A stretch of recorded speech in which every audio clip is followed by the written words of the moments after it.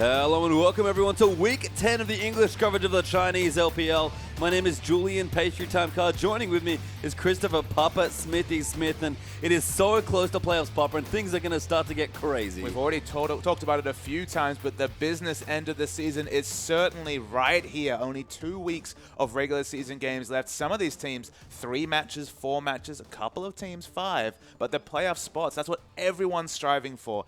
Nobody's mathematically eliminated just yet, but some teams definitely have it harder up than others. I mean, the only thing we can say for certain moving into playoffs is that EDG, congratulations, you've clinched first. There is no way for anyone to catch you based on how many points you've gotten. I mean, EDG have had such a wonderful season, dropping only the 5 games. Even as a trivia point, of those 5 games, 3 of the losses to Snake. Only a single loss to, I believe, OMG and King, rounding out their 5 losses. So dominant performance for them in the regular season. Been lots of whispers that perhaps we will not see their 2 Korean imports in action later today. Maybe the Q in the rack a little bit for EDG, but the rest of the team's plenty to play for. Yeah, and of course we've got this match as well to kick things off. EP versus OMG.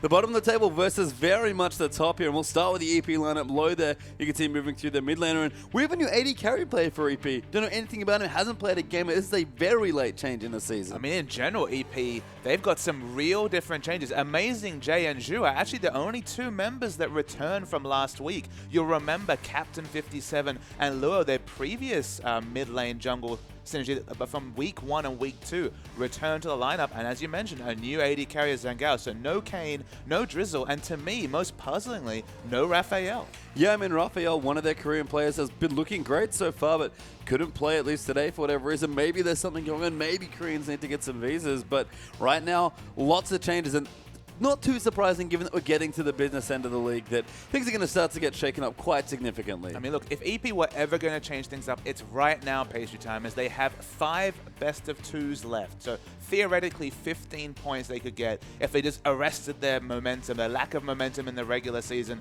and really smashed the points out at the end. But of those 15, they need 9 just to match the current place to 8th place team if they want to get to playoffs. So although they're not mathematically eliminated, anchored at the bottom of the table, now with a new lineup, it's winning now, or honestly, it's probably waving goodbye to playoffs. And unfortunately right now, the first 3 points of those 15 are not going to come easily against OMG. OMG have honestly not been playing particularly well in the last few weeks, but had a great start to this season. Still one of the best looking teams in the region, and we're going to go through their lineups now because when they look good, they look absolutely unstoppable. Yeah, the recent reading for OMG fans is not promising as we start to go through the lineup. A 1-1, a 1-1, and notably a 0-2 2 weeks ago in our last LPL match coming up against Invictus Gaming. Going's one of those players that needs to pick up. So often the anchor of this team, they're going with their strongest lineup against this energy pacemaker team. Loveling, I don't know if the newness worked for him, but he's kept at it. He has, and I mean, he's had some very hot and cold games that looking fine. Cool, same story, honestly. That Cho'Gath game really sticking out in that match history like a sore thumb. I mean, he was the one, I believe, who gave the first loss to the AB Cho'Gath back since Ninja introduced it in week 6, I believe. Had such a win streak and then just didn't look comfortable on the champion. The meta's changing as well. We haven't mentioned, but it's patch 5.6. Cloud rounds up the lineup.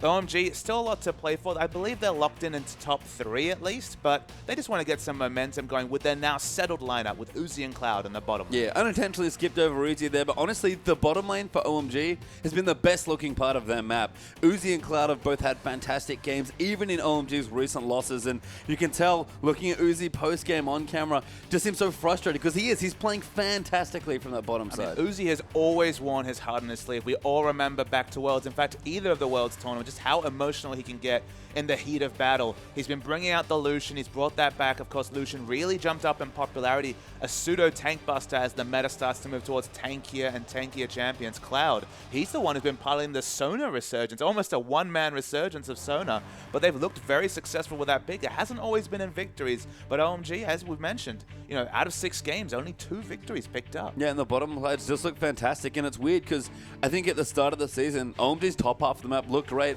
Going and Cool were going off, and Loveling was just weaving between the lanes wherever he needed to be. But right now, it's sort of swapped over, and their solo laners, their star solo laners, the anchors for this team for so long, have just looked, I don't know what it is, unpracticed, a bit inconsistent, just a bit off. Look, we're jumping patches. I think 5.4 brought some problems towards the OMG team. Now we're jumping to 5.6. Cinderhulk definitely in vogue. Wave clear mids, they're coming back with the buffs to Athenes. I mean, the direct buffs to Ziggs. I know Dade's somewhere licking his chops. Finally a champion just for his own play. What will Cool bring on 5.6 is the big question. We've seen all sorts of off-meta picks. The Urgot, a bit of Vladimir coming out from LGD into the Demacia Cup. Everyone's trying new things. I want to see Cool and going, throw their hats in. And hell, there's a certain top lane mage, Cassidy, that might even see some play. Perhaps going's most impressive champion so far in the LPL. Yeah, and that's the thing with 5.6. China is so often late to change patches. We've skipped 5.5, by the way. It's just kind of lost somewhere in the patch transition. But who knows what they'll do. They often seem to practice things that kind of on upcoming patches that they've clearly been playing on live but haven't maybe made it to competitive for the LPL yet. So the Chinese players are always well prepared, but who knows, maybe they'll change nothing. And China has a lot to live up to, because remember, in past days, past metas especially, it was always China that threw out the off-meta pick, whereas in this situation, LCK, NALCS, EULCS, everyone's just gone straight off the deep end. It feels like there's 130 plus viable champions in the pool as people are locking in the likes of Urgot, Anivia, Vladimir. What will China be able to bring? Maybe there'll be even some new ones just to complement picks like Urgot that seem powerful in all regions. We'll have to see, because the deep end is certainly the place that Chinese players have sometimes lived, but we'll see what happens in our first draft, and things looking pretty similar so far, honestly. EP will start off on the blue side, OMG over on the red, Victor, LeBlanc, Energy Pacemaker's first two bans, and Maokai Thresh for OMG. So like I said,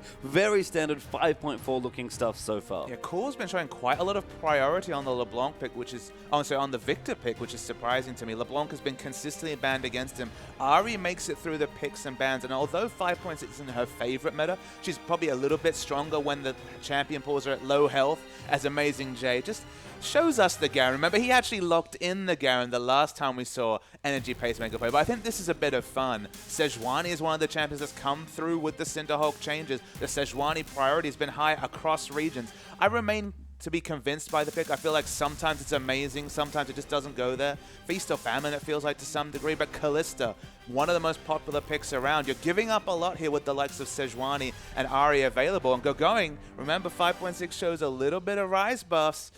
It's the dream, but I don't think it's going to be the reality. Well, let's take a bit of a step back here as EP have first picked the Kalista, like you've said, but the jungle's actually quite interesting here. Nidalee and Rek'Sai both banned out. Nidalee's jungle power, not too sure. We're still seeing a lot of play after some changes in the previous patch, and Rek'Sai, even on this patch, and 5.5 has looked fine as well. So strong junglers banned out there. That does leave the tanks open as well. There's lots and lots going on in the overall champion pool, but OMG right now might just stick to some old standards, and they do Hecarim and Annie are their first two picks. Yeah, Hecarim taken away, you have to think, from Amazing J, by far his most played champion, by far the champion showed the best performance on, but definitely very comfortable and knowledgeable about that pick. He's the one that brought it to the fore in the LPL, especially with the Ignite teleport summoners. Looks like he's considering Nara against it, and Sejuani again being moused over. Will we actually see the Sejuani come through? Because again, we skipped 5.5. I mean, there's always different schools of thoughts on whether you want to pick that Sejuani with such a dangerous first clear in a meta like the Chinese meta, where there's so many lane swaps, so many aggressive junglers. It can be a risk, but it's locked in. Yeah, we do have it here. The Gnar and the Sejuani going to come through, so big tanky front lane there for EP to start off their draft. We haven't seen Gnar for a while, but both going and Amazing J have had good-looking games on the champion in weeks of LPL past, but we'll have to see now, and if Loveling wants to play something aggressive into Sejuani, he's really the type of player that can punish these tank junglers. Absolutely. He's probably not going to pick up the Hecarim. You have to think that's a Hecarim top, especially with the summoners being moused over upon. People kind of tunneled very instantly when they saw Cinderhawk, acting like a death cap for health users, of course, 25% bonus health that you can build up, so you get a lot of scaling from your health purchases, and said, okay, now only tank junglers will be viable. You have to remember that with those dangerous first clears, Sejuani often 100, 150, 200 health at the end of her first clear. If you go for those skirmish junglers like Jarvan, like Lee Sin, like Rek'Sai, which is banned away in this game, if you invade aggressively, depending on how the jungle follows go, if we see lane swaps, there are potentially free kills to really set those health stackers behind, and just to try and control the early game, so you never get to the spot where a 4,000 health Sejuani is impacting team fights. Yeah, and there's the aggression from OMG with the Lee Sin and the Lucian for their last two picks, but Energy Pacemaker do not have long left to lock in these last few picks, and a couple of new players joining the lineup. Things getting mixed up, last second change away from the Vlad, and whoa, back to Karma instead. Karma Jana, the last two picks for EP. So I thought Garen was a reach, but we're going with the Karma locked in. It must be a Karma mid at this point, unless we're seeing AP Jana action. Karma mid, a lot of potential power. It's a blind pick mid choice. There's no champions barring perhaps Annie that could really represent in the mid lane. So what will Cool have on 5.6 to deal with the very high early pressure of Karma? At level 1, that damage from your Mantrid Q is just insane. Yeah, I mean, people often complain about Karma support having high damage, but give Karma some AP and hit some skill slots, and you can do work there also. Cool is going to have a last pick here. He almost always gets it from his team, so not super surprising there. And Cool going to make us very proud on the first day here. Vladimir is OMG's last pick. And the instant lock-in of the double escape summoners as well. Vladimir is going to struggle in the early levels. Of course, the sustain only starts to ramp up when you hit that level 9 transfusion, when you pick up the revolver into the Will of the Ancients. In the early levels, Karma's high base damage and natural build of Morellonomicon will do a lot of work against Vladimir, but in the late game, you throw on that Hemo Plague and then all the AoE damage from FLICKR and from Lucian, from Annie, there are going to be some titanic team fights coming through from OMG. Yeah, I have to think that's a pick for team there by Cool. You know, it does combo well with the Annie and the Hecarim, which they both have, but Karma fine in the matchup. Good aggressively early on, good poke. The tether that slows and snares you still works through Sanguine Pool, so lots going on there, but let's go through our matchups here. Narvez Hecarim in the top lane. Feels like we're back to the first few LPL weeks. Absolutely. Nar's fallen off in a lot of regions, not the LPL. Going to be Nar pushing in and doing work. This is the big matchup, though. Debut of Sejuani in the jungle on patch 5.6. Loving going to try and make the Piggy's life a real hell. Yeah, and there's Karma Vladimir in the mid lane, of course. Who would have expected The anything else Karma to start off Vladimir week lineup. 10 of the LPL. Captain 57 back as well. He's going to be on Sejuani, so that's interesting for him. And here again, a new Eddie carry. Uzi's been so good on Kalista, but he's got Lucian into the matchup this time. And Lucian does match up very good against Kalista, especially in the early levels. Before you get enough attack speed to really proc that martial poise, you can't really get away from the piercing light. Lane swap's going to be the big question. Amazing J, he's not really wanting a lane swap because he's on the no escape. Sorry, Amazing J won't be one of the lanes because he's against a no escape top laner in terms of Go-Going. So it'll be very interesting to see whether Go-Going can navigate away from the lane top. Of course, he's very prone to being turret dived if you don't have flash. Whether Amazing J will get the 1v1. It's hard to say, but in a lot of ways, there's a lot to be explored on patch 5.6 in the LPL. Vladimir for Team Comp. Remember, he tried Twisted Fate for Team Comp, and that went miserably poorly. For Cool, how will the Vladimir versus Karma matchup go? I'm not confident, but Cool, maybe he'll make me a believer. I mean, Cool always loves to do whatever he wants to do, so not too surprising to see him mix things up here.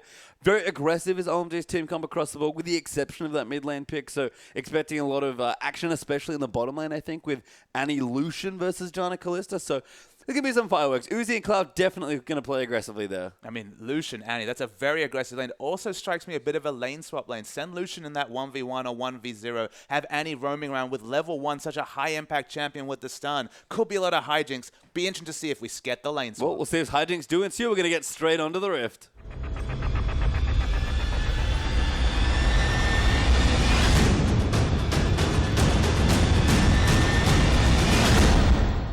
And welcome into our first game here between EP and OMG. We're jumping a little bit further in here. Level 1 is almost always over, but we've got a couple wards down. Looks like players just moving back and forth, trying to get a foothold, and most importantly, protect the Sejuani's early clear. Absolutely. Sejuani falls so low in the first kill. We've mentioned it already. I'm sure you guys have played it in solo queue and realized it's just very, very scary on your first clear. And no more scary than if you ever Lee Sin on the enemy team. With that missing health damage, you fall down to 150 health, you're going to die. Yeah, so have to be careful here. We can see Uzi and Cloud hanging out on this side, so we'll actually get aggressive onto the blue buff. Get a bit more than aggressive, probably just taking the small creeps away. Don't want to take the buff itself yet. We'll back away and not going to take a whole camp the Grump, but we'll just get a little bit of extra experience. And I believe they each picked up one, so both of them are going to hit level 2 a bit earlier, not giving the solo experience to Uzi. Makes sense. Cloud doesn't have the stun showing just yet. Could be a really impactful level 2 ping, and what is now a standard lane. And it looks almost just like a leash, but it's very quick. They didn't miss a single creep as far as experience goes, so we've seen it a couple of times. It's very cute, level 1. That's the sort of stuff we love to see. Absolutely. It's just something you can't really factor in. You don't have to use a lot of health or mana. I mean, you're missing a bit of health, so there's a suspicion you took a comp, but you can't really judge how much experience these two have, especially in terms of solo or shared.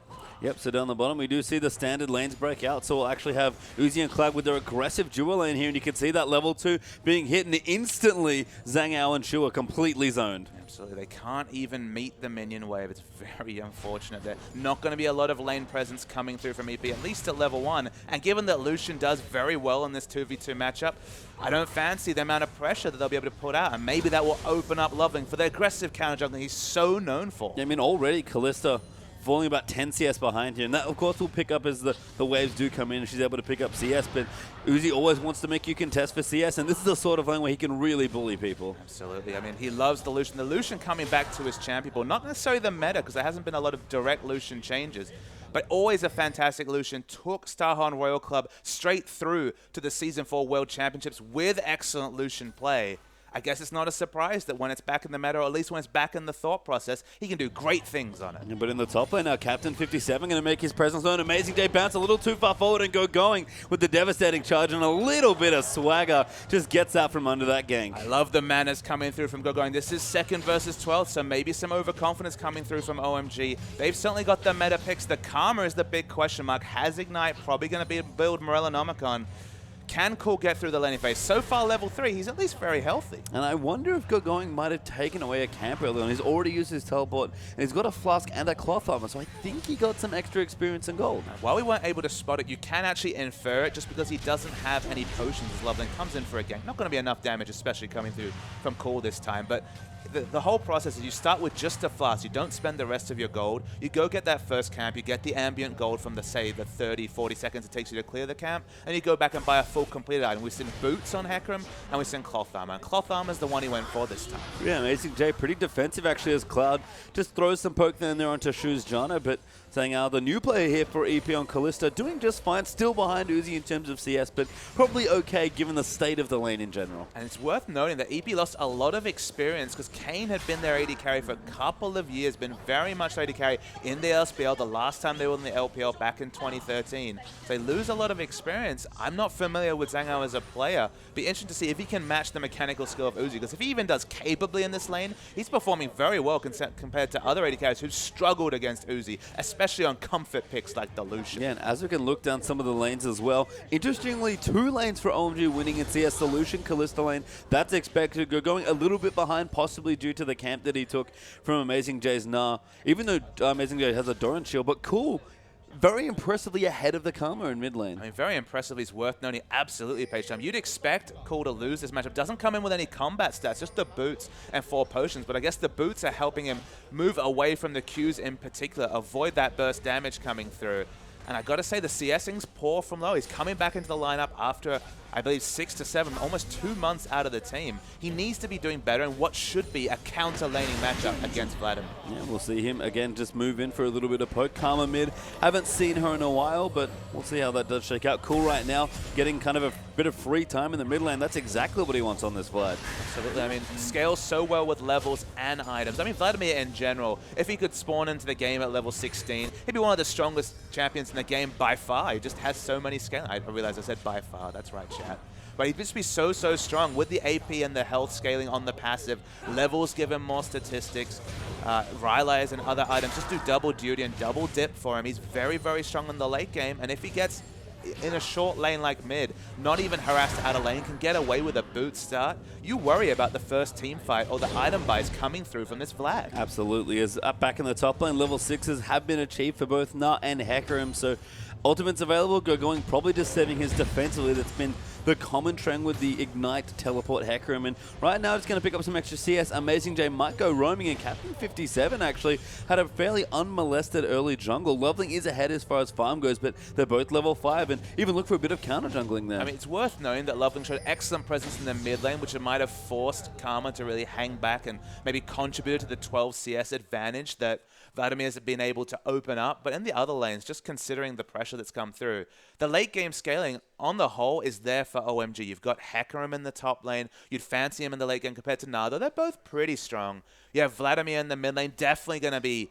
the champion in the late game. Karma naturally falls off. Her Q damage can't get to the back line. So in general, tanks will absorb the very high burst, and AD carries will get away scot-free in terms of mage damage in the mid lane.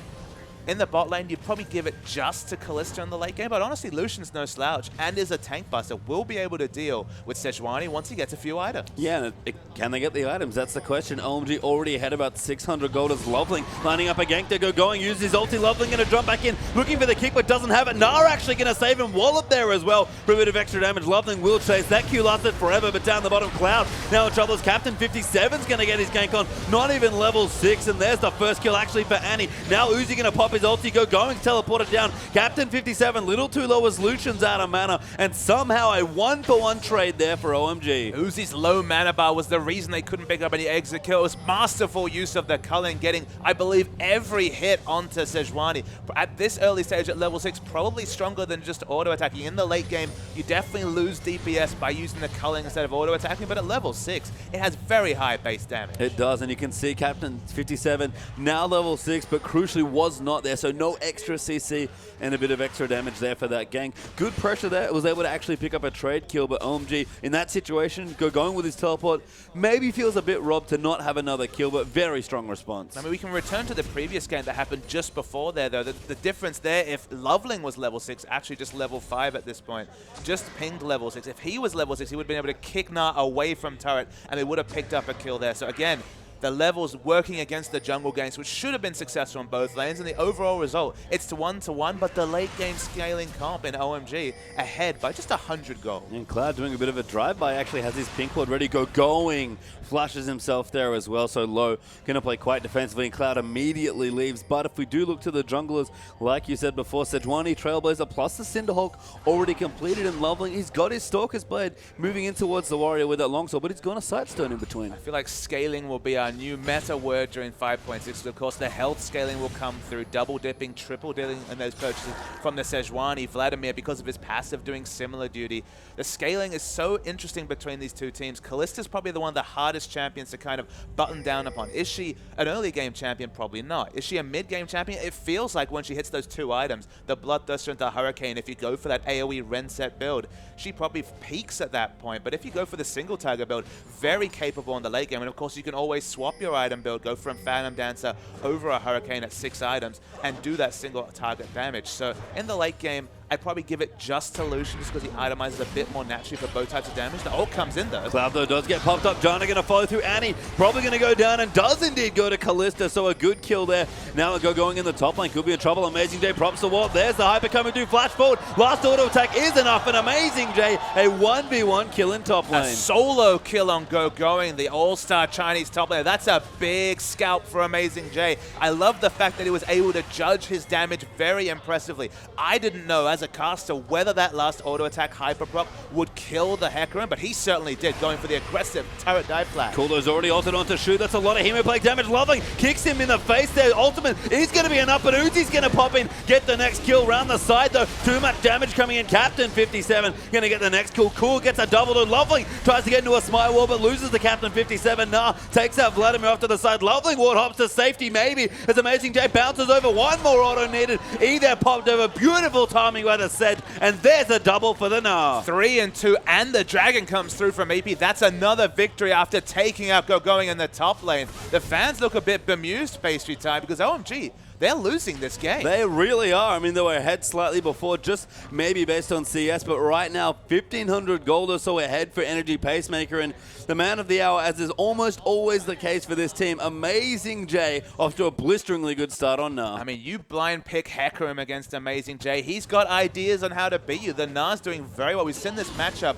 multiple times, but Amazing J, his lane dominance against this Hecarim, by far impressive compared to some of the other Gnars we've seen in the LPL. And it's not just any Hecarim. This is going, the star Chinese top laner. Love the fade here from Amazing to just for a bit of extra lane bully potential. And we're saying all this, well, this is a double or combat summoner Hecarim here with the Ignite. Absolutely, and losing trades with an Ignite is a worrying spot for the Hecarim. I believe he'd already used it during the almost turret dive. They looked to go for a turret dive, then had to back away. So in this situation, he's behind, I believe, 18 CS to the Gnar. Gnar's doing good things. We haven't seen a lot of Gnar, but in the late game, still very, very needs to be respected. Still has that engage coming through with the bounce and the wallop. So Nah doing well. EP in general doing well. We thought maybe their Q was in the rack after we saw the Garen last time, Patient Time. We were a bit like, okay, they're going for the Garen top. Don't know if that's really necessary. Even before Bami's Cinder comes in, you can go for that very early Sunfire-like effect.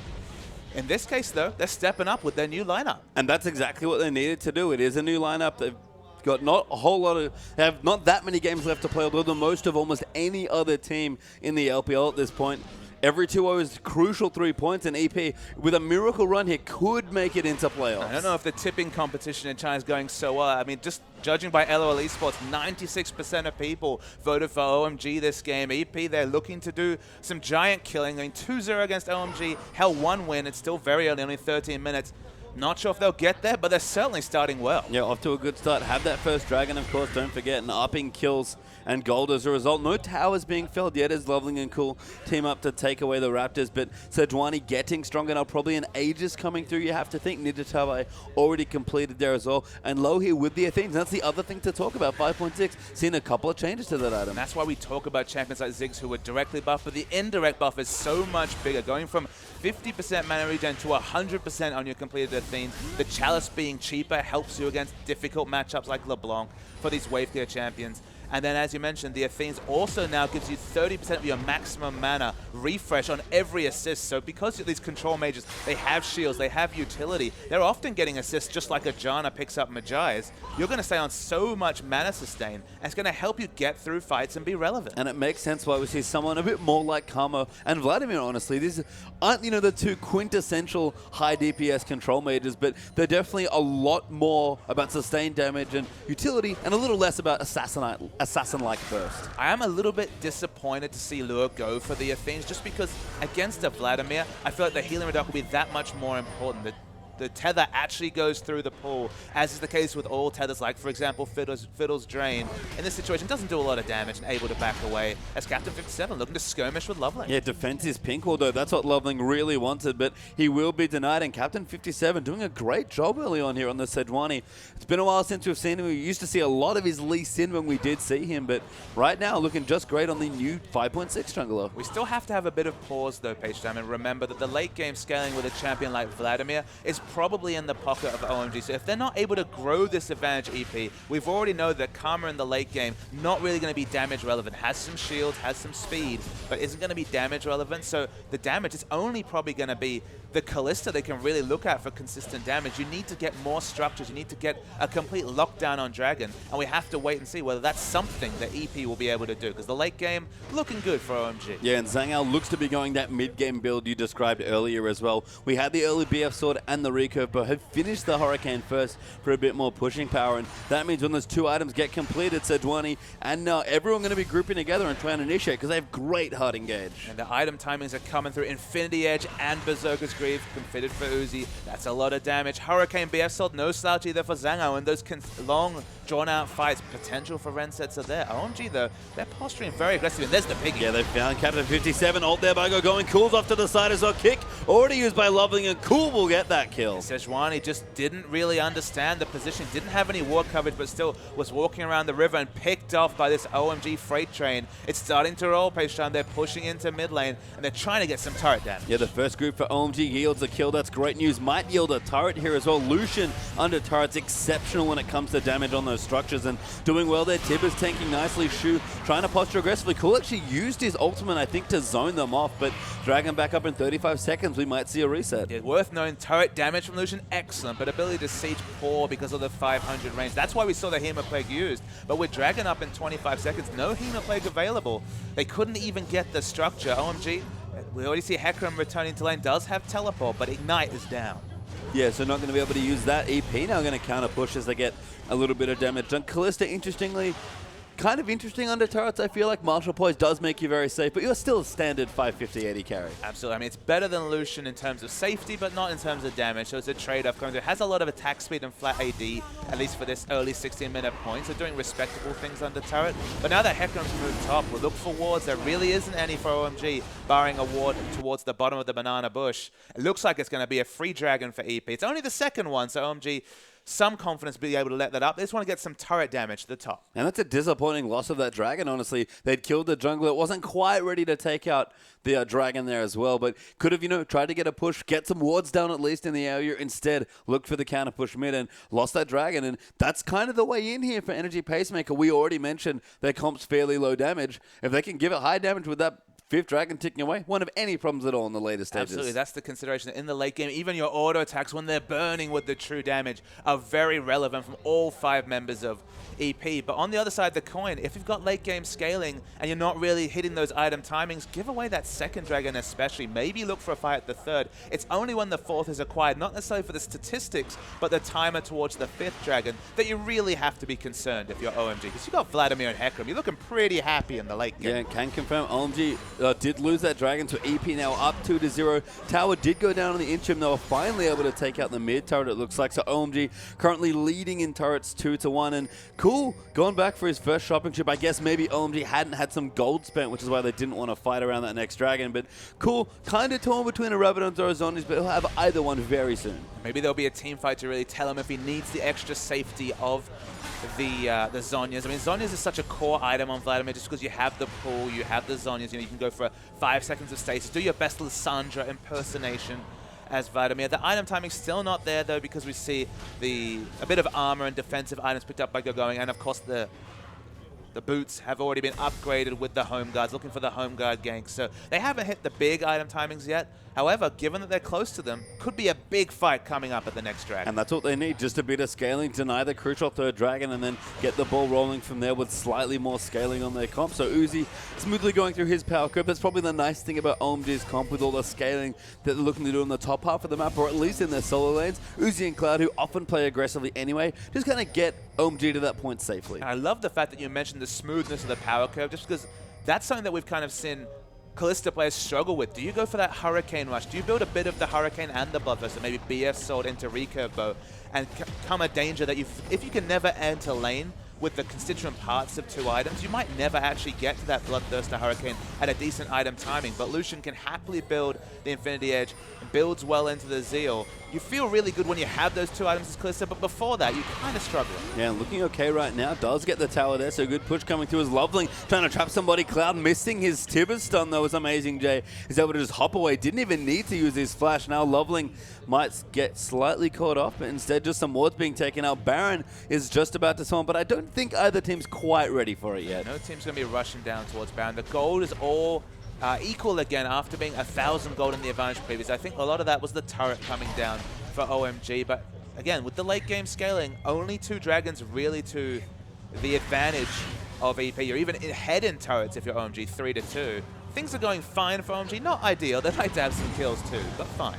Yeah, and getting those towers is pretty crucial. Just being able to make plays when you finally hit your item timings is kind of the other thing, I guess. We talk a lot about power spikes, but they're not very good if you can't make use of the items you've just bought. And it's OMG that we always discuss about with their ability to get aggressive wards down after take down the 3 outer turrets. The mid turret was always called the enemy mid turret in this situation. Was always called the OMG turret because it really opened up their aggressive roaming and ward. You can already see wards around the enemy red buff. It looks like they won't be able to contest it, as you can see Kalista picking it up on your mini map, but they have an exact timer on the respawn of that red buff. They're getting wards around in general. The aggressive warding and picks, that's the OMG way. They don't have the item timers or necessarily the mid-game power spikes to aggressively go for them, but they at least have complete information on all the buffs on the map. Yeah, Cole going to move around to the mid as well, clear something out. Going might be looking for a flank here with his Hecarim multi. That's part of the power of that vision. Cool actually landed a Q onto a Captain 57, but didn't cancel the recall as it had already been completed. But 2 items done now for Zengel. Going actually looking for the bottom side. Amazing, Jay.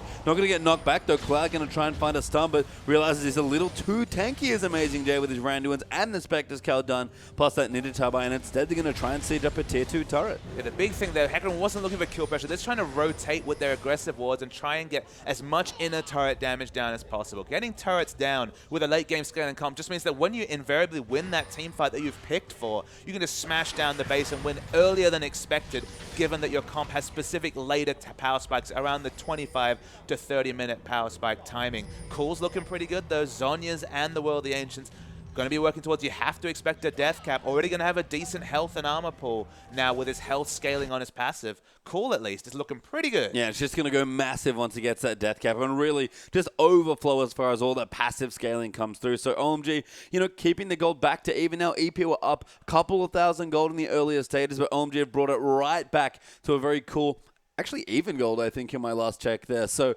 fine stuff going there. Next Dragon will be up in a minute, so OMG have to figure if they want to contest and really fight for it. But EPU had a very good first 5 to 10 minutes of just kind of let OMG back into the game a bit. It's kind of been the meta-narrative of the EP season, don't you think? We remember the early heady days of Sion tanking the jungle, suicide into the Dragon at level 1, and picking up that Dragon, then just not being able to capitalize on good early pressure. That's unfortunately been the consistent EP through line, is they struggle to necessarily take advantage of their power spikes. They've split a lot of series. That's kind of this crazy thing. They're anchored to the bottom of the table. It doesn't mean they've been losing 2-0. They've been drawing a lot of series 1-1, but they haven't been able to pick up those big 2-0s because they just don't consistently capitalize. They can, on their day, do some amazing things. Amazing J in particular, living up to his name from time to time. But in terms of consistency, it just hasn't been there from this LSPL, now LPL team. And it's the big winning teams that have shown that consistency, the ability to 2-0 people, and moving into playoffs, that is never more important than it is now here. And all those points that you might have wanted to pick up are now just lost in the fabric of time. As Dragon going to get low there. Loveling wants to steal it, but a third Dragon will go to Energy Pacemaker. Amazing J ready to ultimate go. Going's going to come in. They want to, but he gets Fates called out. But Uzi just gets destroyed by the Wombo as Sejolti comes in onto 2. Now going to run away, but he'll die next as well. Cool, forced to flash well and truly away from everybody else. And EP, they get the third Dragon and 3 kills. Pastry, that was a wonderful team fight from EP, specifically the Gnar. We don't see as much of him recently, but it was a godlike Gnar under the turret onto Uzi of all people. His positioning around, it just feels like he hasn't been practicing against Gnar recently. Amazing initiate by Amazing J, again doing his name a lot of justice, and they're going to hopefully be able to take down this Baron from an EP perspective, but Lee Sin is lurking. Yeah, Shu uses his ulti, gets a bit more health going in. We've got the Callista Spear stacking up into the Baron as well, so Loveling not even going to attempt to contest here. Low Sun has zoned him out, and the Ren secures that the first Baron of the game goes to Energy Pacemaker. It's difficult to communicate how important these neutral buffs are to a potential victory here for EP. The team fight victories, they're wonderful, but 5 Dragons, you have to think with a Karma Sejuani comp is the only real way to victory. So we're going to see a replay. They've already picked up the Dragon at this point. Amazing. This is an initiation from OMG. Everything. Hemo play, everything's up, but wait for the Amazing J. Double Gnar is just insane with the Glacial Prison. I mean, Uzi never got to move. He was just instantly dead. They pick off Going as well. Cool has to run away. That was some excellent team fighting from EP. They're hitting it. I mean, 25 minutes on. No big mistakes from this team. And it was a triple Gnar into triple Sejol because poor Cloud just evaporated by all the Wombo. Was barely there. CC-ception coming through there. Just couldn't move. I believe Uzi was spamming his flash button. Flash still available. Yeah, couldn't use it at all. Couldn't use the dash. Nothing they could do after Going went in aggressively with his Hecarim ult. Does now have his Trinity Force, which might make their next fight or pick a little bit easier, but Energy Pacemaker hitting all their timings. It's not just the 3 Dragons and the Baron. We've got the Death Cap done for Karma. That was completed in the last fight. Mikhail's now done a bevy of tank items now onto Captain 57, although no major ones completed yet. A Banshee's done now for Amazing J. It's an embarrassment of riches for Energy Pacemaker, and they need it because they have to press their advantage right now. And you're actually seeing the value of the Sejuani pick quite critically in this game. You feel like these Chinese teams, their communication, I believe it is an all-Chinese lineup for EP after the changes with Raphael and Drizzle, the Korean imports no longer in the team. Their communication to get that layering of CC was just completely wonderful. And Sejuani, when she's played to a complete maximum, when she's able to build up her health, get through the jungle. Remember Loveling, one of the greatest counter junglers in the history of League of Legends, not being able to hold down the Sejuani whatsoever. The Sejuani's getting big. The Glacial Prison and AoE CC lane has been wonderful, but Laura. Yeah, Lo gets caught. They're kicked into a wall, and Cool will get a free kill for it. Captain 57 might look to go back in, but Amazing J's now in Mega Enough on teleport. Coming in the Fugo going, I believe, as the boulder gets thrown away. Hecarim trying to line something up, but Popsy's in, can't do anything else. Blue buff will go over to Uzi, I believe, who's currently starting. An Amazing J lining it up, but little late there on the steal potential. Does transform back into Mini Gnar, and they'll actually just look for a push instead. Those pink wards are so aggressive. One in the blue buff, one in the brush, just adjacent to it. I mean, EP, they think they're winning. They definitely are, and I love the confidence and aggression coming through for them, even after Low was picked off. And that's what you have to do against any team really, especially OMG, who are so fantastic together in clutch situations. But with the comp they've got as well, we already talked about it, despite the Sejuani here and the decent late game damage from Kalista, OMG just have the better scaling. Hecarim will get big and be a massive threat. Cool is getting quite big, actually has an Abyssal Scepter already completed, but until Lucian gets his 3 items, until Vladimir gets that Rabadons and really goes over the top, it just feels like Energy Pacemaker have everything they want. And that's why I was mentioning the importance of picking up those dragons, because as you look down the lineup, there's just not a lot of damage. I mean, we've seen 2 damage comps. This feels like a 1 damage comp coming through from EP, just with how Karma naturally can't do damage to the backline. You feel like 5th Dragon, that's their big win condition, and hell, they've got all 3 dragons at a very decent clip. It feels like the 5th Dragon, if it's going on timers, will be about 35, 36 minutes into the game. EP, they've played to their win conditions, what is a very difficult comp to execute. Remember, if they ever lose a team fight, a lot of these turrets have already been prepped earlier, a lot of structures will come down. The late game scaling certainly an OMG's advantage, but if you play a mid game and early to mid game comp optimally, you will win a game. Yeah, and Captain 57 even going to look for another pick. Cloud has to run out of his own jungle. Is Amazing Jay might even look for a tower out of here. Who's almost at the Mega Knight. Yeah, he's managed very well. Here is Uzi going to get jumped on. Loveland getting slightly caught as Amazing Jay going to hop forward, and instead Energy Pacemaker will take another turret here. Dragon back in 1 minute and 10 seconds. OMG are running out of options. I mean, rage management, the Naba is harder to use with the later changes. You wouldn't know from watching Amazing Jay. He always has it prepped up when he rotates. That's the sign of a very practiced Na player. And that kind of vindicates playing this champion after this. Before, he was basically a no-brainer in a team fight. Now you really have to watch your timings, because your windows of being a god, which is what you feel like Mega Na is with the kit that he has, compared to the Mina form, are much more compacted. But if you play it identically or optimally, it looks identical. And of the key team fights we've seen Energy Pacemaker win, Amazing Jay's Mega Na has been a big instrumental tool in those wins. So Dragon back in 30 seconds. Can Amazing Jay manage the Naba? Once again, he's actually almost transformed, now actually transformed again. So you can just see his portrait on the top left there. Dragon up in 20 seconds. EP not quite in the area, and OMG might buy themselves a little bit of breathing room here. The Mega Na transformation coming through. So the threat of Mega Na, at least the bounce Na ultimate initiation, has passed for a little bit.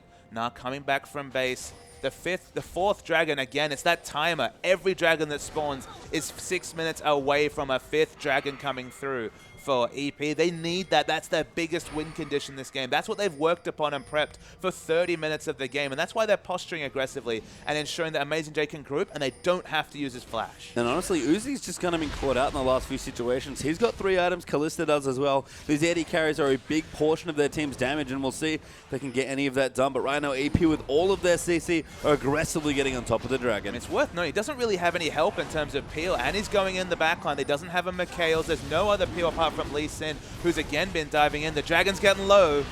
Loveling wants to steal it, but I don't think he can. Actually, Initiate already cool. Going to get locked up there. CC'd and dies with his pull-up, I believe. Flash still there as well, as EP will move back in. The Dragon did not go to them. It was actually stolen away, but they'll move back in. A massive team fight there as the double knockups come through. Zhangao gets the next kill onto Uzi. Cloud going to fall here as well, and it's going to be almost everybody getting shredded to pieces as Energy Pacemaker win another team fight. You can see Loveland had to go on your minimap, just recalling, couldn't do anything. It's going to be at least a couple of turrets coming through from EP.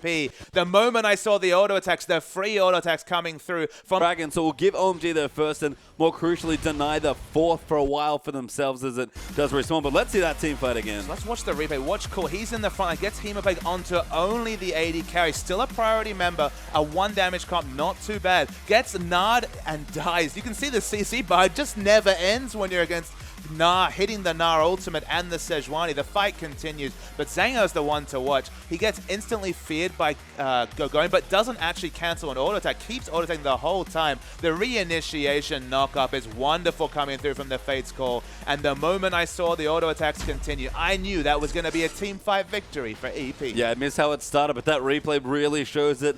Fate's Call into Arctic Assault into Charge Janna Tornado was absolutely wonderful. And Energy Pacemaker with all of the CC, and that's honestly what their team has as far as late game threats or just threats in general goes. Big team fight CC. They have used it in these engages just wonderfully. And Uzi's died in 2 fights. He hasn't used his flash in either because he's just never had a chance to. Since the changes in, I believe, patch 5.5, where the layering of CC has become more predictable. You don't have those many options to flash during a CC. We all remember Twisted Fates using Zhonya's or flashing when they should have been CCing. If you layer them optimally, and that's what we're seeing from EP, you can do some serious work on carries, and Cool and Uzi have been non-factors in the last 2 fights. This could be a second Baron for EP. Yeah, EP are on top of it, and that Warmog for Sejuani with the Frozen Heart plus that Cinderhulk. Sejuani, you sometimes worry about not getting tanky enough. Captain 57 right now is tanky enough. Are they even going to pop the Talisman, I believe, to try and initiate? Amazing Day pops back into Mininar form, so Energy Pacemaker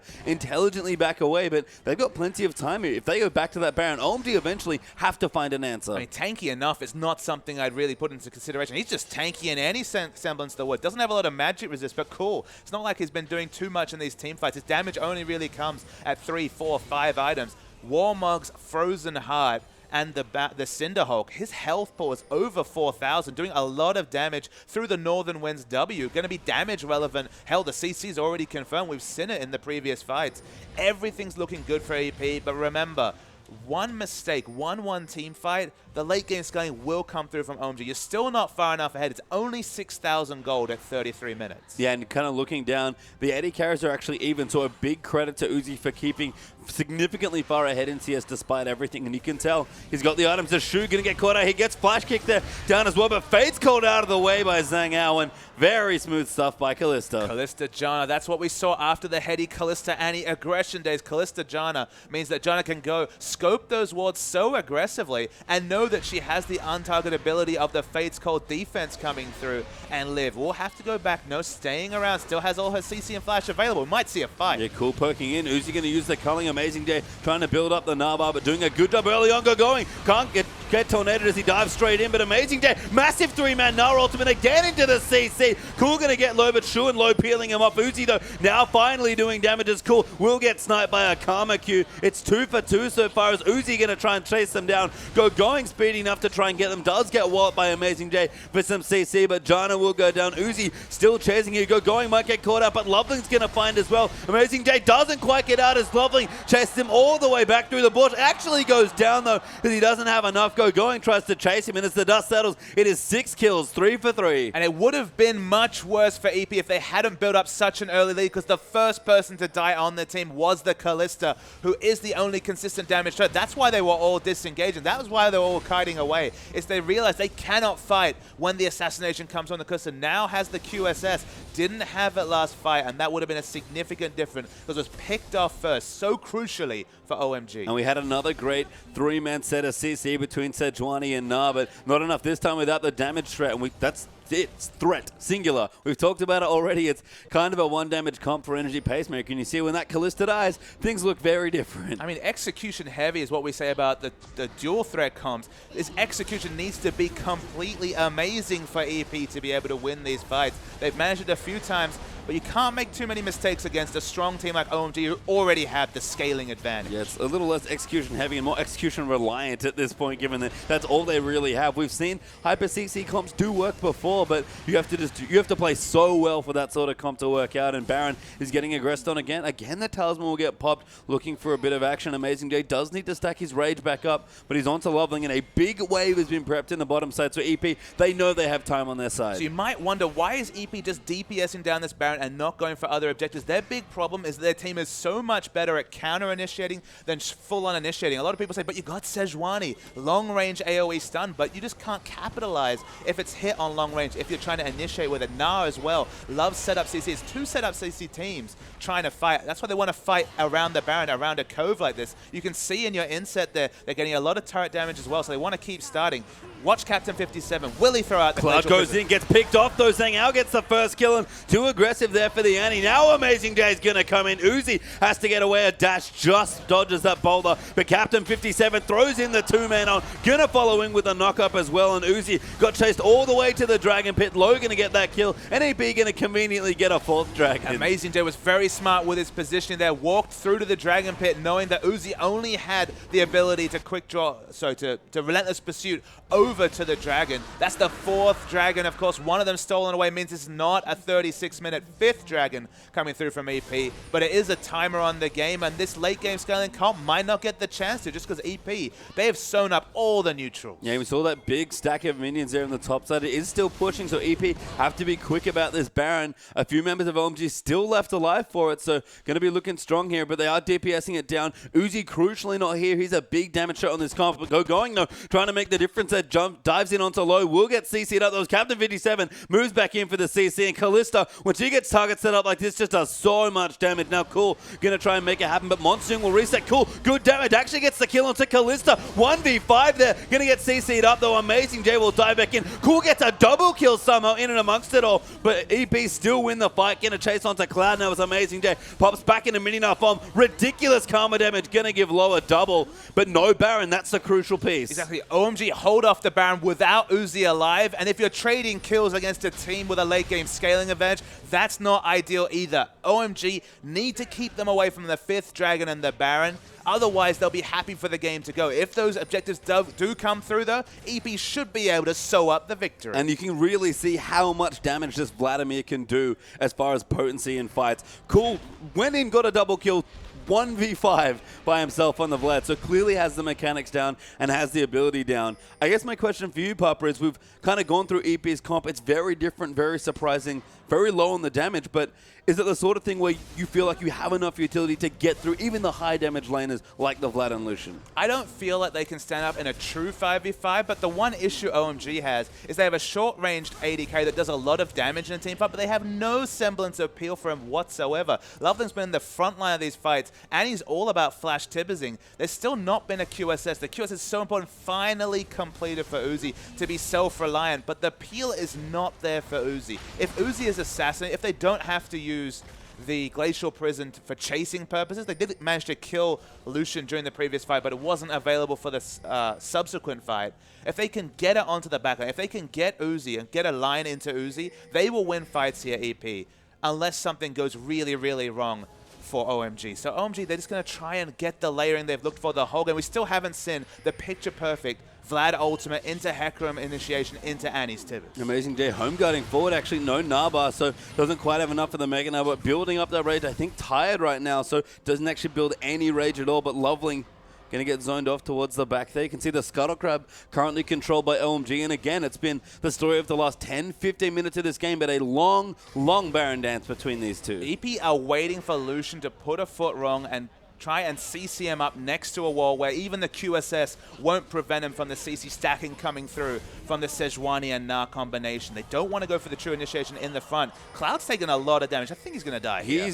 Doesn't have many places to run it. Captain 57 might even use the ulti, but they're going to try and save it. Cloud will go down, actually just loses to Amazing J, and you know, the karma damage, not that great on the tanks, like you said, but when you poke a squishy out like that, they die swiftly. When you're isolated from your backline, absolutely. But here's the initiation. Yeah, going, gonna run, and they're gonna try and make it happen. Cool flashing forward aggressively, but gets ulti there. Shu will reset with Monsoon. Uzi, though, a great flank, actually might have enough damage. Moves into the backline, gets the kill onto Kalista. Now gonna fight Amazing J, but dancing around with the help of his team. Taking a lot of damage, actually, from the karma. Uzi gonna go down to Amazing J as Cool's gonna try and hunt him down. Low and Captain 57 still kiting away, but going, chasing in towards the karma, but Low, too squishy now. It's Amazing Day, dives back in, gets another kill, and it's a bloodbath, another 3-for-3 trade. Cool, importantly, did not have his ghost available, so is kited throughout that fight. Hasn't gone for a Rylai, so has no CC of his own, barring the pool. So he's at full health, but isn't really able to impact the fight, which was a significant problem for OMG.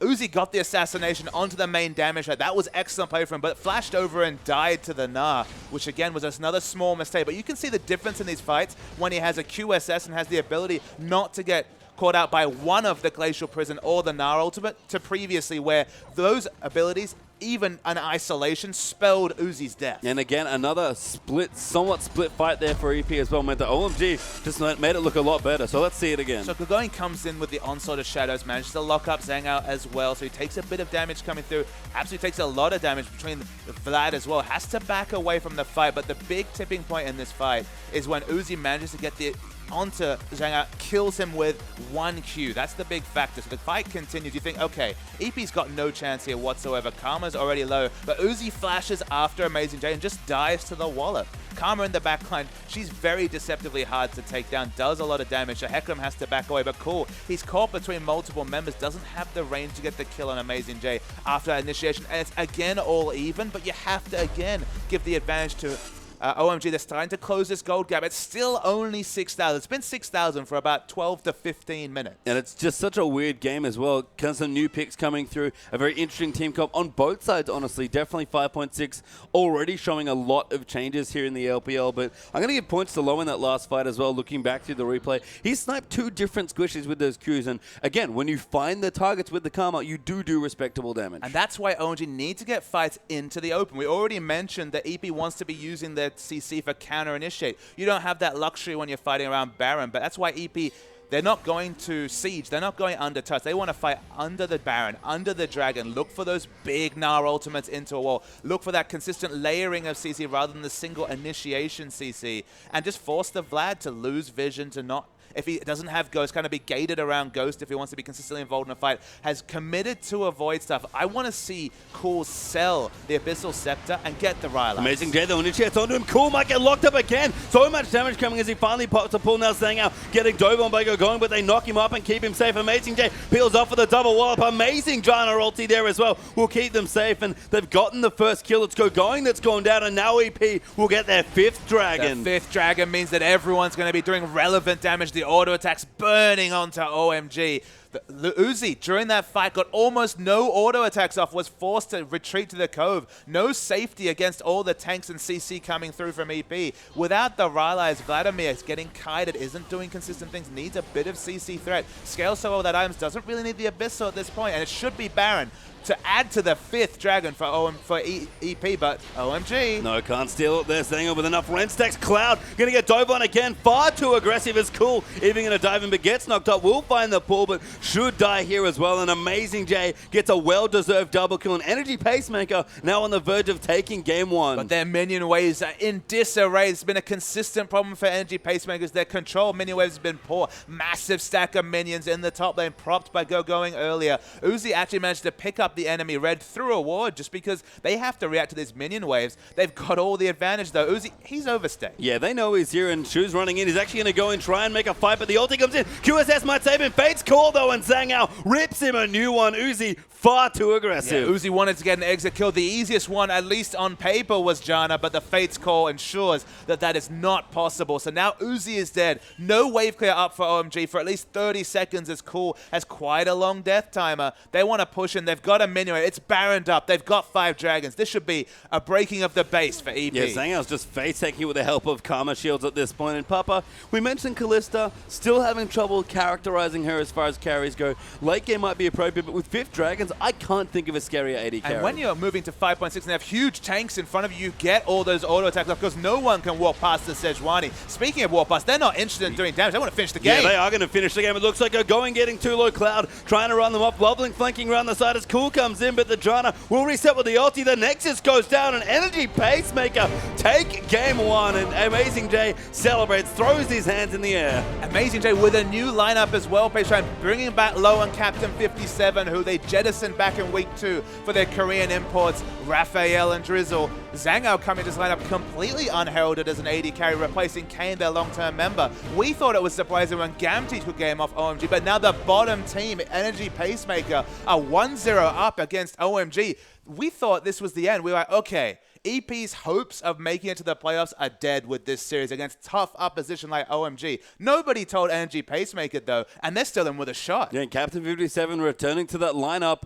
Comes in, new pick here. We've seen it on 5.5, 5.6, but his Sejuani was out of this world. I mean, finally we see a Sejuani to really vindicate the buffs that came through. The Cinderhulk changes, the Sejuani change. Sejuani is definitely a threat to be feared on this patch. I expect to see more bans going forward if teams can be so on point with their communication to lay a CC in just an ideal fashion. Multiple fights in a row where Lucian had his flash available, just found no spot to use it. Yeah, and fantastic first game for Energy Pacemaker and OMG. We'll have to see if they can pick themselves up. Don't go too far, because when we return from the break, EP versus OMG Game 2 will be here.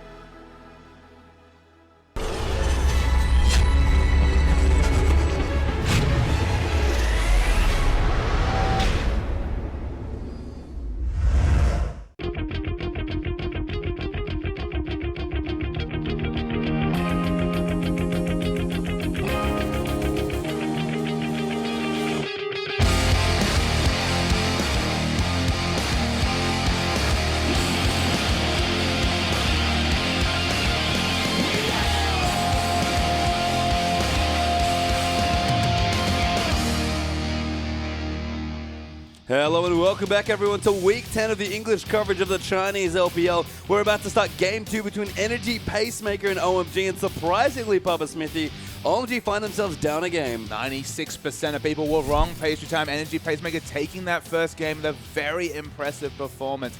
And what was, I mean, as 5.6 a comp as could be, I threw the gambit out to China and said, okay, how do you top the Urgots, the Anivias, the Trundles of other regions? And they managed it somehow. Karma versus Vladimir mid lane. We've seen one of those champions, Vladimir, but the Karma mid, it's coming back. Yeah, and just looking great. Sejuani there as well for Captain 57, something we have seen a bit more of in these recent patches, but just an incredible series of play. The top lane jungle synergy, which was the hallmark of EP play for so long in the LPL, it's back now. Amazing J and Captain 57 completely on point together. And that's the notable factor, is that although Drizzle and Amazing J teamed up for some impressive performances in their wins earlier in the season, it was Captain 57 and Amazing J who were the dynamic duo for this Energy Pacemaker lineup back in the LSPL. Now the members have all returned, except for Zhang Ao, of course, being the new addition at AD carry.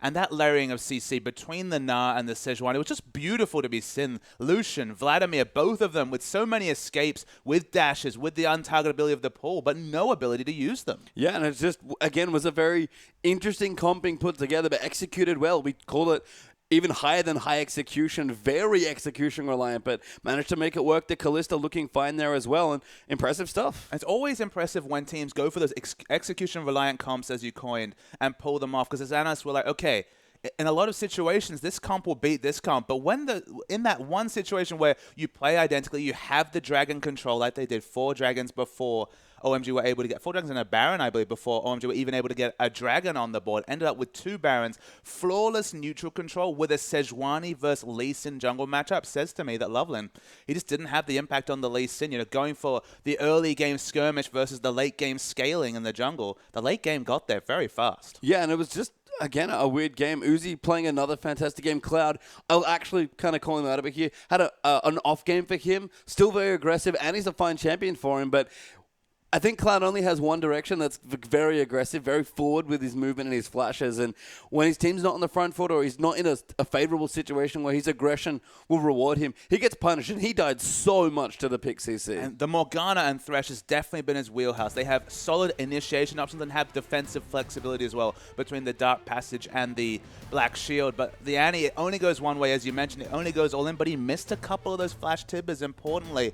And in general, it just felt like the Annie pick didn't really do what we expected out of Annie and what we expect out of Cloud. We have high expectations. That's why you call him. That's why you call your disappointment. And he just couldn't come through. Pretty weird as well to see someone that's got such reliable flash cylinder ultimates to feel a little off kilter on the Annie there. But we are into Champs League now for game 2, and OMG might look to change some things. And already the differences are there. Sejuani is their first ban, and EP answer with the standard LeBlanc. And Sejuani, that is not the last time we will see her on the ban. It looks to be one of the standard bans on patch 5.6. Watching some of the LSPL yesterday, Sejuani also was a big factor in the wins there. So Sejuani and China definitely looking like a critical pick. They're excellent with their layering of CC. I thought it would be a champion that would just be kind of underrepresented, just because it felt like with all the aggressive counter junglers in China, they'd be able to deal with the Sejuani, but Loveling tried once and he just couldn't do it. Yeah, couldn't get it done as Maokai, the second ban for EP, and he actually banned there by OMG, respecting the pick's power, I guess, in this current meta. But OMG going to look for their third ban, and I wonder if will they pick on another member of Energy Pacemaker? Maybe the Na gets banned away. Well, I feel like Energy Pacemaker have to ban Kalista with their last ban. So OMG can start thinking about what champions they want to first pick. They do not want to give 2 power picks to Energy Pacemaker with the rotation, and they can almost 100% guarantee that Uzi's Kalista will be banned with the 6th ban of this game. Yeah, it would make a lot of sense. Uzi has not seen that champion in too many times, and with good reason. Rek'Sai banned away here from OMG. Needly was banned in the last series as well to sort of take some of those top tier junglers out of the pool. A third jungler now has been banned, with Sejuani getting taken away as well. But EP have to decide, is it the Kalista that they feel like they have to ban, or do they want to pick on another jungler? I think you just go for the Kalista. This is patch 5.6 where everything's in vogue. There's counter picks aplenty because there's so many different champions in the viable pool. The amount of must-ban champions have gone down. We still haven't seen Kassadin come out on patch 5.6. Only one game so far, but the rework Kassadin priority was so high previous to the rework. It'll be interesting to see whether we see much Kassadin. Nidalee is the last ban, though. They're banning Nidalee over any of the other Cinderhulk junglers, or even Uzi's Kalista, and I'd be surprised to see anything else locked in, but nah, it's been very successful for Going. Maybe they feel they have to take this away from Amazing J. And I have to echo you there. It's not just Kalista, it's Uzi's Kalista. That man is an absolute terror on the champion, but it was the Nidalee ban, surprisingly, from Energy Pacemaker, and OMG are considering something quite different here with the Gnar pick. Amazing J looked great on Going, had good games as well, and it is first pick Gnar for OMG. But it doesn't feel like they really got anything out of the picks and bans, because of course Hecarim's available, just hasn't been selected.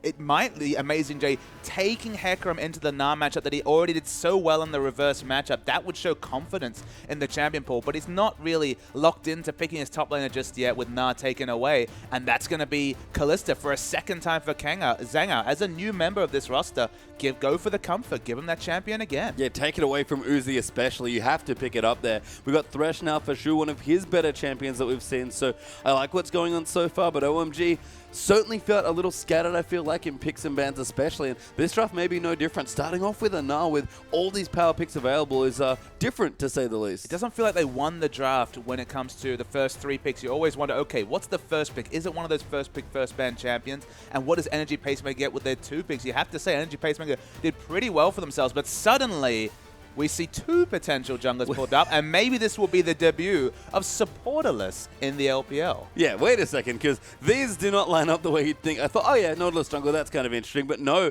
Loveling is going to take Rengar, it looks like here, unless... No, Going can't land it. He's already got the Gnar. So, yeah, probably supportless for Cloud. He's a big Thresh player. Kind of makes sense. He's a big playmaker, so I like the champion from Cloud, but has not been played until today, it seems like. And look, it's definitely going to be Hook City in the bottom lane between Thresh and Nautilus. Plenty of interactions going there. So naturally tanky, and then, of course, has the shield that you can max on the W. Actually, it feels like the support lanes and a lot of lanes have been maxing the Riptide just to get it down to a 6-second cooldown at a very early stage. That was the big change with Nautilus. Went from the 10-second flat cooldown Riptide from an 8 to 6 second scaling, so can get very low. Even with the natural itemization and the support, CDR's 1 stat, they get aplenty. Yeah, and EP have actually answered with some curious picks of their own. Their solo laners appear to be all accounted for now, as Cho'Gath is one of the picks, and Aurelia for Amazing J up against the Gnar. We've seen this a lot. Aurelia was very popular when Gnar was in vogue, and Amazing J knows the matchup well. I have to think that's mid Cho'Gath, and OMG are flashing some champions. I mean, they're not flashing. That's a locked-in Anivia coming through for Cool. Where we're talking about his champion pool. He showed us Vladimir, now he's going to show us Anivia. Wave clear aplenty. Lots of descent for this last 80 carry pick, but with 4 effectively tanks in front of him, Anivia does build up a very high health pool, despite not being a tanky champion in terms of base stats, and a Jinx just going for the resets behind him. EP, they're looking for dive aplenty. Yeah, and you have to kill these fairly late game scaling mid and bottom laners as well. Uzi, I think, really wanted to play Vayne, but his coach and analyst said, no. You could see him on camera sort of slumping back in his chair, being like, fine, I'll play Jinx, but, you know, needs a hyper carry. OMG swapping styles up quite significantly here. Lots of peel here for Uzi. He's going to have a big carry performance, and he's had good-looking games, but it's been a while since OMG have played like this. I've almost never played like it. An EP, keep aggression, and pick Lee Sin as their last champion. It feels like OMG stepped away from that first series and were told, all right, CC's pretty good against consistent damage. They picked just all of the CC in this situation between the Anivia Flash Frost, the 4 CCs coming out from Nautilus, Rengar. They're going for a very different style of jungler for Loveland. This has been the insect special, been loving the Rengar. We still don't know, is it going to be a damage Rengar? Is it going to be a more tanky Rengar? It feels like they might need the damage, but you don't have to pigeonhole yourself at least early. A very CC-heavy comp with Jinx against what is a more balanced comp coming through from EP. And I guess kind of looking through the matchups here, which I guess we'll go through in a second. I actually really love the bottom lane pick here. Never mind, we'll go through the matchups and get there, but here's the top lane. Very standard stuff in the first few weeks. It's Gnar versus Aurelia. And with the little Gnar tweaks, nerfs as we'd like to call them in general, Aurelia does better and better in this matchup. Of course, on 5.6, she loses a 40 damage at highest level off her Equilibrium Strike, which has been the standard max recently. Be interesting to track whether we still see an E max or maybe move back towards the W. The jungle matchup, Rengar's the big question mark, can be feast or famine. In the mid lane, we're going to see plenty of wave clearing coming through, that's for sure. Yeah, and we're going to see quite a lot more of this, you have to think, as we move to the bottom lane. Jinx versus Kalista, an interesting matchup. Not too sure who's favored there, but this is what I love here. Cloud going to play the Nautilus, Shu going to have the Thresh, but Nautilus into Kalista especially. Nautilus just does such a good job of locking her down. And we coined it Hook City, but that's what it feels like. You've got consistent damage AD carries with very low squishiness, without many escapes in the martial poise. It's a reposition, not necessarily escape. And you got big hooks coming through. So if the hook lands, it feels like whichever one comes first should be pretty good for that completed bot lane. Yeah, Nautilus kind of gets the cheat there. Once he gets his ult, he doesn't need to land it. It's almost guaranteed once everything else comes in. But Shu, fantastic Thresh player in his own right, so we'll have to see. Yeah, I mean, Riptide, the passive, the hook, even some consistent CCs coming through from the E. Nautilus has a lot of CC in the bot and is tanky, but Thresh, he can do amazing things. And if they hit that Thresh hook, you die pretty quickly if you're Jinx. Yeah, and you kind of mentioned damage. I actually think OMG's damage is fine, and Nivea is deceptively good, and Jinx is just great. And I guess I didn't really factor in Aurelia. Should be doing a lot more consistent damage in fights compared to the Na, who's really only there for the control CC. Aurelia versus Na. The Na on the OMG side, and Nivea's damage, it's kind of a question mark to me, though. I mean, the burst damage is good. The consistent damage, it feels like you pick up an Aegis, and the ultimate doesn't really do a lot of damage. It's more for the wave clear. But we'll have to wait and see. We will indeed. We're going to get straight into game 2.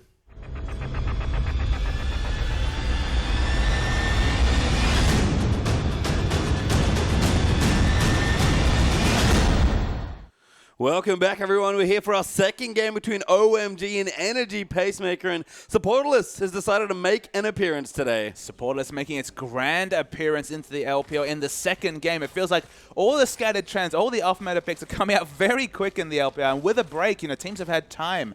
A lot of teams, especially the ones not involved in the Demacia Cup, have had time to look to other regions and see, okay, what's going on, and really work out what's good and what's not, and it feels like everything's going to get a spot. Yeah, I mean, I think the other thing to highlight here is 2 different games in mid lane and 2 very farm-heavy champions. We had Karma Vladimir as our first mid lane matchup, and this time it's Cho'Gath versus Anivia. Cho'Gath versus Anivia. Definitely wave clear city coming through in the mid lane. Probably not expecting any solo kills, but it's worth noting that Anivia, although she has that rebirth passive, does have very low base stats. You know, we'll build a Rod of Ages. We'll get tanky later.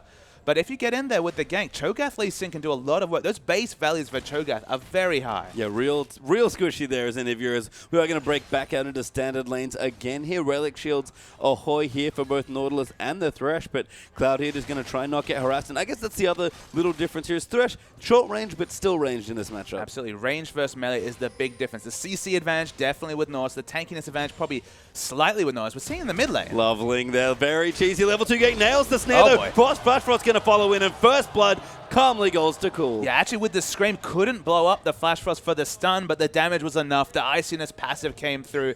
The E damage is doubled, and that's the First Blood coming through for OMG. Low had to use the flash and couldn't escape, and it's been a while since you've seen it, but Loveling, very creative level 2 gank. Yeah, well, Loveling's level 2 gank is worth noting. That's why we were so surprised. That's why we were caught off guard a little bit. Level 2 ganks, it almost felt like a relic of the past, especially with how punishing the jungle is after the remake. But if you get to that first buff, you smite the red, you're near full health if you Lee Sin, and you pick up a kill and profit. Going now in the top side up against Amazing Jay's Aurelia.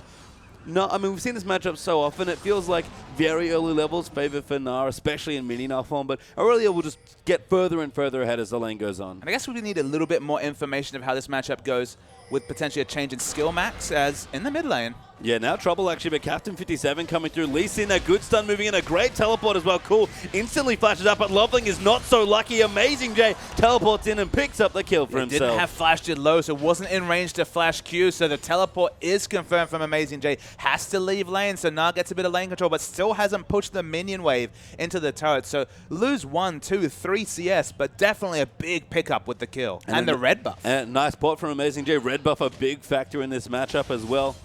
Haven't quite seen what the max is at level 3. Has a point in each of them, but Amazing Jay had a great game in Game 1, and Game 2 off to a very good start with the First Blood. Guess we shouldn't be surprised that, you know, with these champion pools, known for his Hecarim, known for his Gnar, still able to throw in the Aurelia because that's one of the best champions against those two.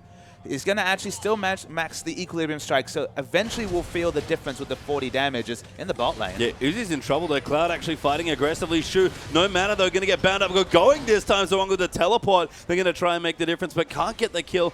A little bit of damage as Captain 57 wandered down for a bit of counter pressure, and OMG, they try the teleport, it fails. Yeah, Shu did fall during that whole engage though, did die, so that's another answering kill for top laners. Teleports have definitely been confirmed in this situation. Lane control goes first to the Gnar, now to the Aurelia. Aurelia, I feel, with all the nerfs, you know, when you kind of step away and say, okay, 40 damage away from me, I believe that just the Gnar nerfs definitely are much stronger than the ones through Aurelia. Aurelia's now pale in comparison, so still should start to boss this lane around the level 7 to 8 mark. Yep, so certainly no failure there, excuse me, as OMG do get themselves a kill in that situation. Loveling coming up to the top now, as they will cover and pick up a bit of farm and extra experience for himself. Amazing J going to go back, and Cool, as you return, has come back to lane with his Catalyst. Just going to be building towards the Rite of Ages, not really unexpected. Needs a big mana pool to be able to pull off either the stalemate or the pushing games as we move into the later and later game. Dragon started though from EP, despite all of this, despite the pressure in mid lane definitely being the advantage of OMG. EP want to sneak this Dragon. Yeah, and it looks like they might be able to get it here as well. No vision currently available around the pit. No vision really anywhere at the early levels because it's just so early in the game.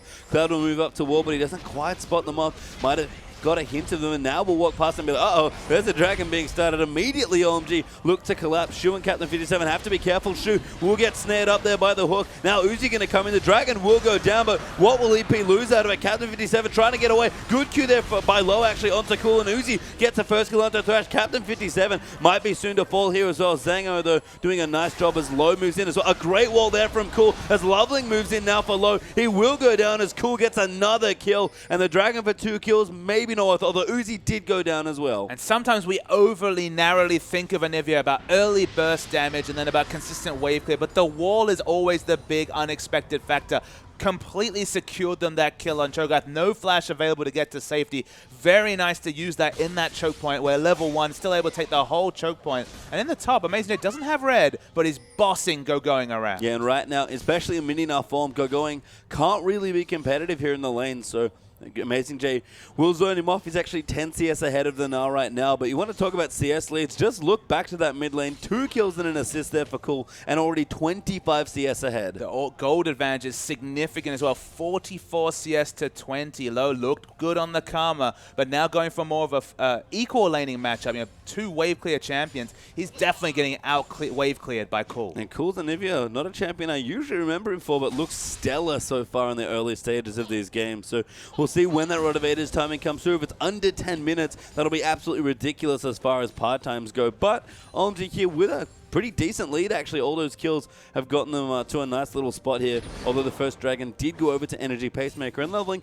comes down to put some pressure on, but just finds a ward instead. In general, OMG came to prominence during Season 3, specifically with the pick style that Anivia does have pick CC in the flash box, but is definitely not known for a high burst damage apart from the early laning phase. So in general, it just was never a champion that was in the meta when OMG were around as a team. Now with every champion seemingly being in the meta, able to pull through the Anivia and doing great work on it. It feels like when he picks up these champions, his first performance on a new champion can be very impressive. And we've already touched on it a little bit, but it's probably worth highlighting that 5.6 really did change a lot. Cinderhulk, of course, bringing a lot of tank backs. Okay, what else? And a Chalice coming back. What does that really mean? Well, probably the most obvious spot to start is the mid lane. Assassins, Chalice is a lot better, and people are just tankier because of Cinderhulk. Not that good anymore. So what's happening in mid? Everyone's playing these high sustained damage mid laners now. Control mages in general, or maybe even poke mages like the Calm we saw in the previous game, have definitely become the new norm of the mid lane. I mean, Orianna in particular, we haven't seen her this series, but if everyone's a ball carrier, everyone's a 3,000 to 4,000 health person that can get into the enemy backline, the Shockwave can really devastate an enemy team. Athene's is buffed, so it's much safer to play Orianna, who was already very good against assassin champions. So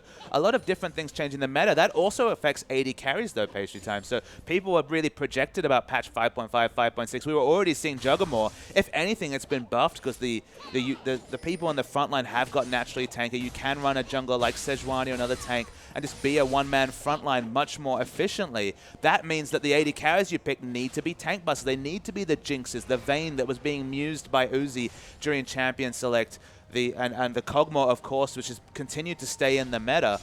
So what do you do to get rid of these 1-threat, 2-threat comps? Remember, we just saw Energy Pacemaker win with a 1-threat comp. You go for these positioning-based champions. You go for the likes of Anivia, who can, if they can split the AD carry from their team, they can win a fight with just the use of a utility ability. You go for the likes of Shyvana with the Dragon's Descent to push people out of fights. You have so many different options in terms of positioning, and that's what really starts to impact what becomes fairly low-threat comps. And that was EP's big thing. They just had so much CC that even the 1 threat was enough because they were always able to to set it up. And what a time to talk about Cool as Loveling. Gonna pop his ulti and find Captain 57 in the jungle. Gets snared up immediately. Hook does not land Cloud. That's not how that works. And Loveling will chase for another snare. Cool gonna line it up, and he'll get the recipient of another kill. Death charge there onto low Cloud. Will land the ulti there on this Anivia 3-0-1. Rod of Ages was done in under 10 minutes. And I believe there was a little bit of a lack of communication after what was wonderful communication in game 1 as the Dark Passage came through and Captain 57 still rode his resonating strike into his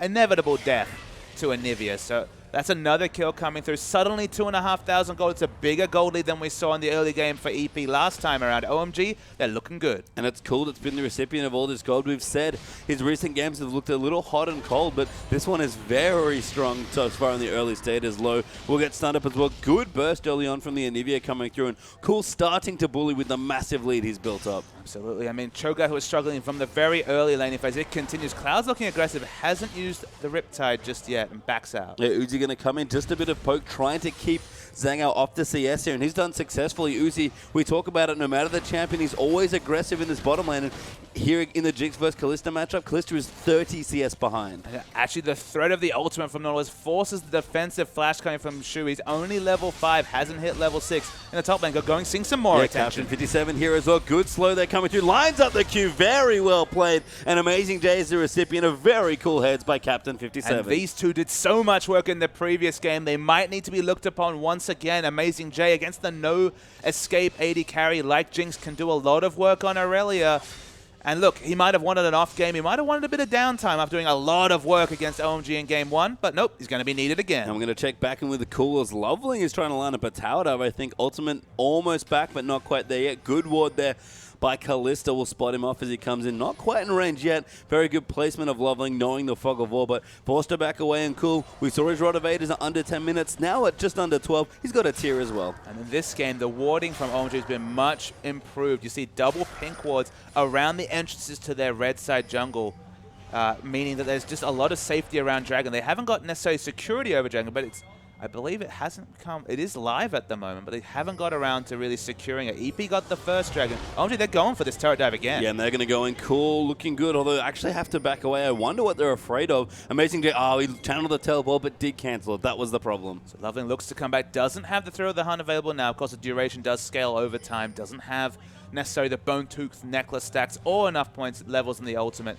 to have the longer duration to be able to re-engage, but they're still sniffing around for a pick. They've got the wall, so their ability to get a pick is just a lot higher than most mid-lane jungle duos. Yep, Jinx gets the turret there as well as OMG continue to stack in the brush, looking for a pick, but won't find it. Instead will rotate to the Dragon, and great vision control, that line of pink wards to their back, keeping all those entrances safe, gives them control of the neutral area, and OMG going to pick up their first Dragon. Well, the closest defensive ward for EP is just under their outer mid lane turret. They have no ability to contest this Dragon. That's why we see Lee Sin's actually gone to the top side of the jungle, even with Dragon being available. It's not a realistic contest. Teleport not available from Amazing J. The only person who's really got going, actually going to be looking for a very good power time on the Trinity Force. Even has the Ninja Tabi completed already. Yeah, a bit of a lone force at the moment, though, as the rest of the match, specifically that mid lane, struggling. Yeah, Going now does have his fate. Has struggled a little bit in the lane, but does have a kill from that teleport. So got a bit of extra gold there, even and not too far behind in CS. So looking just fine. Infinity Edge now done for Jinx as well. Uzi farmed up a storm in the early stages of this game. Still about 35 CS ahead, but top lane might change quite quickly as both Captain 57 and Shu have come up. They're definitely not looking to prop up their losing lanes. They're looking to double down on a victory in the top lane. Going, he's been historically very good at avoiding turret dives, but it doesn't even look like it's going to necessarily have to be a turret dive if he goes past halfway up this lane. And he's not going to, realizing it's just a little too dangerous. Amazing J will pop his head out of the brush and going, intelligently walks away, maybe gets a ward down and probably just going home. I mean, at this point, Zhangao is in a bit of a quandary. He's halfway between both the Bloodthirster and the Hurricane, so definitely won't be teamfight ready for quite a while. A few thousand gold away from having any big items. Cho'Gath as well. Fiendish Codex next to a Catalyst and not even a turret to show for in the mid lane. The pushing continues from Cool. He's actually been able to clear out what is almost a luxury tier at this point after he'd finished the Rod of Ages very, very early. Obviously charges up the tier very, very fast, but Seraphs and Rod of Ages. I mentioned it before, it's basically going to be 4 tanks and a Jinx. Yeah, I mean, this is the build from Anivia, but the fact that Cool is basically going to skip any semblance of a power trough means Anivia is going to be scarier than normal at all stages of the game. Loveling already altered, looking for a pick, but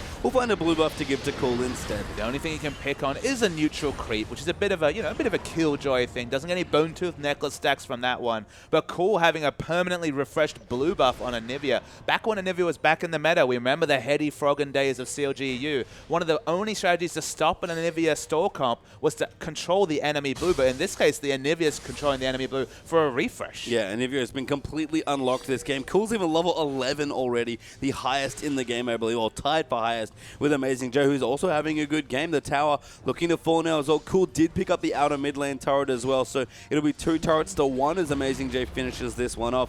OMG have good control, still that 3,000 gold lead here, but the last few minutes have not yielded them any further production. They've kept it neutral and ahead. And the team comp really deals with what EP is looking to do very, very well. The only person strong is Aurelia, and if she dives into the backline, she will be completely shunted off from her other members with the wall coming through. I mean, Nivea's so good against melee champions in general, or champions without a dash.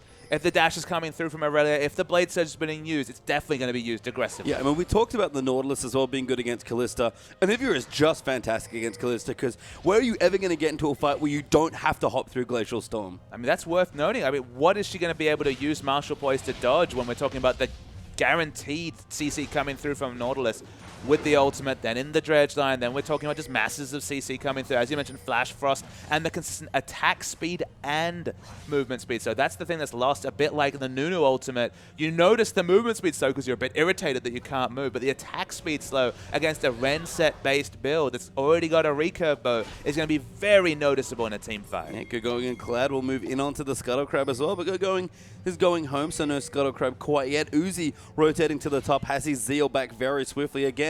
Had a great game in game 1, but couldn't carry on a much more hyper carrier-esque champion now rather than a mid to late game carry like Lucian. Looking to rotate, take some extra turrets down, and Zhangao is still stuck trying to outfarm Uzi, who's still 30 CS ahead. But he has been able to freeze the bind for a long time, but a fight's on. Yeah, Cloud in there, but now Loveling going to move in. Amazing J going to dive in on top of the heel. Gets moved. The ultimate will move in as well, and Uzi will pick up the kill. Now Cho'Gath moving back around. Captain 57 going to get low, but hops away. Flashes there as well as Cool's also come through. Loveling jumps into the bush with a flash and then dives in on top low. Great flash there through the bowler, gets the chomp down and will feast away, but Uzi going nuts under tower. Shu in trouble, going to get locked up again for the double kill for the Jinx. They'll likely take the tower as well, and EP lose 3-1. Yeah, 3-1 and a 4v4 and a turret going down as well for OMG. It is stacking advantages. The freeze was on from Kalista. It was successful for the last 5 minutes. No other big objectives coming for OMG, but now the last outer turret and the snowball kills. 4-1-1 and a Phantom Dancer to add to the Infinity Edge. Uzi's primed to carry, but the teleport's coming in. Amazing J onto Cool there. Cloud going to try and lock him up. Great double rupture there coming in.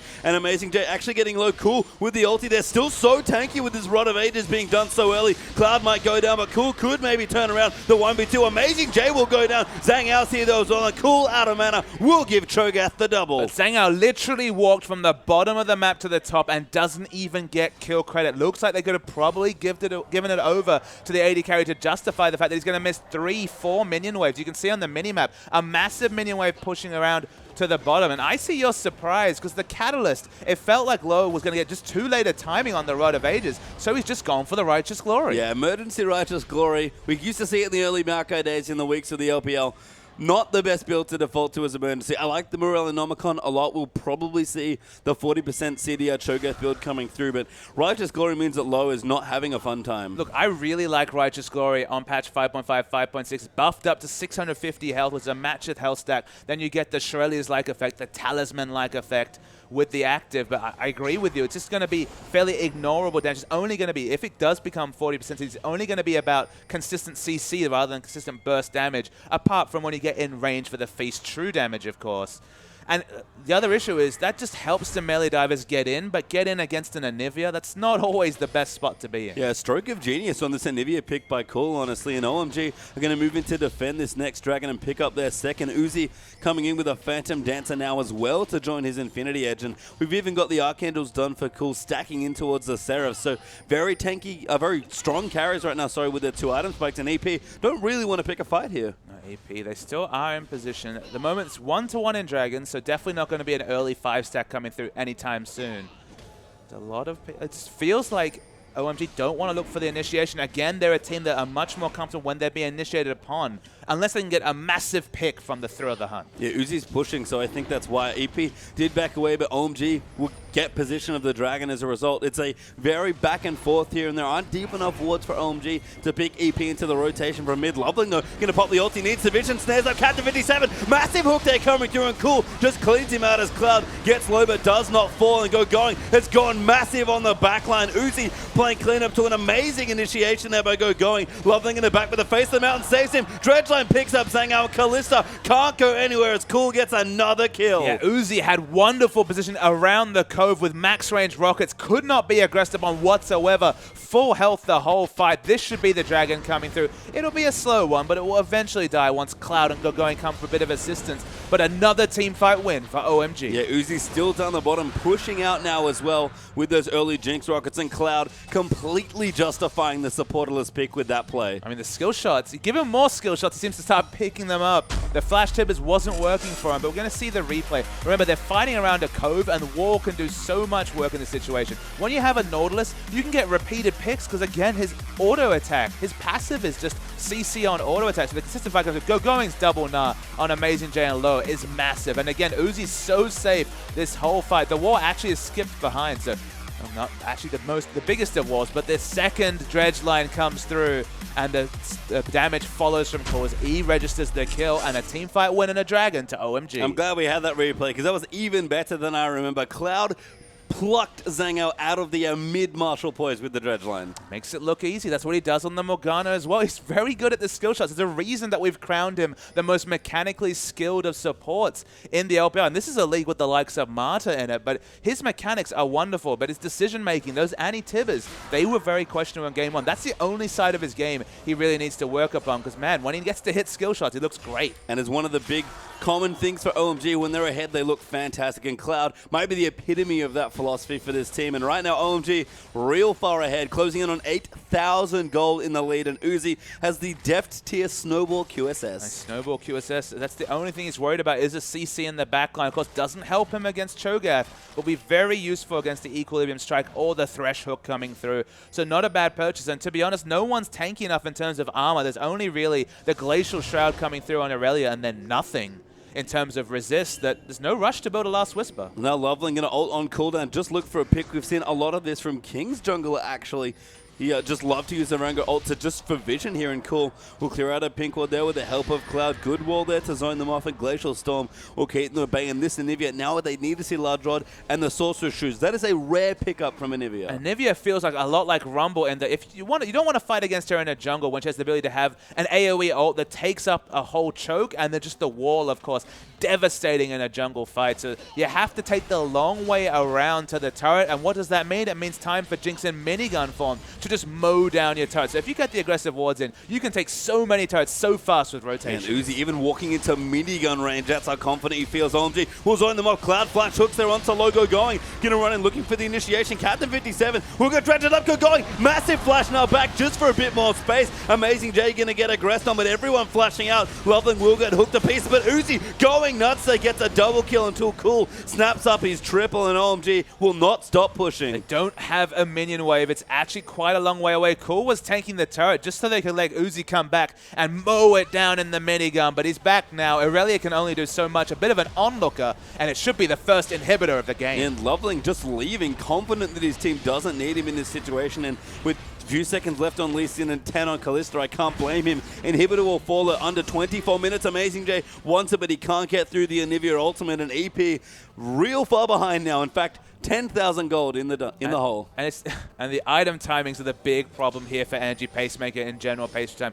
No one's tanky and no one has a lot of damage, and that's kind of the issues. Usually you have one of the two. I mean, we talked about Zhangao very early. He had the Vamp Scepter and the Recurve Bow. We wondered, okay, but when is he going to have the 2-item power spike we talk about? That Snowball 2-item power spike that you want at maybe 18, 19 minutes into the game, 24 minutes into the game. Still working on the Hurricane. Does have a big wave to mow down, so probably will have it soon. The Cho'Gath gone into an emergency Righteous Glory. That's not going to help him in terms of damage. And just the ability to get the Irelia to the backline. Irelia doesn't have the tankiness. It's always Trinity Force, then tanky. Trinity Force acquired very early. Did excellently in lane against the Gnar. But the Gnar ultimates compared to the Irelia dive, the Gnar ultimates certainly have been doing massive work in fights. Yeah, and with the tankiness not there yet, Uzi just going straight for a BT as his third item. And why not here? He's got his luxury QSS at this point. Pretty much unstoppable. Not to mention Cool almost on a death cap now. And you know that 2-item spike from Kalista? It's cheap. It's not Blue Ezreal cheap, but it's real cost efficient. It is cost efficient. That tells you just how far Zhengao is in his second competitive game compared to his first especially. Looked wonderful, majestic almost on that Kalista in game 1, but struggling here. And the fact that Uzi can get into minigun range, 525 range under these turrets tells you that against a Cho'Gath, Irelia, Lee Sin dive comp, EP's playing scared. And Jinx is obnoxious when she's ahead. At this point, all the crit rockets coming in, AoE coming through. Loveling will get hooked, but he'll ignore most of that damage. He's not even that tanky, but he's just there for vision with the ulti and a bit of extra CC. And OMG have plenty of good tools, got going nice and tanky with the Randuins up as well. I mean, it's early into this game, and OMG are just ridiculously far ahead. And Captain 57's going for the miracle pick. He hasn't been spotted, now has been spotted by the third ward. Had a pink in the brush, and now he's in trouble. Yeah, Cloud gonna find him in the whole train of CC from Nautilus comes in. Cool will collect another easy kill for himself. And Uzi just working on the turret solo. I mean, Cool's burst damage at this point is deleting people. No magic just build up. There's another hook. Shu getting found out there. The Fate Skull will save him. Uzi tanking turret, not optimal, but Loveling gonna get feasted on. Will go down, but Thresh getting chased out. Great rocket there from Uzi. Will get the kill. Kalista gets zoned out by the Nautilus ultimate. And I mean, there's no minions out. They are coming through, and OMG aren't too afraid. Zhengao cannot approach here. Amazing J back to base as well. Another inhib tower will fall. The inhibitor in mid will fall shortly after, and OMG just running all over Energy Pacemaker. For a second massive team fight in a row, the Uzi's positioning was wonderful. Actually just dies just during the surrender timing. Probably not worth remembering there for Uzi, but for a second fight in a row, Page-Up, he was fighting behind the base wall. He was finding safety in the base wall. There was no way for the melee champions to get over the base wall to kill him. So he was free hitting, got the reset with the ultimate, and OMG, 1-1, not ideal against bottom place Energy Pacemaker, but at least they get a bit of pride back after a poor showing in game 1. And you can see Go going, just big smile on his face. Uzi with a nice wry smile after the win as well. EP, a little despondent, I have to say. I mean, not surprising. They were poised to get 3 points in a miracle upset it would have been. That was almost 1 versus 12 as far as matchups goes. They'll take the 1 point. It's better than nothing, but OMG, again, whenever they win, we wonder, where did the OMG from the other game go? Because that is another split they probably didn't need. Yeah, but EP, they're the team that really kind of has to hang their head a little bit. Earlier in the season, 1 point against OMG, bonus point, they would have said. But with 5 series left, requiring 9 points, 1 point, that's still 8 points behind, and that's against a King lineup and an M3 that have, I believe, each 4 series to play themselves. When you're preying upon so many results going your way, it's probably not going to go their way for EP. So although they're not mathematically eliminated, they're not far from it. And it's a hard road coming up for Energy Pacemaker, but OMG will collect the win and a bit of pride back as well. Don't go too far, though. We're going to have a quick commercial break, but when we return, we'll have our second match for the LPL.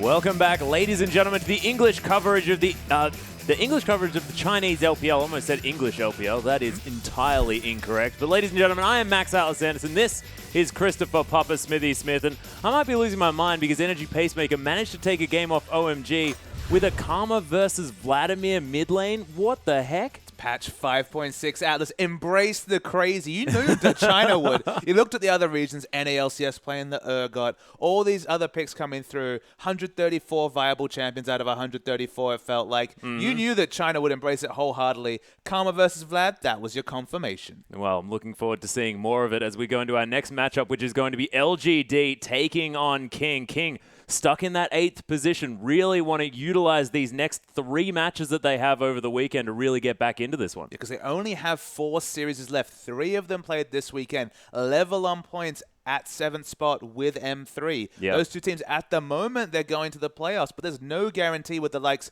of Starhorn Royal Club nipping at their toes. Yeah, Starhorn Royal Club still yet to play, but of course we talk about it a lot. The old Nami coming back means that it's going to be a little bit difficult. Nami and Name, actually, just because, you know, there seems to be a bit of that played in the bottom lane as well, just to troll us just a little bit. But we'll see whether, King can do it against really difficult opposition in LGD right now. LGD, they're equal 5th. They're not mathematically confirmed for playoffs. I believe at the moment only EDG, Snake, and OMG are 100% going to make playoffs. Of course, EDG, we mentioned it last series, 100% confirmed for first spot, so they're flying very happily. LGD, they're pushing right up there. They're 25 points on the season. As a reference point, EP have, I believe, 11 points right now. So 25 points buys them 5th spot, but they've been up and down. You know, they're still experimenting with their top lane. I believe Akon will be playing with them for at least the first game. Flame has been on the bench most of the season. A lot of people sad about that. Yes, yes. But on patch 5.6, they on 5.4 at least, the last time we saw them, been playing a lot of AoE CC layering with Sejuani in the meta. They would have at least in that first game comp from EP and thought, okay, we can do that as well. Yeah, we got this. But Wayless on your screen right here for LGD, and the Diana play has been amazing, and you have to think 5.6 only helping her out. There's a lot of contested mid lane picks I expect for this series. You saw the Cho'Gath there as well. 3-0 Cho'Gath for Assassin on the King side, 1-0 for Wayless. I believe Cho'Gath will be up there. There's always the likes of Nidalee that have to be considered, especially from Wayless as a mid lane champion. LGD in general, they've looked good, but we don't know what to expect from them on 5.6. They kind of backed themselves into a corner with all the Kennen CC layering comps they were playing on 5.4. 5.6, a bit uncharted territory for them. Yeah, and it's interesting as well. We've seen sort of a little bit of an absence of Korean players here, especially after Energy Pacemaker losing Raphael there from the mid lane, not playing this week, and Drizzle as well from the jungle. But it seems to me like LGD, they're still happy to play with their Koreans this week. No need for, you know, visa runs or anything interesting like that to come through this time around. So Acorn and Imp are going to be well and truly on the roster. Yeah, we see a different name change, I believe, coming through, but it is their settled lineup. We saw Wayless already on your screen. Imp's there as well. This is pretty much LGD at full strength, you have to think. You know, Flame might say otherwise, but otherwise they've been looking pretty good, but I kind of want to see a return to form for them before the playoffs. They need to show a couple of the 2-0 victories, show a bit of consistency, because again, they've been a bit of a seesaw. They've been up and down. Yeah, and of course, LGD came through with massive hype here as well. World champions on the team from last year, but here's the King lineup, and we'll see whether they can topple what is looking like a very formidable opponent here. Sky enters that top lane, and last pick up in that Aurelia, one of his massive comfort champions. We've already seen some breakout Aurelia play tonight. Aurelia's going to be one of those contested picks. MLXG, he loves the Rengar, that's for sure. 7-4 on the season. Seen a lot of Rengar bans against him. I have to think that might continue tonight, even though it doesn't necessarily fall into the Cinder Hulk jungle craze that we've been seeing. Yeah, well, we've also been seeing these Nidalee bans still cropping up as well, so Nidalee's still strong in that jungle. MLXG more than happy to pick that one up as well, even though not necessarily in those last 5 picks. Wushin, massive fan of that Kalista, has had sort of a varied result on that one, but of course the Draven not quite there either. So we'll see what Wushin does decide to bring to the table as Liam, sort of that Thresh god, liking to get a lot of wards down that bottom side. Just played a lot of Thresh. I believe 6-8 on the season. Of course, they don't have an overall winning ratio, but 6-8 is a lot of Thresh games. Obviously, a lot of comfort on the Thresh. PYL, no slouch on the Thresh, but Nami's actually been PYL's most successful support. 3-0 peeling for him. Yeah, well, making sure that Imp can get to that carry position. We've seen this happen over and over again. We'll see whether it can happen yet again here for LGD, but the Imp YL bottom lane was one coming into the LPL this season that everyone was fearing and we'd really put on a pedestal, but have they really performed to what we were expecting from them? If you asked me in week 3, I would have said absolutely. It looked so scary in the first few weeks. Imp was probably the best performing AD carry at the start of the season next to Kid, but both those AD carries kind of fell away as the season went on. The over-reliance on Kalista before they kind of introduced Kalista to the LPL had very seesaw results. Started off, I believe, 3 losses in a row. Then they started to have the Kalista Nami lane recently that looked much more improved. I feel like they can get it all together come playoffs, but again, they've been up and down, a bit like their team's fortunes. Yeah, well, it's true. We'll see whether they can come back strong this week as well, because, of course, only a few to go. Here's the graph of AD carries that are still, of course, competitive. Wushin and Imp not exactly doing so well on that one. No, not doing so well. And 100%, that's our move to 5.6, Cracker at the bottom. 100% move to 5.6 this week. No 5.5 Not going to have like the junglers sitting in 5.3 for some reason or something like that. Everyone are going to be on 5.6 this time around. The health stacking's coming, Atlas. And that means the likes of Vayne, which is actually moused over by Uzi last game. Imp's been playing the Vayne. Imp's played a couple, yeah. A win and a loss on that champion recently. Anything that can shred health value is going to look pretty good in this health stacking meta. Yeah, and we'll see whether Cogmore makes a return as well. That Bio-Arcane Barrage, pretty good at getting rid of the old health values once they get very, very large. But I'm excited to get into this one and see what the likes of Imp is going to do as far as mixing up that playstyle and changing what's going to go on, because may not even have to, may just pick the Vayne again. And come on, I know you of all people, Atlas, love this meta where people start to hover champions and then just lock in the champions you thought were hovers. It wasn't long ago when an Urgot was a hover, where Karma was a hover. They're just getting locked in like they're viable picks now because everything's viable. Yeah, everything seems to be viable. Not entirely sure whether it actually is, but let's hop into Champ Select and see exactly what's going to go on. Of course, MLXG going to lose that Rengar straight up. That makes a whole lot of sense. And it is going to be the LeBlanc ban as well for God V, but I believe that is still Wayless. I believe it is still Wayless. We'll wait for the confirmation when we see the members on this camera here, but the ban comes through from LeBlanc. Always a strong champion, even with the changes to Chalice, making it that much more safe to kind of pick up the 900 gold Chalice and much earlier get that early 25 magic resist to help you navigate the assassins like LeBlanc. LeBlanc in strong hands is something that really can be strong, so banned away. Aurelia actually is the ban here targeted at Sky. I actually mentioned it. Sky actually does have a very good win rate on their champion. Next to Maokai, one of his stronger performing champions, and banned away. Yeah, and actually before entering the LPL, Sky had a 100% win rate on Aurelia in competitive play. So definitely worth banning that away from him, especially considering the fact that Aurelia is still very strong on this patch. A Vladimir ban, Papa Smithy. The Vladimir ban. Actually, during the Demacia Cup semi-finals, they were loving Rumble Vladimir. Of course, Acorn's Rumble, that one's a given, but Rumble Vladimir was the duo they were playing repeatedly. I mean, and that's without any team books. Yeah, and that was exactly not the Season 1 double Woda synergy coming through. Just the single Woda in the middle. Now a selfish item rather than the double spell vamp stacking aura that some of these vids might not actually have been around for many seasons ago. They were loving the synergy between those two champs. But with the Diana ban, another respect ban coming through from Wayless, that leaves the Sejuani open. Yeah, leaves the Sejuani open, but this is, of course, 5.6. Zac is still up, the likes of Nautilus in the jungle, all sorts of massive tanks.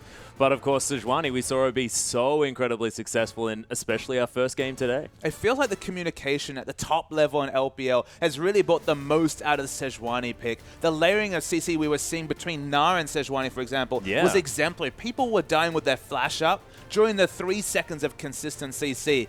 Assassin gets the Cho'Gath, 3-0 on the Cho'Gath. King have looked excellent, taking a game off OMG, I believe, with this Cho'Gath.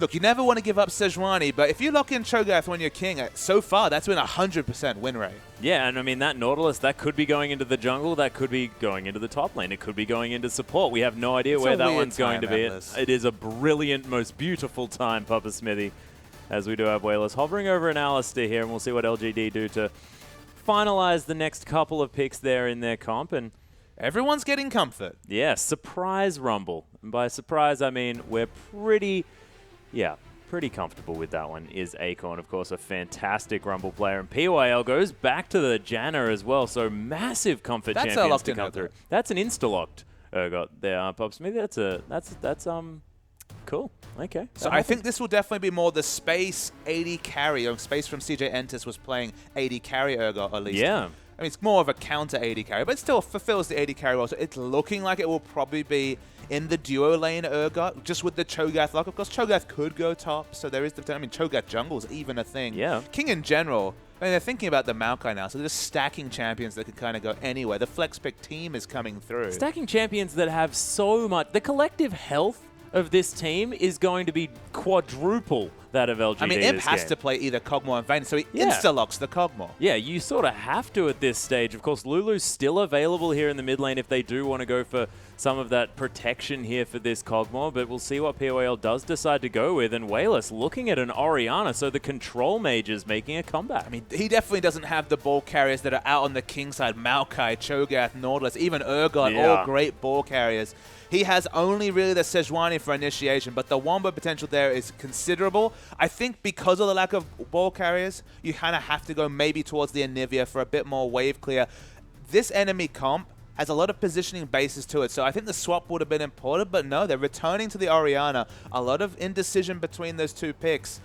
I feel like they're going to struggle because unless they get initiated upon, and to be honest, you see a lot of initiation coming through from King, but when if they're ever in the advantage here, LGD, how do they force a pick? Because the Glacial Prison, it can be, 800, 1,000 units ahead. Getting that Wombo ult between Glacial Prison and the Shockwave is deceptively difficult to pull off. Yeah, well, it's true. I mean, I guess you can couple that with the fact that they do have a fair bit of area damage. Of course, that Shockwave covering an area, you can put that on top of an Equalizer here as well for a whole lot of sort of consistent damage as well. Mix that with that Glacial Prison, and you've got a whole lot of DPS. But looking now over to the King lineup, that is going to be a support Nautilus. And that's a Vi now in the jungle as well, who has been known to build very tanky. This King lineup is going to take a long time to die. This King lineup wants to kill Kog'Maw as soon as possible. That's what you can tell from the last pick, Vi. There's no Morgana on this team comp. There is Janna, but she can't stop the Assault and Battery. So they will be getting at least one CC onto the Kog'Maw. The jungle matchup, I mean, Vi not necessarily the highest pressure early game jungler, but in skirmishes, you take her over a level 4, level 5 Sejuani. Yeah, and the Vault Breaker always going to be a little bit more damage than that Arctic Assault in the early stages of the game. This is going to be an interesting matchup, though. Of course, a lot of consistent damage to come out of Orianna, but Cho'Gath just so strong and with so much sustain. But in terms of laning, it's going to be wave clear mostly. The bottom lane matchup, Kog'Maw versus Urgot, we have not seen much of this. Yeah, that will be very, very interesting. You have to think lane swaps are kind of on the cards. Kog'Maw does have decent range, but again, it's when that Bioarcane Barrage is available. When it's down, you're definitely in the E range from Urgot, and you could take a lot of trade damage. Yeah, well, it's true. And as long as that Corrosive Charge is going to be landing here from Wushin as well, I mean, that is a lot of consistent DPS off over a massive amount of range. And no sustain, it's just a Janna. You can top him up with a shield, but the rest of the damage, those second and third Acid Hunters, they're going to register and really stick. It's going to be very, very scary, but we'll see how it plays out, of course, because, I mean, there's a lot of massively tanky members on the side of King, but do they have enough damage? We're going to find out. Let's get on to the Rift.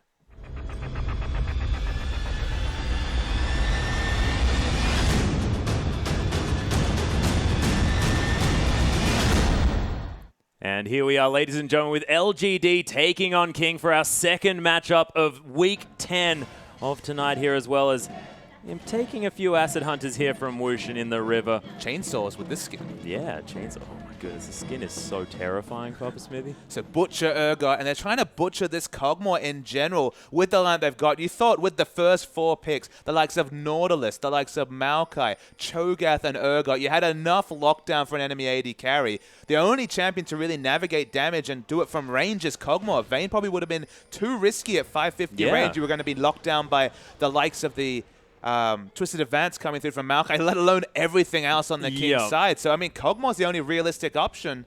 He doesn't have an escape. They don't have a Morgana. They have a Janna for disengage, but it's not enough against a million initiation options from King. Yeah, well, this is the thing. And King, I mean, Assassin is going to have the easiest ruptures of his life with this team. I mean, Twisted Advance, Assault and Battery, so many options to come through. There's even Lamb with his ultimate as well, who can definitely lock down a target, guaranteed. And we'll just see whether King can actually build up enough damage, because we know that, I mean, Cho'Gath can get to a point where he does heaps of burst with his combo. So you might wonder why this draft kind of shook out this way. One of the big reasons is that with their second, so the first round of picks, we remember, came through. We saw 2 tanky champions coming through from their King side. Then LGD locked in the Rumble. Was surprised Rumble was available in the 3rd round of picks, but Rumble is another team fight champion. King have no siege whatsoever, but they saw that LGD was going for teamfight champions, so they went for teamfight themselves. This is basically fight central coming through from both sides. Yeah. There's not really rotational-based team comps coming through. Of course, Commonwealth can do good turret damage with the Trinity Force. Janna gives move speed. They have the Dissonance coming through for, again, a bit more move speed. But Rumble Sejuani, you're looking for teamfights with those two. Orianna as well. And King, they have 425 range Urgot and 4 melee champions. They cannot look to siege turrets. They just want to fight at every opportunity. Well, I mean, they have a lot of dive, though. I mean, if you think about it, I mean, they're not going to die exactly all that quickly on the side of King. So I guess theoretically they can just melee beat down on these turrets. But what they're going to decide to do is beat down on this dragon incredibly early in this game. And this dragon was started at exactly the 3-minute mark. There's 3 very tanky champions coming through. Not sure what Nautilus is skilled up, but of course very inherently tanky. They're doing a good job trade tanking. MLXG's only lost 100 health themselves. Liam loses about 200. And this should be the first dragon at 3 minutes 21. That is very, very fast. And what with Sky having % health damage, the denting blows coming through from MLXG, looked all too easy there for King. So that is a very, very fast first dragon. We'll see whether they can continue that through because, of course, that means 5th dragon could potentially come through very early this game. And the reactions coming through from LGD in terms of summoners are super interesting. I have never seen a Ghost Flash Orianna in a competitive game before, but you can understand that you kind of need to ghost the moment a team fight starts. Remember, the first person to play a control mage with Ghost Flash was Dade when he loved to play Ghost Flash Ziggs. You kind of have to do the same thing with Orianna just because there's so much lockdown CC. You kind of need to be moving at 500 move speed throughout a fight. Otherwise, you're going to be locked down by just the embarrassment of riches in terms of lockdown CC that King has. Yeah, and you need to be getting around that fight as well to make sure that you're getting the command protect onto the right targets here as well because there's so much targeted lockdown to come through from King that there is just so much pick potential, even in the middle of a team fight. It's just crazy how much CC they have, and the fact that they have no interest whatsoever in taking turns. This is the first time I have ever seen a competitive game where the longest range champion is a 425 range Urgot on the King side. That is absolutely ridiculous. It's almost to the point where it's not even an option to siege. You can't bluff rotations. What are you going to rotate with? Assassin might almost have comparable range with the fact that he has the void spikes. And the model size. Yeah, exactly. Wait until he gets 6 stacks. Got to rush that elixir of iron to do turret damage Cho'Gath. That's what it kind of feels like. They want to fight. Yep. We'll see whether they can here as well. TBQ making a little bit of a visit here to the bottom side. Akon using that scrap shield to prevent some of that Acid Hunter damage. So in the early game, LGD had to lane swap. They saw the Urgot and they said, lane swap, lane swap, lane swap. They got the lane swap, but we already saw they were punished with the early dragon very, very early. There's actually a possibility that they will get a second dragon before Kog'Maw rotates back into the bottom lane. Yeah. That's how early the first dragon was. So to get 2 dragons because of the fact that they were vertically jungling on the bottom side will be even more than expected when it comes to a red side team when the blue side is as lane swap. So that could be potentially a big factor that we'll consider around, I believe, the 9-minute 21 when the dragon respawns. In this case, Kog'Maw just wants to get a bit of sustain, or at least a phage for a bit of the rage passive, for a bit of movement speed to ensure it's the 2 Acid Hunters, the 3 Acid Hunters, rather than necessarily the 4. So he just wants to get as much stats as possible to ensure this laning phase against Urgot is happier. It's always going to be a bit awful because Urgot functions more as an anti-carry rather than a true attack damage carry. Will probably build Frozen Heart at some point, doesn't start Doran Blade. As we see, I'm actually looking aggressively. He just wants to push in this wave. Yeah, it's a decent Vault Breaker, though, doing a fair bit of damage to Imp there as we're going to have a fair few extra hits. And Imp, that is going to be successfully the siege broken in the top lane, or the freeze, sorry, broken in the top lane. Absolutely. It's kind of a weird metric, but as the lanes have developed, as lane styles have developed, breaking a siege as a jungler is just as important as, say, blowing a flash in a 1v1 standard top lane matchup. You need to stop that freeze. Otherwise, your top laner can have double Dorans 10, 20 minutes into the game. So you need to help him as much as possible. Maokai has a lot of ranged push, a lot more than Rumble, who, although he has no resources, the base damage on the Flame Spitter doing reduced damage to minions and monsters means he can't push very well. No, it's always sort of been Rumble's Achilles heel here as well, and it has meant that King probably more than happy with this lane swap situation. Of course, probably would have preferred to have that 2v2, what with the fact that, you know, Wushin and Liam with so much of this skirmishing power in these 2 picks that they have with all of this CC, but probably more than happy to make sure that Acorn doesn't get too far ahead. Absolutely. I think they'll be content with it. They would have preferred the 2v2, but if they get the double dragon, I think that kind of pushes it over in terms of a 1 early game, despite the fact that you don't get the counter laning matchup. That would have been difficult to engineer. Yeah, I've always been a fan of double dragon myself. Wushin is going to keep clearing out these minions as Akon's doing his very best to clear this wave. Does do fairly well there under the turret as well. Very difficult as Rumble, but Akon showing the fact that he is an incredibly practiced Rumble player. I spent the whole time during that sentence trying to shoehorn in a Streets of Rage reference, but I'm not able to do it. Unsuccessful on that one. Liam still managing to hold this wave. He does get the cannon minion. They want to deny as much CS as possible from Akon. Yeah, doing the best that they can, but it seems that the wave still continuing to push. Assassin going to use that Rupture, as you mentioned earlier, just to clear out these waves over and over again, but does have a fairly decent CS advantage here against an Orianna sort of known for agricultural abilities. I can't believe it's very interesting to see him actually start Negatron Cloak. The Dredge line is flashed away from Akon. Definitely dodged the wrong way, so had to use his Summoner. They'll continue pushing. He still doesn't have Equalizer, so can't look for the ranged push. Just throwing down that Equalizer for wave control. And this should be the first turrets across the map. Yeah, both top laners actually zoned away from these outer turrets here as well, as Imp is even going to use the ultimate to make sure that he can clear out these minions as fast as possible. And that whole wave going to be denied from Sky. The wave continues in mid. The Negatron's really surprising to me just because I would have thought he would start moving towards some CDR, Morellonomicon, maybe the CDR boots. We've seen a couple of Rod of Ages Cho'Gath. Yeah. Not a big fan of that build given his natural health stacking, but the Negatron Cloak shows just a bit more respect to the magic damage from Orianna Sejuani than I would kind of expect from a Cho'Gath. The thing about Cho'Gath versus Ori is that though they're both very good at wave clearing, Cho'Gath should at all points have more assassination potential than the Orianna. You can hit the QW combo, get the feast in for true damage, has taken the Ignite Summon, so has aggressive options. I thought the build would complement the aggressive options that the matchup naturally gives Cho'Gath versus the Orianna, but he's gone defensive, so probably going to be an Abyssal Scepter, and with the Fiendish Codex, at some point, the Morellonomicon.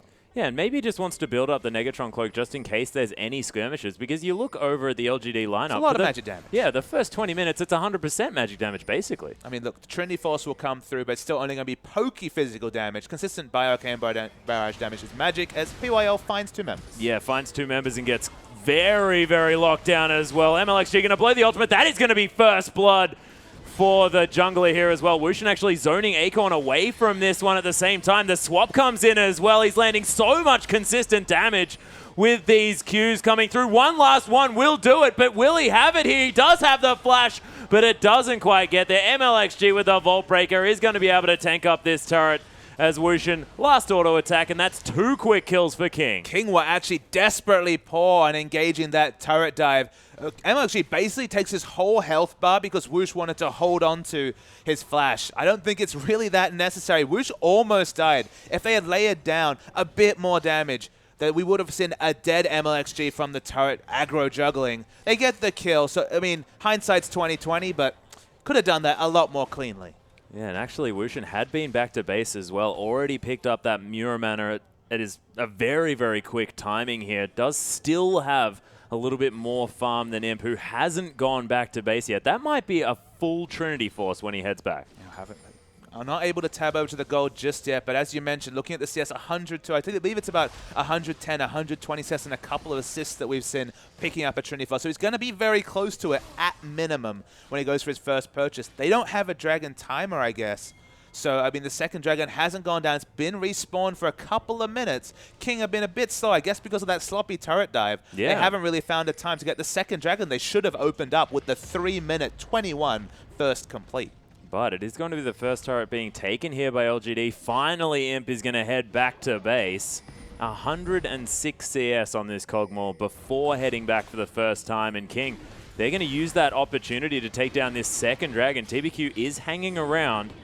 Akon here as well does have that equalizer at the ready. Just going to clear out some wards here as well as the Dragon's going to reset back into the middle of the pit. This might mean LGD have a slight option to come through. The Glacial Prison is available here as well, but it's going to be Assassin that locks that one down. MLXG forced to walk over that equalizer, and Flashes having to be burned. Assassin going to be in trouble, going to flash out of the way, and second Dragon goes down, and King, they get out with just a few flashes. But 3 flashes for a second Dragon and complete control to LGD in terms of pushing this mid wave. If they can get the mid turret, it'll be a massive win for LGD. 3 flashes against an all-tank lineup that doesn't have the likes of the Sivir on the hunt to close that distance in a fight. Suddenly, Imp's life looks a lot safer when 3 flashes from the main engages are down. Yeah, well, this is true. It is going to be a nice shield to come through from Woosh in here just to stop some of that living artillery damage, but Imp doesn't quite have the Trinity Force, but with the most important components, he is still a force to be reckoned with in this bottom side. He was about 400 gold away from completing it, so wasn't able to finally complete it. Probably has the gold already to pick up the Trinity Force, but no real rush to go pick it up because there's no dragon to fight over necessarily. The scaling continues with Urgot. You have to imagine it's going to be the 40% CDR build between the Brutalizer, the Frozen Heart, and some runes and masteries to complement what comes through naturally from the Manamune, soon to be Miramana. One thing about finishing the Manamune soon early, that Miramana timing, 22, 23 minutes is what we'd expect. Yeah, and Urgot just throws out so many Acid Hunters here as well, just generally in his playstyle. So going to be stacking that one up as quickly as he possibly can. The cooldown on that item, you can see almost constantly spinning here as we have a look down at that item in the items list.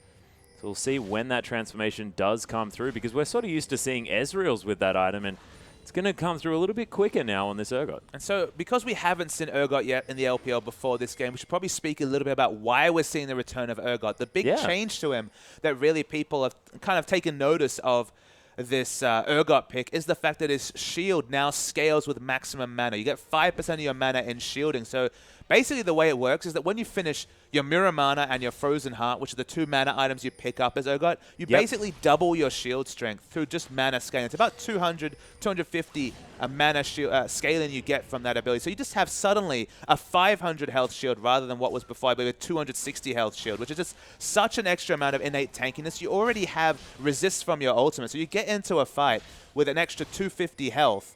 That scales with the big amount of flat resist you get from your ultimate. And you're just so tanky, and you're still the anti-carry he always was. So the flexibility of the ultimate, the fact that it's a positional-based skill in a meta with Cogmores, it can be just so powerful as a kit for dealing with hyper carries like Vayne, and to a lesser extent, and especially in this game, the Cogmore. Yeah, well, precisely. And not to mention the fact that when he has that shield activated, now with it being buffed up and lasting a whole lot longer, every auto attack going to be slowing down your targets. That's only more CC available for this bottom lane duo, as we've got the ultimate coming through onto Imp here, just more for disengage rather than anything else, because of course that Trinity Force making Imp a very, very dangerous opposition in that bottom side of the map. I mean, ironically, with this duo lane, they both have abilities that are defensive that give them offensive stats. The slow coming through from Urgot with the W, and Nautilus, when has his own W up, has the extra magic damage on auto attack. So both of them, you kind of have to auto attack in a trade if you're Imp in this situation to stop them really getting the benefit of their kits. Yeah, it's almost like whoever doesn't get autoed is actually going to be doing a fair bit of extra damage here as well. So we'll see whether Imp can spread the love there on the bottom side as far as the damage is concerned. I was actually quite surprised to see Woosh and Liam backing away from Imp when he went aggressive. Maybe they thought that there was some junglers around. But speaking of junglers, ooh, MLXG looking for a potential ultimate, doesn't decide to use it as Wushin getting taken down so low here on the bottom side. PWL gets caught by the dredge line though here, as Imp's just going to flash forward.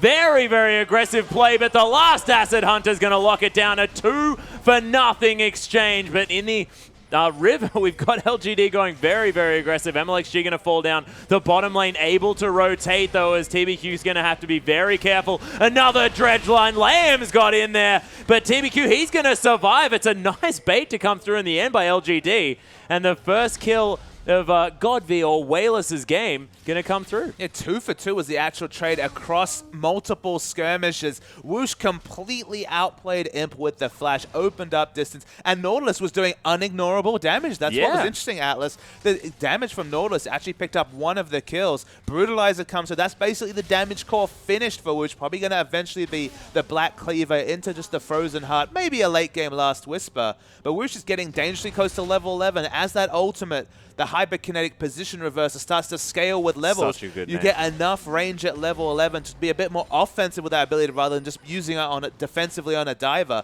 Suddenly the initiation options, look, they weren't a problem for King. We already noted in their lineup they had just an amazing bevy of initiation options. It's looking even better as this Urgot moves towards level 11. Yeah, and actually, Wushin going to pick up a Hex Drinker here as well. And you might think, oh, okay, why is he building that one against, you know, this AD carry in the bottom lane? But Imp is going to be doing a lot of magic damage for the next little while. And he likes shields. We already mentioned the fact that the shield with the W's there. Now you're going to have an extra shield coming through from Hex Drinker. It's a very cost-effective item, and you can't look at Urgot like you do a traditional AD carry. He's more of an anti-carry. He wants to stay and do consistent damage in the front lines of a fight when he swaps himself in. Deceptively tanky with the changes, with the mana scaling on his W coming through, and just a frontline fighter. So go for a fighter item like the Hex Drinker. Yeah, he has picked that one up. We'll see what he decides to go for next, whether that coveted Frozen Heart is going to come through sooner or whether he's going to build that Last Whisper early on, make sure that he's still a damage threat in these fights. I mean, Black Cleaver would usually be a consideration, but there's very little other physical damage. There's the Glacial Prison. Yeah, the Glacial Prison coming through here as well. It is going to be an attempted zoning ultimate to come down from Liam, but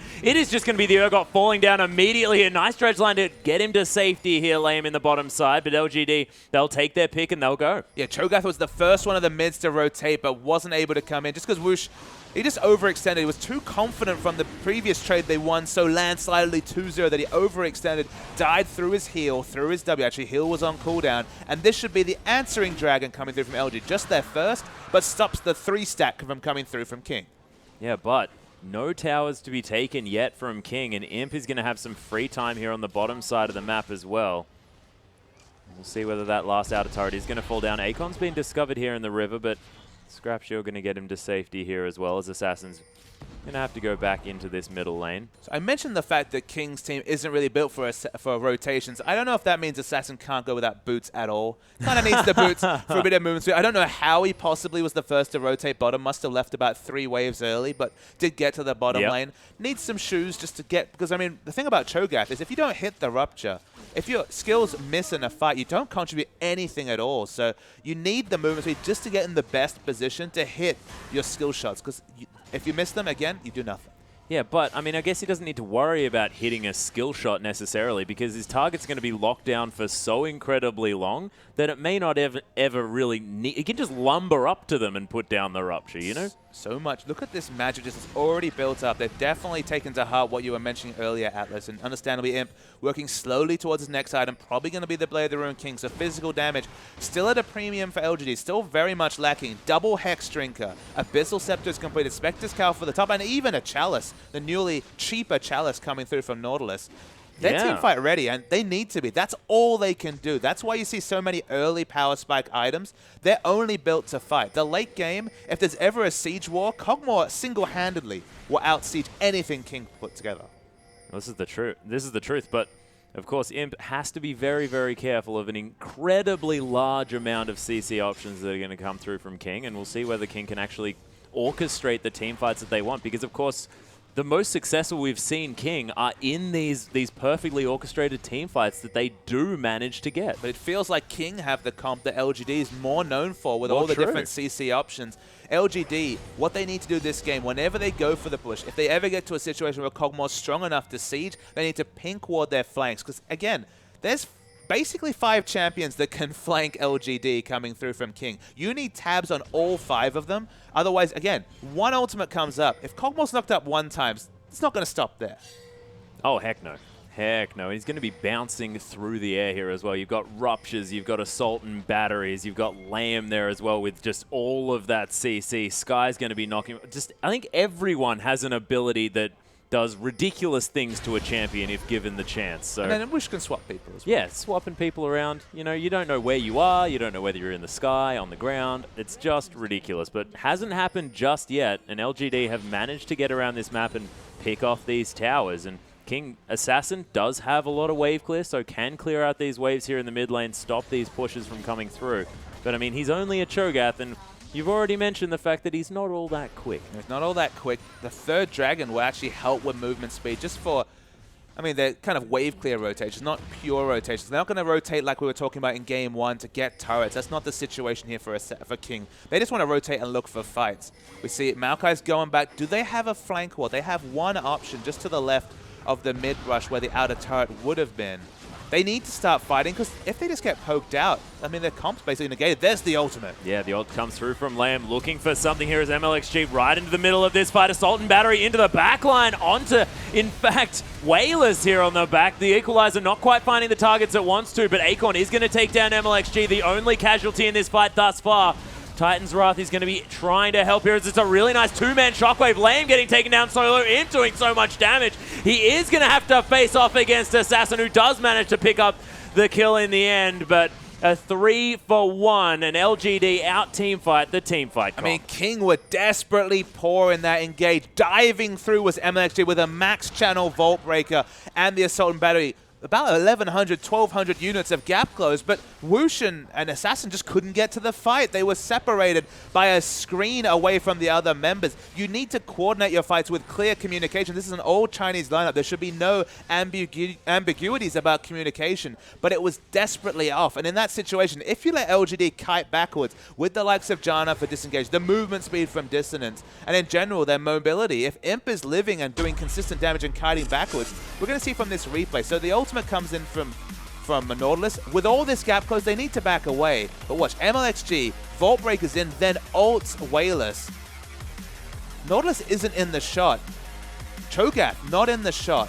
Or Urgot not in the shot till now. MLXG just dies for free in the backline before the Cho'Gath and Whoosh can even get to the fight. And that's the issue. They allowed LGD to kite back. With their flashes available, they can close so much distance. There's a lovely double shockwave that picks up the first kill. It ends up just a 2-for-1, I believe, overall.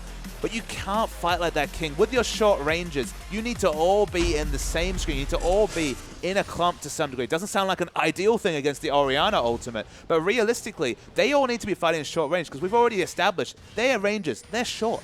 Yeah, well, and they also have to be fighting together here as well. King sort of rely on keeping a target locked down with multiple members CC to really be effective. And we saw there that if MLXG dives too far, especially onto the Orianna instead of the consistent damage in the Cosmos, things could go wrong. But we'll see whether they change it up for the next fight, of course. Early days now for King. Not too much of a gold lead to be spoken of here for LGD, and they are still down a Dragon. So, of course, 3,000 gold in the lead. Nothing to write home about. I mean, Imp kept his flash up through that whole fight. Whalers had to use both his escape summoners, but Ghost will be up soon. Again, execution heavy is King's comp. Even though they have so many execution options, they need to, again, have the communication, like you say, go in together. They didn't manage it in the previous fight, and that has caused a bit of snowball, at least in terms of map pressure. LGD get an uncontested Dragon. Now have the 2 Dragons with a Kog'Maw moving towards the 5 Dragons, where they'll really be able to power down even this uber tanky comp coming through from King. And as Imp gets more and more farm, actually looks like a Bloodthirster going to be second pickup, again, to navigate these fights with the defensive shield and the 20% lifesteal. Teamfights get more and more manageable for LGD, and King's power spikes, they definitely don't skew towards the late game. They need to make it count in the mid game, and they're starting to fall behind. 3,000 gold is the lead for LGD. Yeah, and what we haven't really spoken about as well is TBQ has always been so far ahead in farmers. Actually, P-Whale's going to get caught out here just a little bit. Monsoon going to get him to safety. MLXG did use the ultimate there, so ultimate's traded here by our support and junglers. Might give King some time on this turret.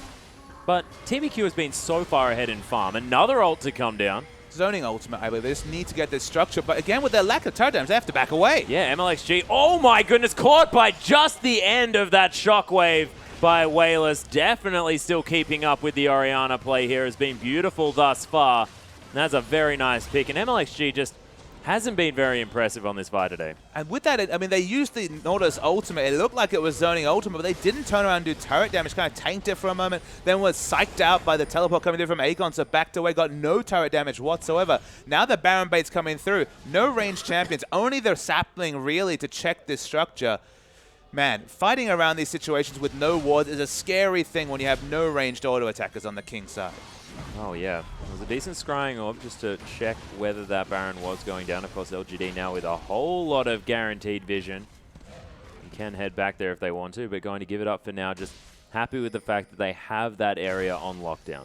And so they haven't been able to find room for a Frozen Heart on which makes sense to some degree. Of course, going for the armor stack, not necessarily ideal, but at least the Glacial Shell for a bit more cooldown. There's actually some mathematics behind how Urgot works in terms of getting the maximum amount of Acid Hunters out onto a target. I believe you need over 30% CDR. It's around 32% CDR, to, I think 32.5 from memory. It's an old statistic because we haven't seen a lot of Urgot recently. We certainly haven't. But you need definitely more CDR than he has. He's only got 10% CDR showing as Sky's caught, but very tanky. He's very, very tanky. He takes a shockwave and just sort of laughs it off here on the bottom side as Wayla's going to continue to farm out, just sending a message with the ultimate. Has the last whisper. Again, needs to work on the cooldown reduction, does Whoosh, just to get the most damage out. But the armor stacking isn't going to happen till the late game, but Kog'Maw with the Bloodthirster, probably the next item coming through in Kog'Maw will be an Infinity Edge or just a bit more attack speed and crit, maybe just a Phantom Dance, and that's when the Kog'Maw's physical damage will really start to hit the high gear we know. Yeah, well, this is the thing. As soon as that attack speed starts coming through, Imp is going to be gigantic in these fights, and I love the pickup of the Bloodthirster because he knows he has a target painted on his face. And this is what Crystal's been doing on Kog'Maw specifically when we see them play the Protect the Kog'Maw comp, but even in general in his build.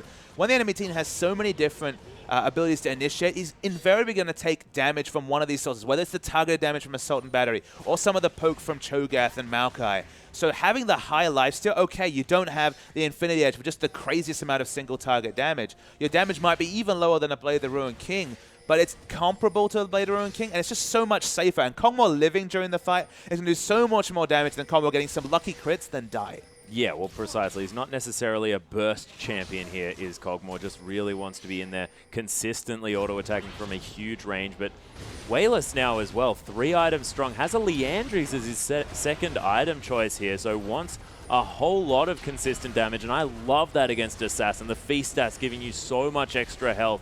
Wushin, Liam, everyone on this King lineup is going to have huge health values, so why not cut down that in percentage health damage? And now, I mean, the popularity of Liandry's, maybe it's about to jump up with all the health stacking we've been mentioning. Liandry's, you do a lot of consistent damage as Orianna. Your dissonance, of course, is a slow, so you get the longer proc coming through from the Liandry's for even more percentage current HP burn.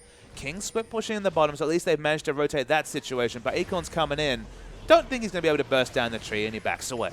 No, not going to be able to this time. Sky with now a 2-level advantage here on the bottom side. Sort of an unsung hero of King, able to split push out these waves as the big tree almost has that Righteous Glory completed to complement this Spirit Visage, which is already there. And MLXG, what do you think about the Cinderhulk Vi? Cinderhulk Vi is fine, I guess. I mean, it doesn't seem ideal just because you're more about damage than the necessary tankiness of Vi. You're about your initial burst, you know, the early denting bros back into the excessive force. That's usually what you're doing as Vi, so that's why we usually see Warrior into maybe a Phage. Trinity Force is probably too expensive for competitive play, but we've seen stranger things come through in Vi builds. In this situation, I just feel like she doesn't really do much apart from lock down, then walk around and die. Like, that's really all she's going to contribute to a fight. So if they don't get the picture-perfect engage from MLXG, which is what we saw in the replay, is just, again, over-engaging, screens away. Now there's been kind of this quiet period. Everyone's got their flashes up again. Double escape summoners up for the Orianna. You just worry that if we again see this screen-long, hilariously high-distance Assault and Battery, this won't be the follow-up CC to justify the Vi pick. Yeah, it may not happen, but King going to continue to push out this mid-wave. Sky heading back to base here as well. Will have the option of picking up the Home Guard boots and the Righteous Glory, you have to think, after that split push. But there's the Glacial Prison under 3 members. A beautiful equalizer layered on top, as well as the Shockwave at the top of your screen. And my goodness, 2 members just exploding to TBQ. Wushin now in so much trouble. He's going to try and swap under this one, but that's just going to get him closer to the members of LGD. And that was some beautiful initiation. Yeah, execution required from King. Execution done by LGD. Love the initiation onto 3 members coming through. The Glacial Prisons in tonight's LPL, only 3 games in, have been picture perfect. They're going to take a turret. They're already burning down this Baron. Of course, Liandry's does a lot of work against Baron as well with the current HP damage. They're getting everything here, LGD, and it feels like King have already been outscaled. They have, and you can see My goodness, just ridiculous Baron damage, and they split up and took down inner turrets and a Baron at the same time. Isn't it nice when you get your cake, eat it too, and some extra cherries, please, waitress? They got everything. They asked for the ice cream on the side, most definitely, Papa Smithy. LGD just playing their team comp beautifully, and King, I loved the idea that they had coming into this one, but they haven't been able to execute it. I mean, you just can't afford to misfire. That's the thing. That we saw the big misfire, and now it's come to the point where it's kind of irrelevant. Might see another engage. TBQ, he's big. Yeah, Lamb actually trying to get out of this one, but MLXG just going to ult himself into it. Monsoon comes out, though, and Imp just going to turn around and try and destroy this via Assassin. He's been caught. PYL is going to take the credit for that kill, and MLXG, he's just going to back away here. A lot of flashing health bars.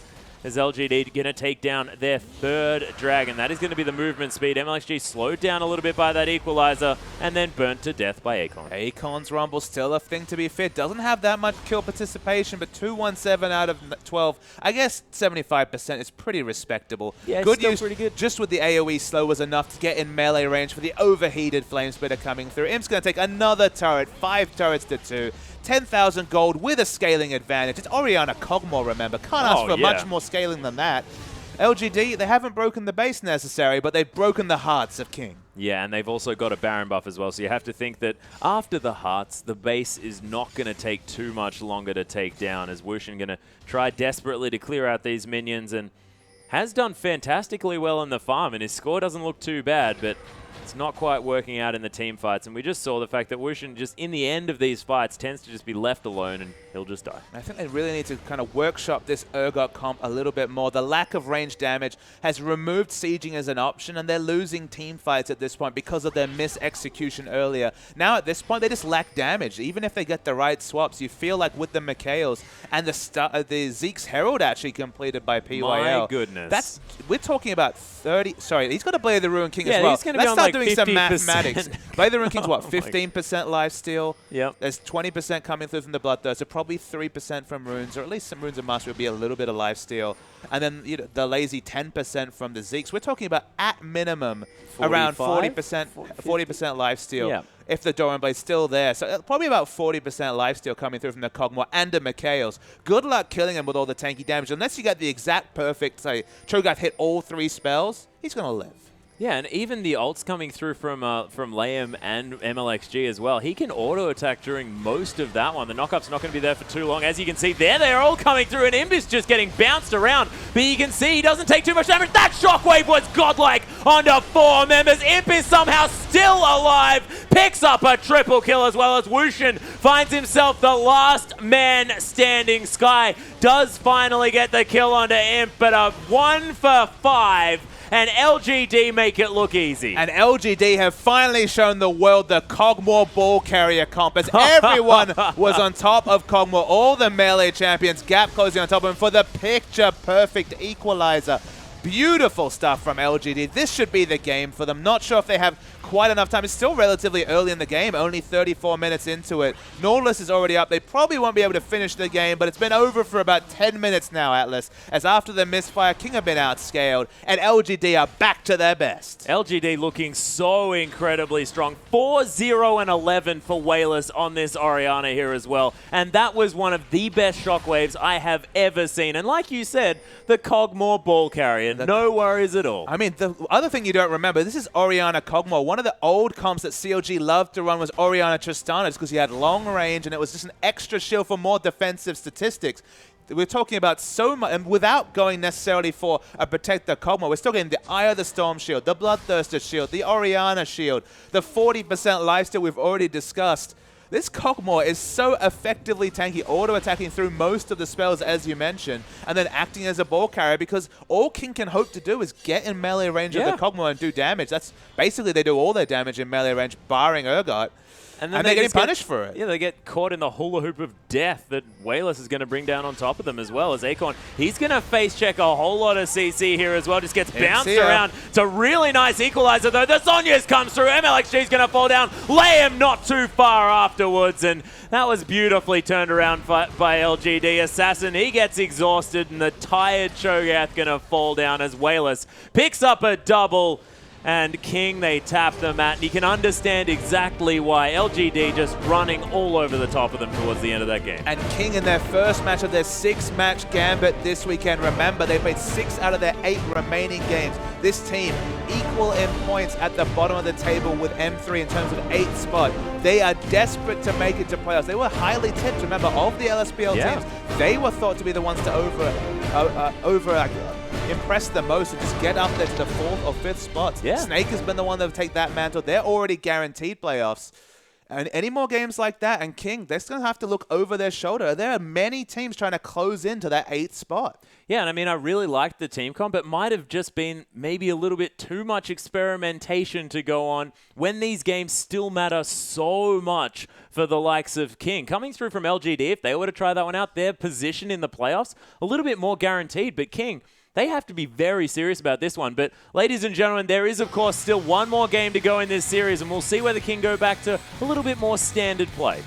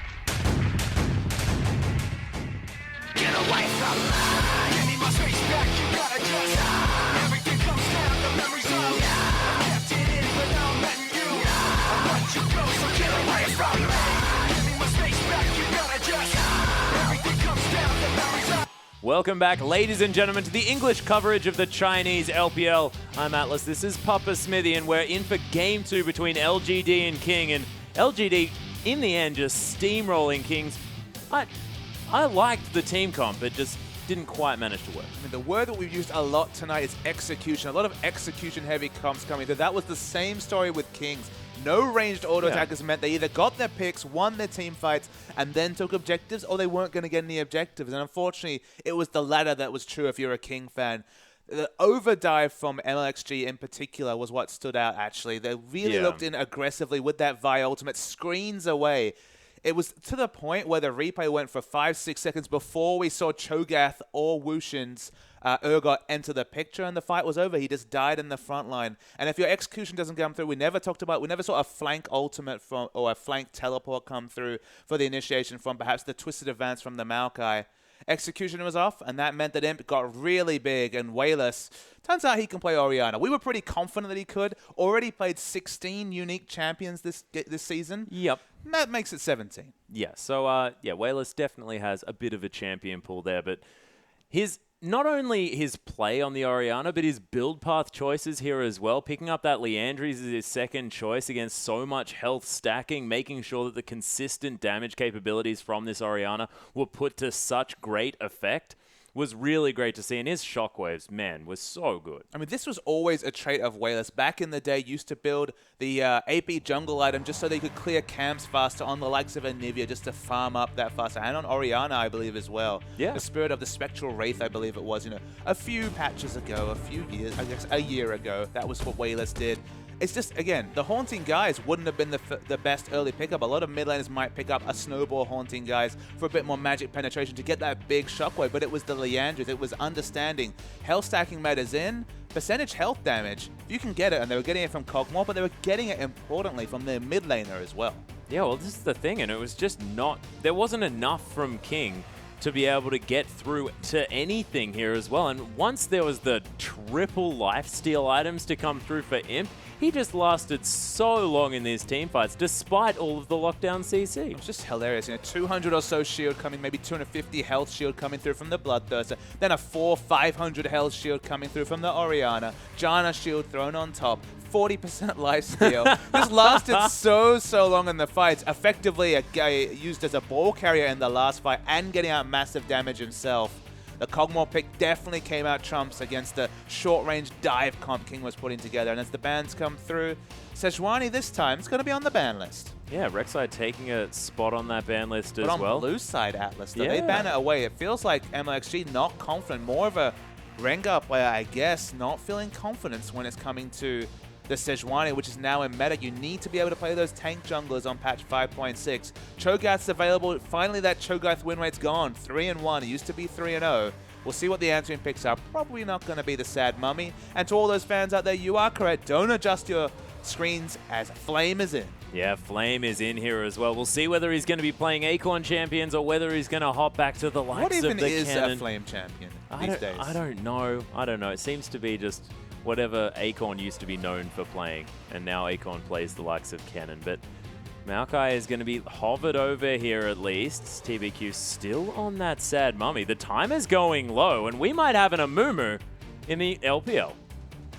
Yes, we do. It's locked in. That's I very love this. surprising. Such an early Amumu says to me, all right, you guys showed us your anti-carry comp last time. Run it again. We've got Amumu. Come invade my jungle. They're considering the Gragas jungle here. Gragas saw a couple of buffs.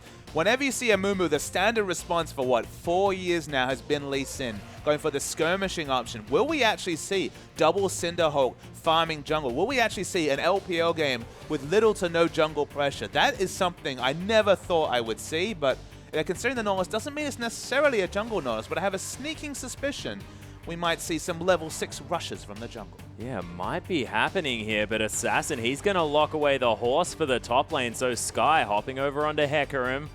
And MLXG, they've locked in the Nautilus again. We'll see whether it goes into the hands of Liam. Please, the magical journey.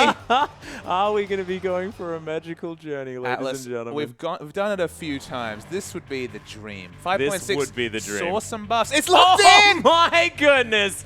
Ladies and gentlemen, LGD do it. That is Bard, and I'm not even sure whether he's going to go into the bottom lane. Can't believe they locked it in.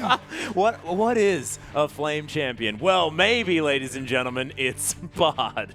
Just seeing Bard in this game is already super exciting. That's probably the biggest gasp I've had since a certain Heimerdinger game a few years ago. But Bard is locked in. Competitive Bard is here, folks. Speaking of competitive champions, Woosh has got the Urgot. Elise sees his triumphant return to the meta, of course. Saw some very strong quality of life changes, specifically a bit slower in range form, but 355 base movement speed in spider form. That's the same, if you're following at home, as the likes of Master Yi and Pantheon, the fastest of melee champs. You can do so much gap closing. Also, the cocoon speed is faster. That cocoon speed is ridiculously good. And why those both need to be discussed, Elise is still feast or famine. You either get all your work done in the early game, win the game for all your lanes in the early game, because in the late game, you've only got the cocoon. You're not Lee Sin when it comes to peeling in the late game. You don't transition as well from a damage dealer to a peeler like Lee Sin manages to do. But at least they're going for the early game, and the return of Wayless's Anivia, an excellent Anivia player, cool already having some success on that champion. But this cast and this game is going to be full of magical journeys. It is just going to be one magical journey, ladies and gentlemen. I'm so glad that you can come with us on this ride. As PYL, who we've discussed has a fantastic roaming style, it's going to be a little bit better now, as he can go around and pick up those charms in the jungle. Oh my goodness gracious. Oh my gosh. Well, look, we'll see how this works. Of course, not with the highest of win rates in the old solo queue, but PYL will see whether he can make it come to the forefront of competitive players. We see Flame on the Maokai this time against the Hecarim. Pretty standard matchup there on the top side of the map. But the jungle, that is what I want to talk about. TBQ on the Amumu, and we've got MLXG on Elise. I thought the Amumu would be the overreach this game in terms of new meta picks, and Nivea, of course, returns. Wave clear in the middle, that's going to be fairly standard. But the bottom lane, I'm going to right now say, I'm going to hesitate to call it a bottom lane, because I do not know if you want to opt into a 2v2 with Bard Lucian against Urgot Nautilus. And there's the Bard. That's definitely Bard. It's the same icon on the Chinese client as the Western client. Nothing else to say there. I think the lane swap has to be on. That's the only way you can roam, really, in competitive play. And Bard, it's certainly not an anti-roam, but this is one hell of a lineup coming through from LGD. Yeah, I'm very excited to see how this one's going to work out because, of course, what does Bard offer to a team? Sort of delaying certain aspects of a team fight, excellent sort of use around neutral objectives if you manage to sort of put a whole lot of people into stasis who are trying to take Baron and then smite the Baron away. The stasis either really works or it really doesn't, right? And the magical journey, that's what we're all going on, ladies and gentlemen. Yeah, well, let's get on to that magical journey as we head to the Rift.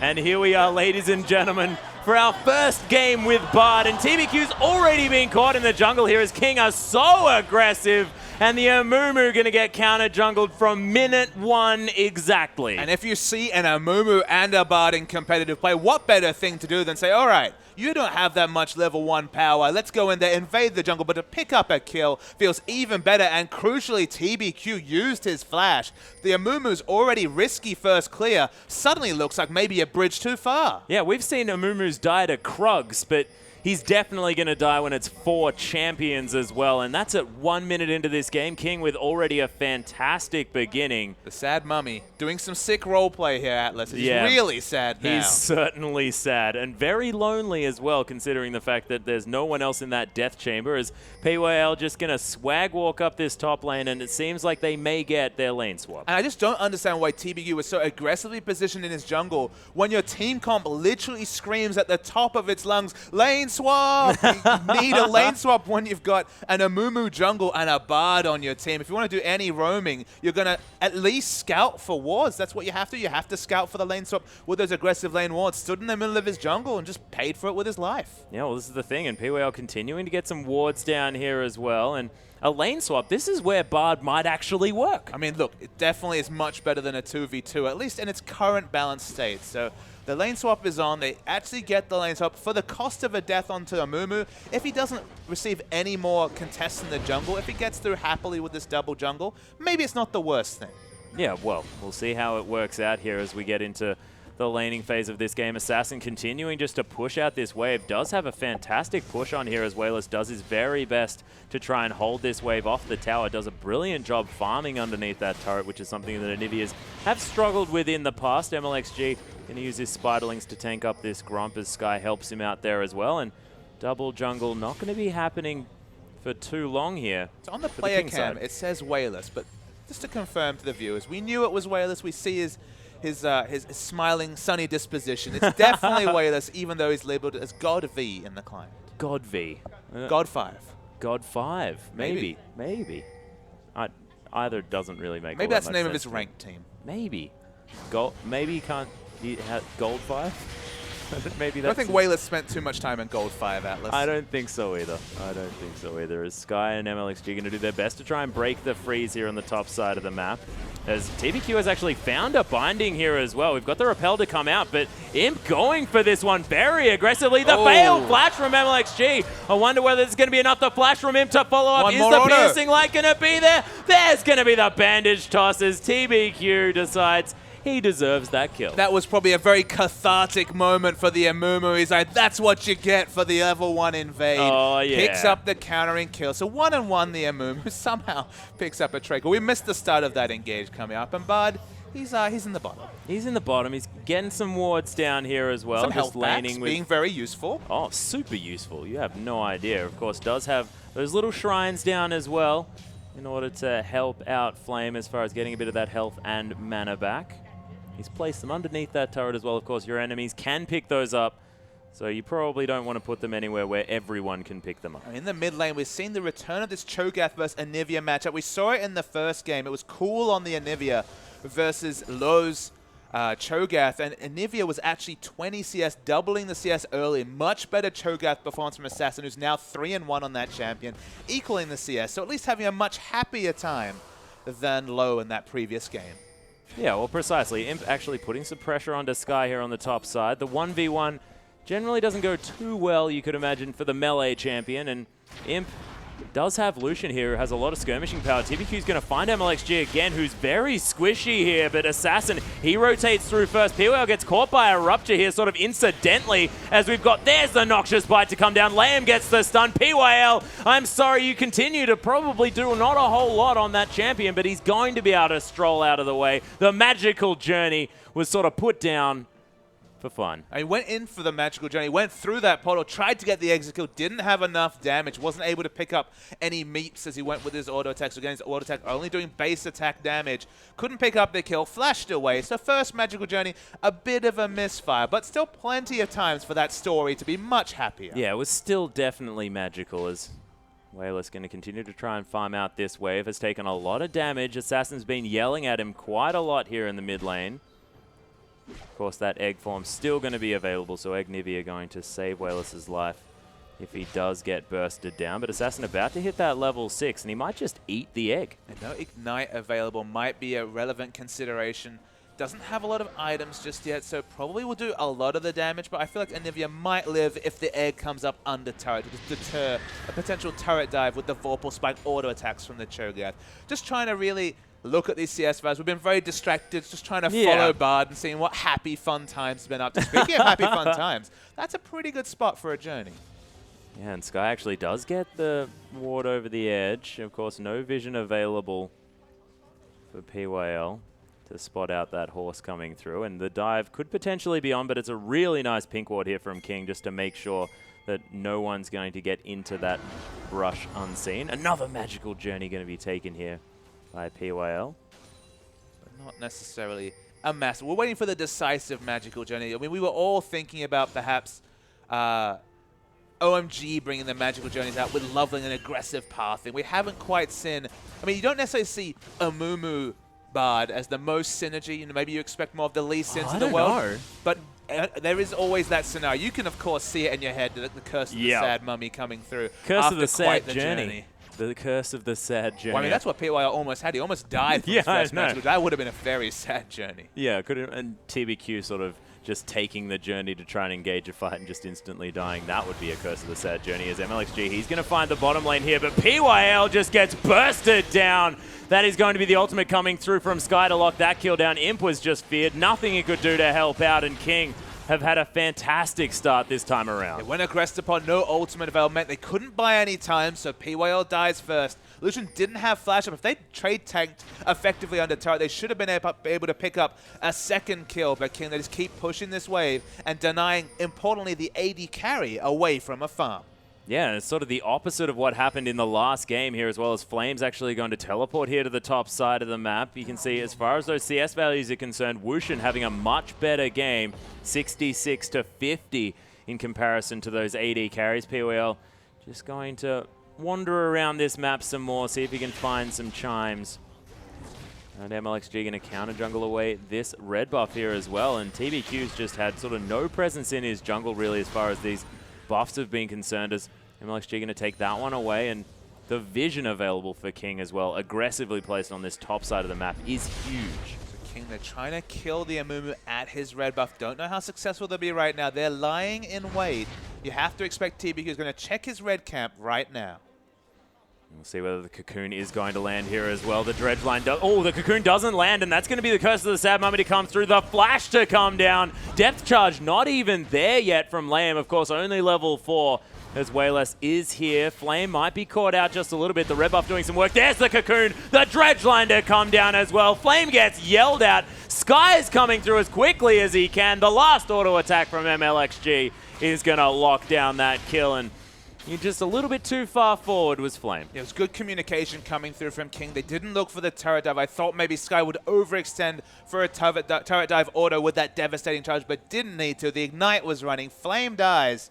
And LGD, they certainly haven't been able to get any rotational advantages from the Magical Journey. POL has been doing a lot of roaming, but crucially doesn't have a Sightstone yet. So even though he can get some very aggressive wards with the Magical Journey and just the ability to pick up those chimes and get around the map quickly, without Boots of Mobility or even the Sightstone, just not much he can do in terms of impacting the map.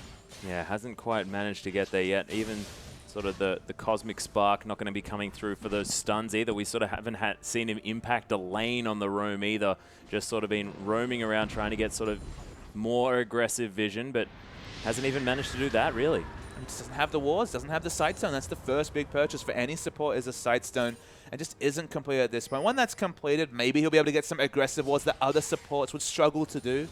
You know, maybe a jungle Gragas can get aggressive warding in, but not many people have things like the Magical Journey to be able to get them over those ledges and get the very aggressive wards. Not to say the enemy red buff, but they have an Amumu. You don't necessarily see the synergy. If they had a skirmish jungler who needed aggressive wards, like an Elise, to be honest, it could be very useful. But speaking of Elise, yeah, the swap going to come through from Imp here as well as the Cocoon not going to find its mark. It's a nice relentless pursuit from Imp, and the flash to come through as well as the culling just going to try and deter King from going any further forward.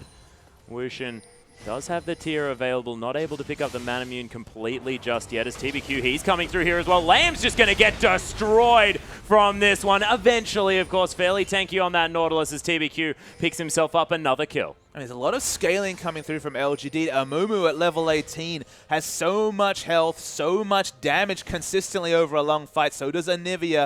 Of course, there are a lot of power troughs coming through Amumu, very gated by his ultimate in terms of his impact from level 6 onwards. Very long cooldown that ability.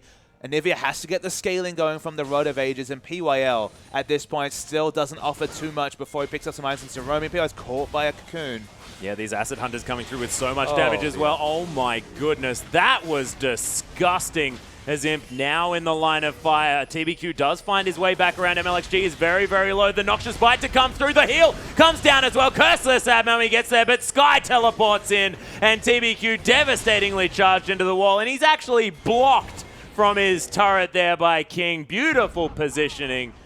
As Wayless might be in trouble. Assassin not going to find any of his skill shots here. Just going to be a gentleman, though, and head back down that river. And the crazy thing is that Flame had teleport available, chose not to come down. So many advantages come through now where they're going to get their dragon as well. That's a big power window for King. They were already winning this game, but winning trades and now controlling the dragon. It feels like everything's coming up King, even despite the small 1,000 gold lead. Yeah, it's not too much to write home about now at the moment. at 12.5 minutes into this game. Of course, no turrets have been taken down yet either, but you have to think that's going to change as Flame is going to be able to get this one taken down in the top side as that one just falls. That is going to even out the gold here just a little bit. Only 500, and that is nothing. And when you're talking about 7 kills to 3, you'd expect a little bit more of a lead. One of the things that actually I thought was important in that previous trade is that instead of going for a straight Mana Moon, it was actually the Tear and the Brutalizer coming through from Woosh. So those Acid Hunters were doing so much damage. Yeah. PYL died to basically 3 Acid Hunters and then 1 like round of spells from, at least it might have even only been the Spider Form Q, but that was enough damage to take out what was a full health level 5 PYL Bard. So, I mean, a lot of damage coming through. Now has the Mana Moon, so scaling's in full display. Definitely more of a Frozen Heart game because you're against the Lucian. If he's able to delay the situation where Lucian can really out-damage him during a fight, just continue to apply that passive, 15% reduced damage from all sources coming through from Imp, and just get the Acid Hunters. If he can stay stronger than Imp till maybe 30, 40 minutes into the game, definitely going to be much more effective use of the Urgot than what we saw previously.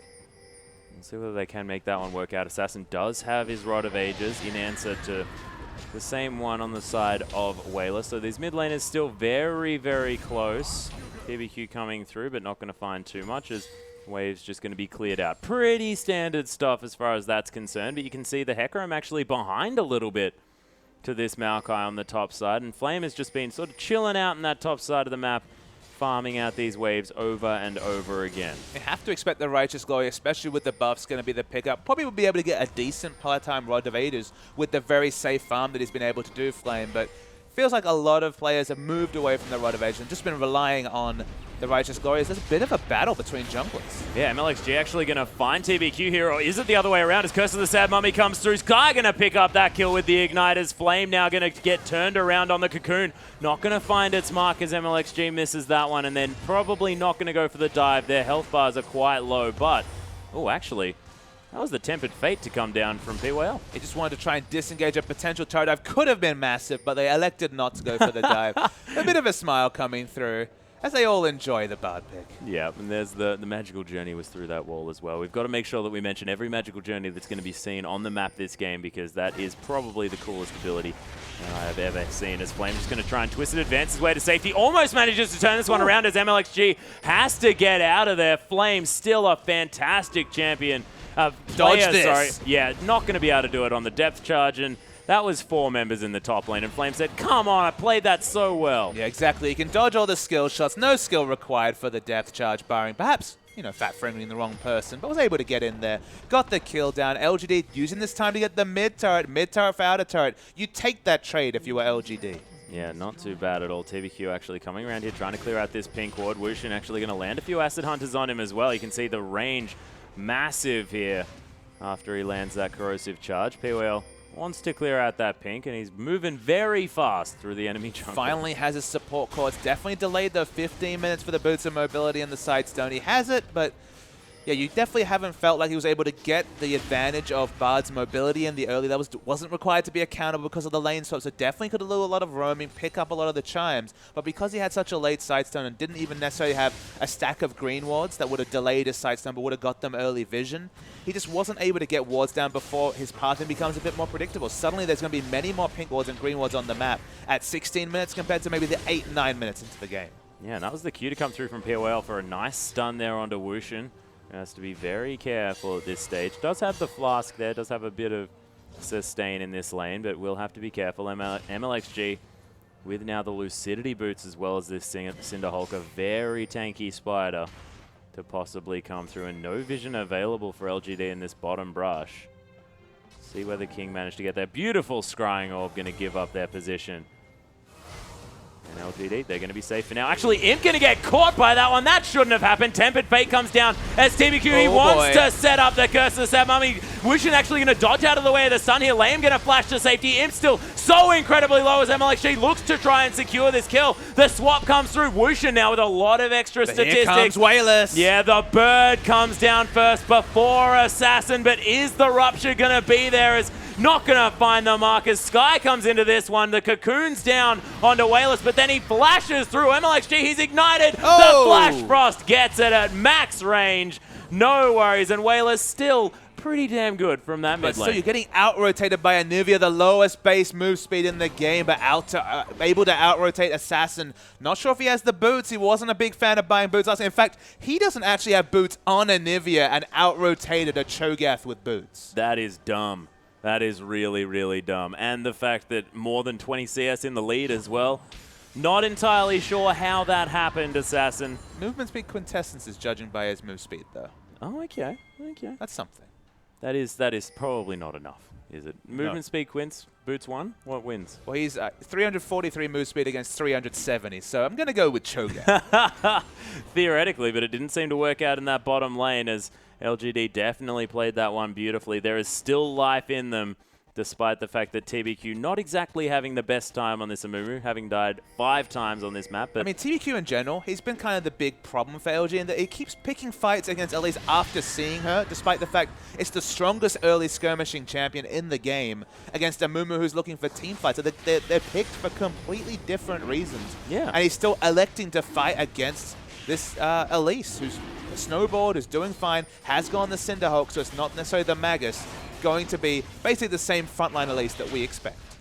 yeah, sort of the standard Elise jungle who's just going to be there with a whole lot of CC and a whole lot of guaranteed damage to come through with the percentage health. As Liam going to get some wards around here as well. POAL not going to be able to see that one with the pink ward. But he is going to be making sure that they can get the Amumu into position. I mean, the Tempered Fate, we have to shout it out, was actually used very, very well in that fight. Bought time for Amumu to get the initiation. Suddenly you see 2.5 seconds for Amumu to position himself either with a bandage or just to walk up and flash ult. Could actually be massive in these late game fights. I don't know about you, Alex, but I'm salivating at seeing just exactly what this Bard can do in the late game. Yeah, well, Bard with coordination is a very scary prospect, especially when you've got so much setup. You've got walls available here from Wailers. Flash Frost. He can cut someone off with sort of pinpoint accuracy. He's got 2 seconds to be able to get it in the right position. TBQ can be standing in wait, and you'll have the Glacial Storm going the whole time as well. It's going to be very, very difficult for King to really do anything once that setup's come through, but it's all about making sure that they can execute it. I'm just really interested to see how Bard interacts with the likes of the Jugglemore, so popular on this patch. All about positioning your AD carry. If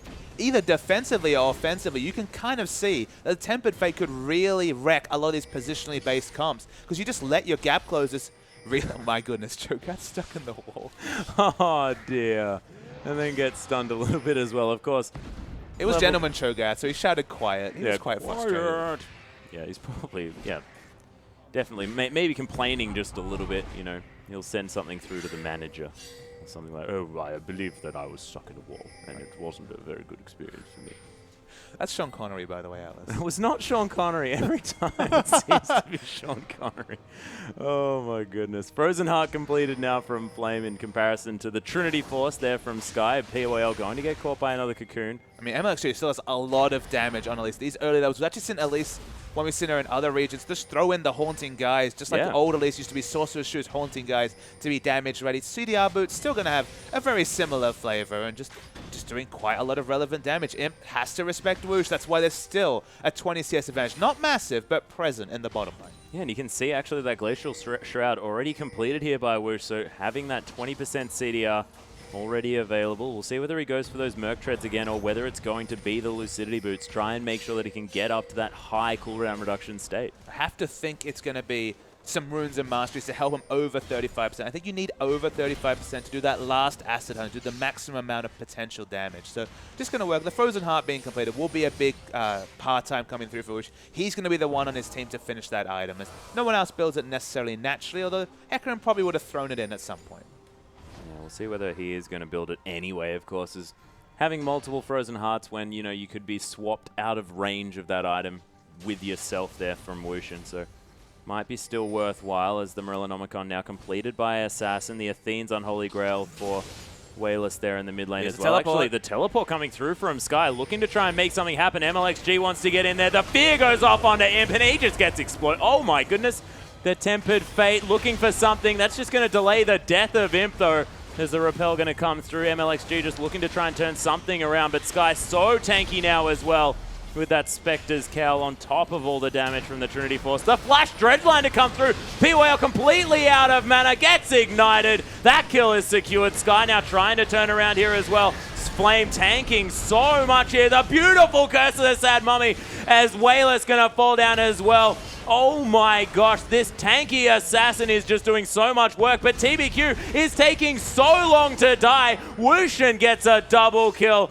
And when he finally takes down the Mummy, and how is Flame not dead? He's been in a fight for about 3 minutes. That's what happens when you have a frozen heart at 22 minutes into the game, backed up by the Catalyst. It's still a 4-for-1 trade, I believe, as LGD's come back in the life. 4-for-2, sorry, as 2-4. They'll also get this turret, so it's definitely a team fight win for a King. And those were the sort of fights they were looking for in the previous game, but never managed to get. Yeah, I think it was actually 4-for-3. I'm not entirely sure. It was a long fight. Very tanky members. That's so long. A preview of 5.6. The fights, they go from about 12, 15 seconds to good old 40-second fights. It's about time that I actually learned how to breathe, I guess. So maybe we'll have to be working on that one as these fights start to extend into this one. Randuin's Omen almost completed by TBQ, as it is going to be Static Shiv, the next option for Imp to complement that Infinity Edge. Is behind a little bit in CS, and now after that skirmish, Wushin very, very strong. And this is something that Elise has always been incredibly good at. It's the early Baron. And it's completely not snuffed out at all by LGD. PYL's not even on that side of the map to put down vision.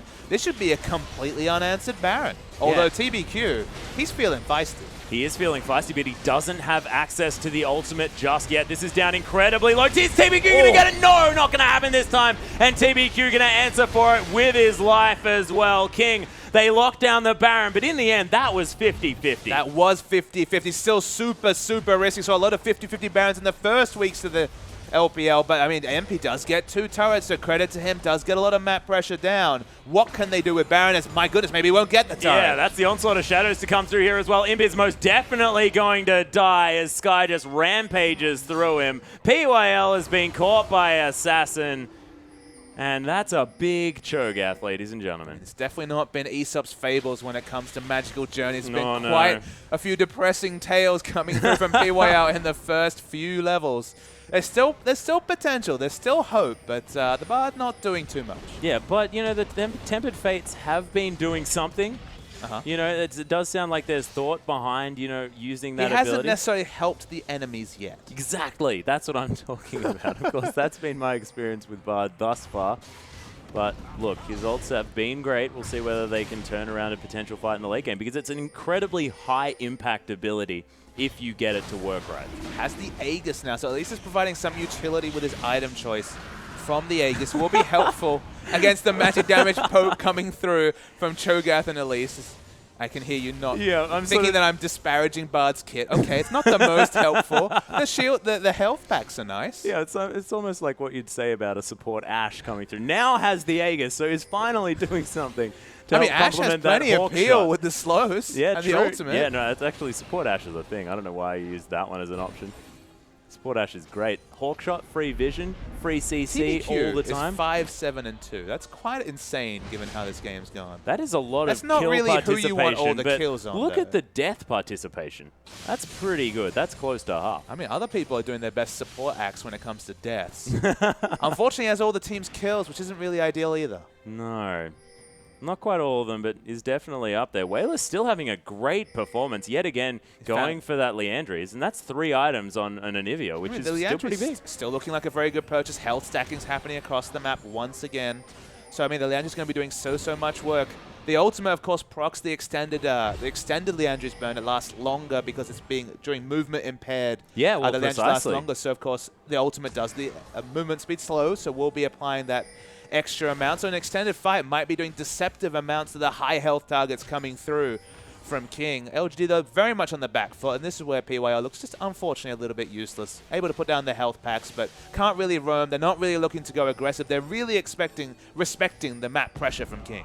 Yeah, and you can see Wushin now as well has so many items, so many bits of items here as well. It makes Imp look like he has barely anything. Of course, full inventory now available for Wushin. It gets better for Imp. You know, of course, he will be able to tank bust in the late game with perhaps a Last Whisper and then working his way towards that Bloodthirster, but this is what we didn't see in the previous game. There was no situation in the previous game where Urgot was super strong and Kog'Maw was still working his way towards. I mean, Kog'Maw does have a pretty impressive one-item power spike for a hyper carry. Trinity Force, he still does a lot of things because, again, his steroid with levels, the Bioarcane Barrage, is doing a lot of relevant damage early game.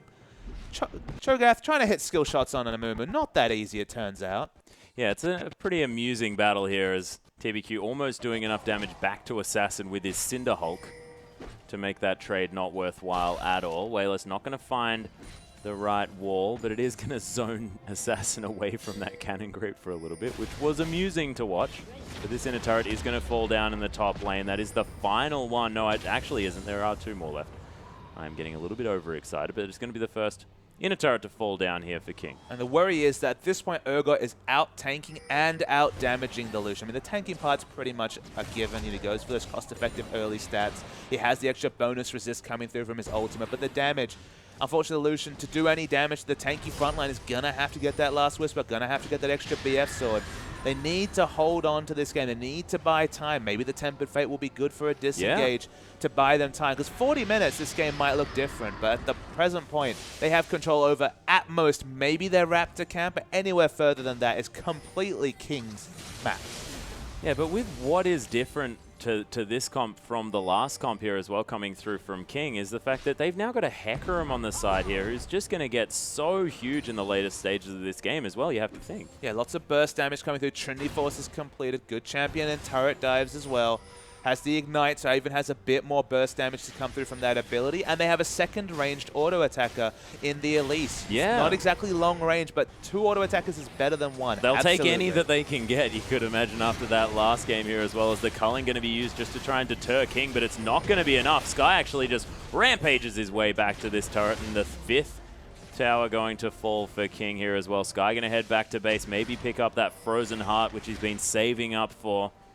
That Glacial Shroud been sitting there for quite some time. Just has enough for the Warden's Mail and a few extra wards here as well, as LGD now looking for exactly what they want to be doing next. And you can see, look at the defensive vision to come through from this LGD squad. This is a very different game to what it was last time around. Absolutely. They had a lot of offensive vision last game. In this game, those pink wards that King have had up around their river have been up a long time, Atlas. There's been no way for LGD to pressure them. They look like they're going to be able to pick up their blue buff. Unsettling in a Nivea comp and the stall she can prove out has often always historically been about denying blue buff. And that is the one thing Wayless has been able to keep. That's the one thing LGD have been able to do, is to keep this Nivea with a good, strong mana buy. Has the Athenes, now has blue. Should be wave clear for days.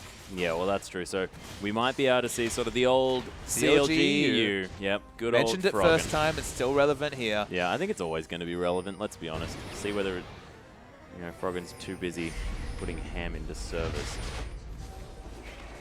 Going deep with the references. Yeah, it's a little bit too deep, I think, as well. But Imp has picked up that last Whisper here as well, so that is 3 items strong now for this Lucian. You can see he's definitely doing some big damage as Sky looking to try and come This is King through. lapsing, though. They've got both their blue and red buff. LGD claim their own buffs despite the fact they've had no control of their jungle. So that's lapses and rotations coming through. They should have clear timers with their consistent vision they've had for 6 to 10 minutes and have been contesting for enemy red and blue buffs at every turn. That's something that OMG, EDG, all the top teams are known for. Playoff teams should be better about timing out those enemy buffs, and those are bonuses to LGD, which get them closer and closer to that late game relevancy that their comp affords. Yeah, and LGD have managed to take control of their top side of the jungle as well, and this is exactly when Baron has just respawned, and this is where King should have been pressuring here on the top side. They could have really locked that one down. The Dragon is about to respawn. King going to lock down their 4th here, so that is very important, making sure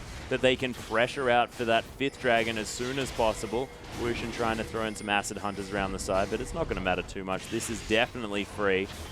And, oh, actually, Tempered Fate going to come through. That is going to mean that the Dragon, potentially a fitty-fitty, but MLXG might need to be careful. That is going to be a nice bandage toss from TBQ, who's looking to come through. Oh my god, that cocoon was amazing as Sky comes through into the backline as well. The Curse of the Sad Mummy a little bit sad here at this stage because the AD carry already dead. MLXG going to die, but Wushin still doing damage here on the backline. Sky rampaging through this fight. The Bird very, very low. The Flash Frost almost managing to net a kill into Assassin, but not quite as Sky comes around. The Egg is going to fall, maybe even just just get eaten? No, it's not. It's Wooshing going to lock down that kill. That is a 3-for-1 so far in King. They may be able to take down this inhibitor. Wayless played that fight so smartly. They're continuing, though. Yeah, Wushin actually gets the swap onto Flame here as well. Held onto the ultimate for that whole time. The double kill, and that's the ace for 1 second as Imp just comes back up. And the base is broken despite their low attack ranges. Breaking the base was always going to be difficult against an Anivia especially.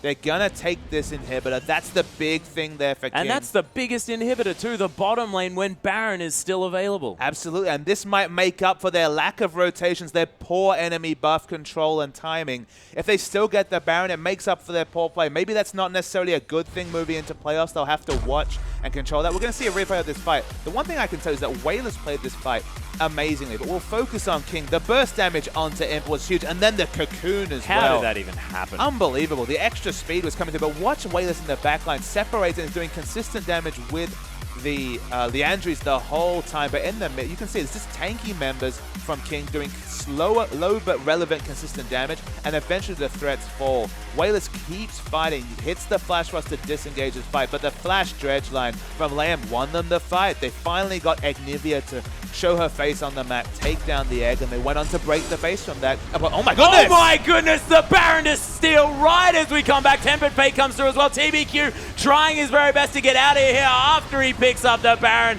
The depth charge to come through onto him, knocks him up, but they can't follow up onto it as Assassin already takes half of his health. Flame just being a menace in this one. Magical Journey is being followed here by Lamb so far up the map. The misclick. Is that how you make it work? Is you misclick on it and or you click on it and make your enemy use it? PYL died during it, and then the misclick would probably help, to be honest. Oh, beautiful stuff. But that was a mammoth steal to come through from TBQ. It was massive, but unfortunately a member dying at this point. Okay, it's only an 8-second death timer. If they keep up this outer turret, then yeah, it's definitely a team fight win coming through from LG despite the kill score. This is King making significant mistakes. We already talked and dwelled upon the buff control. Why is that a second 50-50 Baron possibility for the steal? With 50-50 odds, eventually it's going to come true. It's level 15 to, I believe, level 15. I can't actually see over onto the production monitor about level 15 on at least. They were equal levels. Why do you set up these situations? Not have someone zoning, not have someone... I mean, Nautilus could just stand there. He has 1,000,000 CCs to stop you from coming near to the Baron. That's not even really an exaggeration. But King in general, like, this is just poor play from them. They need to be better at controlling both enemy objectives and just neutral objectives in the Baron. For them to be this far ahead, only 8,000. This should be a 15,000 gold ahead. They should have had no buffs. It should have been a second free Baron. But you pick up a Baron at 35 minutes, suddenly you're able to clear waves, suddenly you'll be able to push things out. Suddenly, Imp is just the Combine and a Vamp Scepter away from Bloodthirster. They're still alive when this should have been a dead game for LGD. Yeah, it should have been. And King, they are most definitely still in the lead. 8,000 gold, but giving up that Baron just gives so much extra stall to this team that did not need any extra stall. It's just needless, though. That's the problem, is that they should be better than that. They should be on top of these objectives. You sound like you're a disappointed father. I'm very disappointed. You're not mad. You're just disappointed. I'm very disappointed. That's all I can say. They need to be better at these things, but they do have another win condition coming in a minute 45 with the 5th Dragon potentially coming through. PYL not had the best of games on Bard, perhaps not surprising, but has the locket, so at least has a bit of magic as this coming through. Sky's actually been looking for the split push, trying to push up this Baron minion wave. They want to cause as much disruption as possible to shield themselves for a perfect free 5th Dragons. They do not want to have another 50-50 smite battle. Yeah, and that was a cool magical journey wall that we just panned over as well. Very, very exciting as PWL set that one up for his team. It's a decent cocoon onto Flame, but he doesn't care about that at all. He's a very, very tanky man. MLXG actually might be in a lot of trouble here as well as Righteous Glory gets him in range. Oh, there are no Raptors there, MLXG, and you are dead, and sir. Suddenly these tanks are not as tanky. Magical Journey as the Rupture comes through. That was a bad one. As the members of LGD just melt. Imp now is the focus as Lamb just going to take him down there on the backside. The double kill to come in. Wushin trying to get some follow-up damage down. P-Whale getting tossed about here by the King members. Sky's going to be able to take that one out, and oh my goodness, the magical journey went wrong. The magical nightmare coming through from PYL. You can understand why they were doing it, though. They were going in with an Amumu for the potential AoE ultimate. I have to wait for the replay to see if they actually had the ward coverage to go for it, because it could have been a genius one. But the Feral Scream delayed the Curse of the Sad Mummy until right at the last second. Sky's actually teleported, I believe. That's going to be at least one turret down. Amumu's back up. Will they be able to hold the finish? Yeah, Wushin actually still very, very low. Yep, the super fast Sky on this magical horse. And in fact, LGD, they get an inhibitor from it. They gain an inhibitor, absolutely. Yeah, the inhibitor does respawn, so they're not at the threat of being backdoored at this point. You're being a bit facetious over there, Atlas. We're still waiting to see the replay of that magical journey. Please show us the replay. I really hope so. But there's something important to show right now. This is the 5th dragon, you have to remember. And TBQ, he's done it once. Yeah, the Steel Master himself. They do manage to secure that one, most likely with a feast here from Assassin, as 5th dragon has been locked down. But Assassin might actually be caught out here, as the Tier's doing a lot of consistent damage. And beautiful Cosmic Spike. But oh my gosh, Imp, you're in a lot of trouble. Tempered Fate not going to find Sky here as well. And Imp, not enough relentless pursuits to get out of this one. Look at the wall here available, but it's not enough, as King are just tearing LGD apart. The magical journeys for everyone, as MLXG going to use the repel. Actually, the Curse of the Sad Mummy might be able to get a kill here for TBQ, but it's not going to be enough. Flame against the world, and it's another ace for King. It's a much better executed comp coming through. Thank you very much, Observer. You are very dead, PYL, on bar. This should be the King victory. They executed the anti-carry comp much better than they did in Game 1. In Game 1, they made the failed engage and got outscaled by the Kog'Maw comp. In this game, the anti-carry was successful. The Urgot was doing a lot more damage than the Lucian, who was being chased away by just the Hecarim in fights. 1-1 is probably a fair result, and the debut of Bard, it was a bit sad times. Maybe left a little bit to be desired, but I mean, PYL will see whether he can bring that one out again and get a better performance next time around, because I have to think that, I mean, Bard, there are some potentially better team comps that you can build around that champion. There might be a more exciting magical journey comp to come through next time, Papa I was Spinning. so ready for that last magical journey that both Bard and Amumu went upon. But the Feral Scream just dealt with it so well. I don't know if he had Merc-Tres, but regardless, the silence duration felt like a long time. By the time he set off the Curse of the Sad Mummy, he was already very low in health. They weren't able to capitalize. You could see the potential. You could see some of the portions of the AoE's stacking they could do come together, but they never got the picture-perfect ultimates stacking they were looking for. Yeah, and I think if you're going to take Magical Journey, I think you need Idol of Durand as well. I think you have to take a Galio into that one. Magical Journey into the Constant Taunt could be a whole lot of fun. But ladies and gentlemen, that is going to be it for this game. Starhorn Royal Club are going to be taking on Vici Gaming right after this.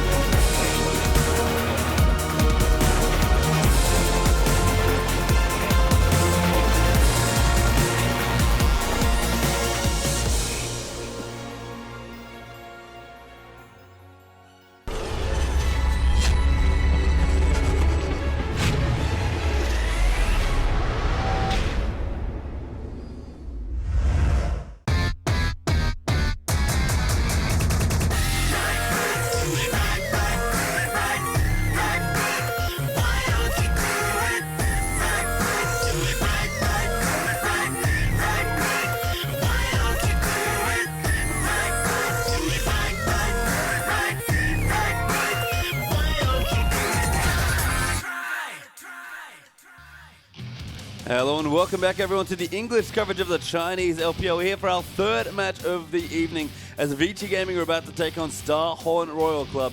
My name is Julian Pastry Time Card. Joining with me is Christopher Papa Smithy Smith.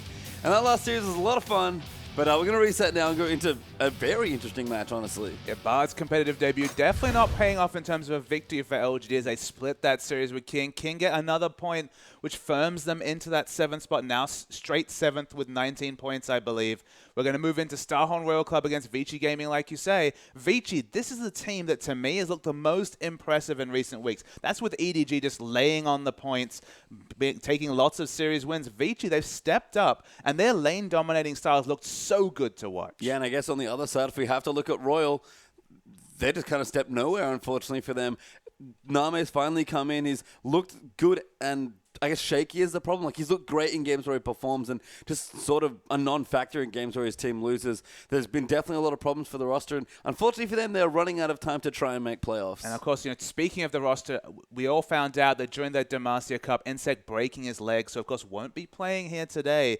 Blank, I believe, will be subbing in once again. So the lineup, another role swap for a team that was just looking to hit high gear when they got Name back into the lineup, suddenly struggling again with a substitute jungler. Insect was their shot caller. Now Name comes into the team, has been shot calling for them in recent weeks. They're struggling to find an identity. I believe they 0-3 at the Demacia Cup, and then there was 0-4, I believe, in their last weekend in the LPL. They need to find wins. They're at this point 3 points behind M3, who are in 8th spot outright.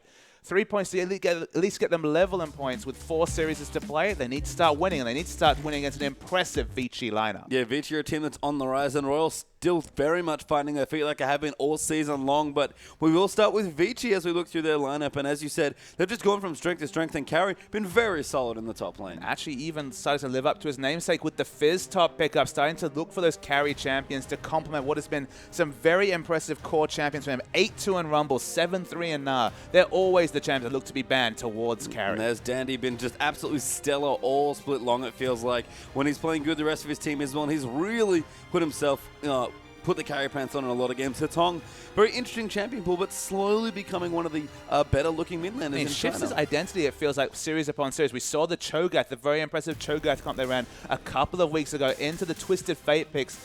But for Vasily, Graze and Lucian, lane dominance is what it's all about recently. Yeah, he's got one Twitch game in there, but certainly about the more aggressive short-range AD carries, and Mata just not really skipping a beat at all since the World Championships win for him, and the MVP, of course. So, been looking great, and Vici in general, we look at them as a lot of star power, lots of famous or familiar faces at least, and it feels like it's Hong, Carry, and Vasily have all stepped into, the World Championship utility pair. And the big thing that you can say about Week 10 Vici compared to Week 1 and 2 Vici is finally it doesn't look like Dandy and Mata and friends. It looks like a completed lineup that really work around each other's benefits. For example, Hitong picking up the Twisted Fate, going for the split push Lich Bane rush, Dandy and Mata coming in the Vision Duo, getting perfect vision to open up such safe laning, and Vasily taking advantage of all the map pressure that both Amazing Warding and the Twisted Fate Global puts out, and mowing down CS and getting a massive lead. That's Vici playing to a T, and that's what's propelled them to a 2-0 of the likes of Snake very recently. Yeah, I mean, Vasily's certainly a player that benefits most when his team's behind him and enabling his aggression, but when he's able to be aggressive, he usually goes off, and it's been so strong in the last few weeks for Vici. 5.6 Vici might be the big question mark. What changes? Dandy's very flexible. What's he going to do? Are there any shifts? But we will move over to Royal Club now, and again, it's just a revolving door of players for these guys. They've never have a settled roster. The entire split, it feels like. And Cola been one of the few players that has. Yeah, we saw Godlike for a couple of games there, a couple of weeks when Name came into lineup. Now it's back to Cola. Similar champion pools. Cola, probably the most impressive performer at the start of the season. Blank, of course, is the new substitute jungler. I believe came from an LSPL team, now jumping into the LPL. Korn in the mid lane when we jumped in has probably been the most impressive performer recently. Those Ari games in particular doing so much more work compared to his previous Lux and Waveclear champions. Ironically, 5.6 is the return of the Waveclear, so we can see if Waveclear is now opened up as a strategy for Korn, Orianna, his favorite champion of all time, his most played in competitive play, suddenly a very viable pick. Yeah, and there's Nama, who's been okay given the short time he's been in the LPL, but not the same form that's seen him in 3 consecutive LPL finals, I believe. It is a long road for Nami to get to his 4th in a row, but we'll see if he can get it done. And Zero has been very strong. I mean, support Aurelia game aside, Zero has always looked good all season long. But they lean so heavily on Nami to get them over the line, even more so now with Insect out of the lineup. Name doing the shot calling, needs to do the carrying, definitely struggled specifically in that EDG series where it was kind of assassinated every turn by duo lanes, by lack of vision. It's going to be a hard road for Starhorn Royal Cup if they do make it to the finals, but they have so much history backing them up. This team, 2 consecutive world finals, Name, all of the grand finals in the history of the LPL. But maybe history won't count for anything, Pastry Time. If they don't start getting victories today, that seems to be the case. Yeah, time is running out for this team for sure. And I have to wonder if 5.6, again, for both these teams, what does it do? It's kind of the thing of the week, of course, given that we've just moved here finally after being on 5.4 for what felt like an eternity, you have to think, for these players. Vici definitely might change things up. It seems like Dandy and Mata are very adaptive players. And I think that's true of a lot of their laners. Vasily, I guess excluding Vasily, Carry, Hitong, and the rest of the lineup have shown a lot of flexibility as far as picks go. I think I look at Dandy to see how he's been able to adapt to the jungle. We talk about Dandy, you know, known for the Rengar, known for those control junglers. Nidalee opens up as a jungle pick. He snaps it up very early. Okay, we make fun of his lack of ability to jump over some of the walls. Maybe his judgment of wall jumps is a little bit off, but he's 6-0 and 7.2 on a champion that didn't really, you know, when Nidalee became a viable jungle pick, I didn't scream out to me, okay, Dandy's going to take it into the jungle, but he managed to roll with the patches and look so impressive. He went from his ward-heavy early game style with Lee Sin and those other double sidestone junglers into the carry jungle of Nidalee flawlessly. So with 5.6, I think he's really dispelled any question marks coming to his champion pool. He can play anything. The Rengar actually was what he pulled out the last time Vici came through, the return of the Rengar. He can play aggressive junglers. He can play carry junglers now on 5.6. If he goes with a tank jungle, I have full faith that the world champion can show us how it's done. I agree, and I mean, the thing about Dandy, he certainly has his combo picks like any other player. Mechanically, maybe never been known as one of the top-tier junglers up, you know, compared to maybe Kakao or Insec as far as real, like, mechanically gifted junglers go. But Dandy is Dandy. His intuition, his knowledge, his counter-ganking, just his general feel for the game as a jungler is almost unmatched. And doesn't matter which jungle you have when you're that good. But go from a positional ward control, counter-jungling jungler into a carry jungler, that's no mean feat. That's a reinvention of a play, and that's what Dandy showed he can do. That's why I have the full confidence that as the meta changes again with the introduction of Cinderhulk to the LPL this week, Dandy is going to be just fine. Yeah, and I wonder how Royal are going to feel on 5.6. A lot of hyper carry teams, you have to think you can build big beefy front lines for Name. He's the consummate hyper carry player, so we'll have to see what the draft brings for us here in Game 1. Vici on the blue side for the first one, Royal over on the red, and LeBlanc and Nidalee, our two standover bands, it feels like, from 5.4. And Name, in the first winners interview, when they went 2-0 in his first series, was quoted as saying, I don't need escapes. I can just position aggressively on a hyper carrier like Jinx and get the most damage out. And this meta is all about tanky champions, and you need tank busters. You need the likes of Jinx and Kog'Maw to be able to get through the Cinderhulk champions. So look, he's going to have to live up to his words and really put out hyper carry performances if he's going to propel his team to finals. Vici Gaming, though, a tough ask to start week 10. Very much so, and some targeted bans continuing here for Vici. We have the Ari band out against Corner. The Maokai has been a very popular band today, just in general. Rek'Sai is a good band. I like that Royal are targeting Dandy. That's probably the most obvious spot to go, given that Name probably feels quite comfortable against Vasily as well. But I don't know what their last band's going to be. Nothing really screams out to me on this patch, except maybe Sejuani, and even then, teams have been living up and been doing just fine. I mean, Carry and Rumble, so Carry's champion pool, the Rumble and the Gnar both available, the 8-2 Rumble, the 7-3 Gnar, both available for Carry, so they haven't been able to decimate his pool. 3 jungle bans. I like the fact that they target Nidalee and Rek'Sai, because Vici's recent style has been kind of starving enemies of resources, getting free farm on their carries from as early as 15 minutes, the moment Mata can roam in and get aggressive wards down. You have to think Vici will just snap away Janna with their first pick. That's the most obvious thing to me, but they're actually considering the Hecarim and valuing that over Mata's Janna is a surprise to me. Especially when Zero is such a potent Janna player himself. So very interesting to see what Vici are going to do. And Royal might even be switching it up. I mean, Name for a while was known as a hyper carry player, but he's going straight aggression today. Lucian, J4 are Starhorn's first 2 picks. I love that the first 2 picks from Star Royal Cup err towards the earlier game. They look to more aggression in the early game, because aggression in the early game is what has opened up Vici's success. That 4-0 is around monopolizing vision, rotating around that vision, allowing Vasily, an aggressive player, as you mentioned, to play to his strengths, play aggressively with lane-dominating champions like Lucian and Graves. Lucian's probably the priority pick in that situation, especially in this 5.6 meta where everyone's stacking health, And my goodness, he locked in Udyr insta-lock. Yeah, Dandy really wants it. I mean, you talked about him changing styles from a utility player with good vision to a carry player.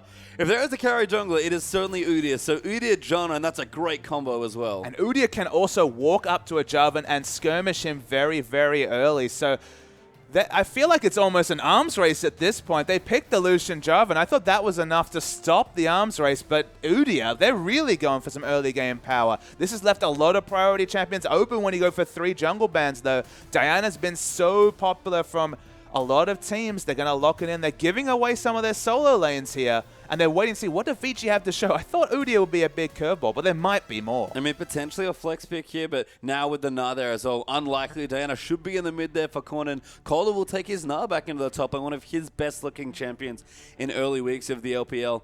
I'm not sure how Gnar does in this particular matchup, likely up against the Hecarim with the Udyr locked in, but Vici already, 5.6, we expected things to change, and things have been changing today. I mean, Jarvan has uncleansable CC from level 2, and Hecarim doesn't take flash. It's a range versus melee matchup. Plenty of auto attacks coming through. I feel like Vici have kind of been outthought in this pick ban process because now they have to go to Graves. And I was just about to mention that Graves, against the Health Stackers, the bursty nature of Graves, really a burst champion at first and then transitions into consistent damage, is undone a little bit by all the Health Stacking that's coming through. You'd prefer Lucian, who can be a tank buster in the late game. And now they've gone for Twisted Fate, who very quickly will find it hard to stand up in lane against Diana. Of course, the first Destiny might be largely able to get without too much pressure, but of course from level 6 onwards, Diana feels like a different champion when you get access to Luna Rush. The first 2 picks of Jarvan and Lucian have set up a strong draft phase from Starhorn Royal Club, but with this sub-jungler and the big question mark of what exactly does Udyr do in the 5.6 patch jungle, Vici certainly have some questions that Starhorn Royal Club are going to have to answer. Yeah, and that last pick, Nami, as well. I mean, we know that Zero likes to play disengaged supports, but I'm not sure it exactly fits the comp. It's not quite the aggression, but definitely going for more of that late game, as we do see Hecarim versus Gnar is our first matchup in the top lane, and carry going to go back to carry champions. And look, Gnar's definitely going to have lane control in that lane. With the third of the Jarvan game especially, the lane swap will be the big question. Will we see the Hecarim lane swapped upon and potential dives coming through with that lack of flash? Dandy on Udyr, we don't know much about what to expect there except from power clears. In the mid lane, it's going to look good for Korn after level 6, absolutely. The standard AD carry, going for the early game carries coming through. I'll come back to the Nami pick actually when it comes through. Nami and Nami, this is going to be confusing once again.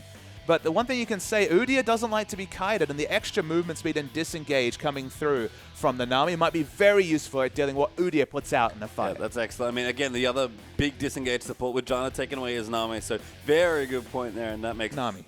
Damn it. You're going to do this to me all day, aren't you? Well, I mean, I like what Royal are doing. I like what Vici doing, especially with the kind of wrench thrown into the works there with the Udyr.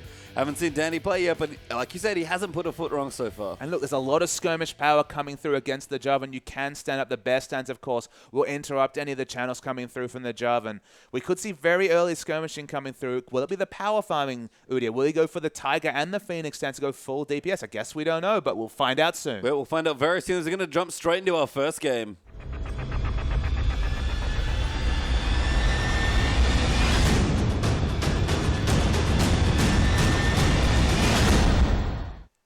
And welcome back, everyone, to our first game between Vici Gaming and Starhorn Royal Club. It's been a pretty interesting draft so far. We can see some very festive skins coming through here as well. As Nami, I actually can't remember the name. Namati. Thank you very much.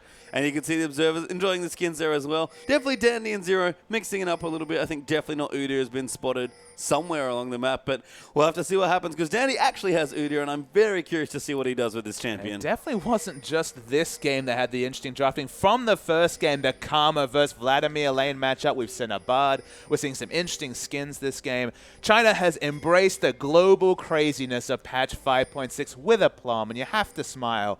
But it's going to be interesting to see what Dandy can do on this Udyr.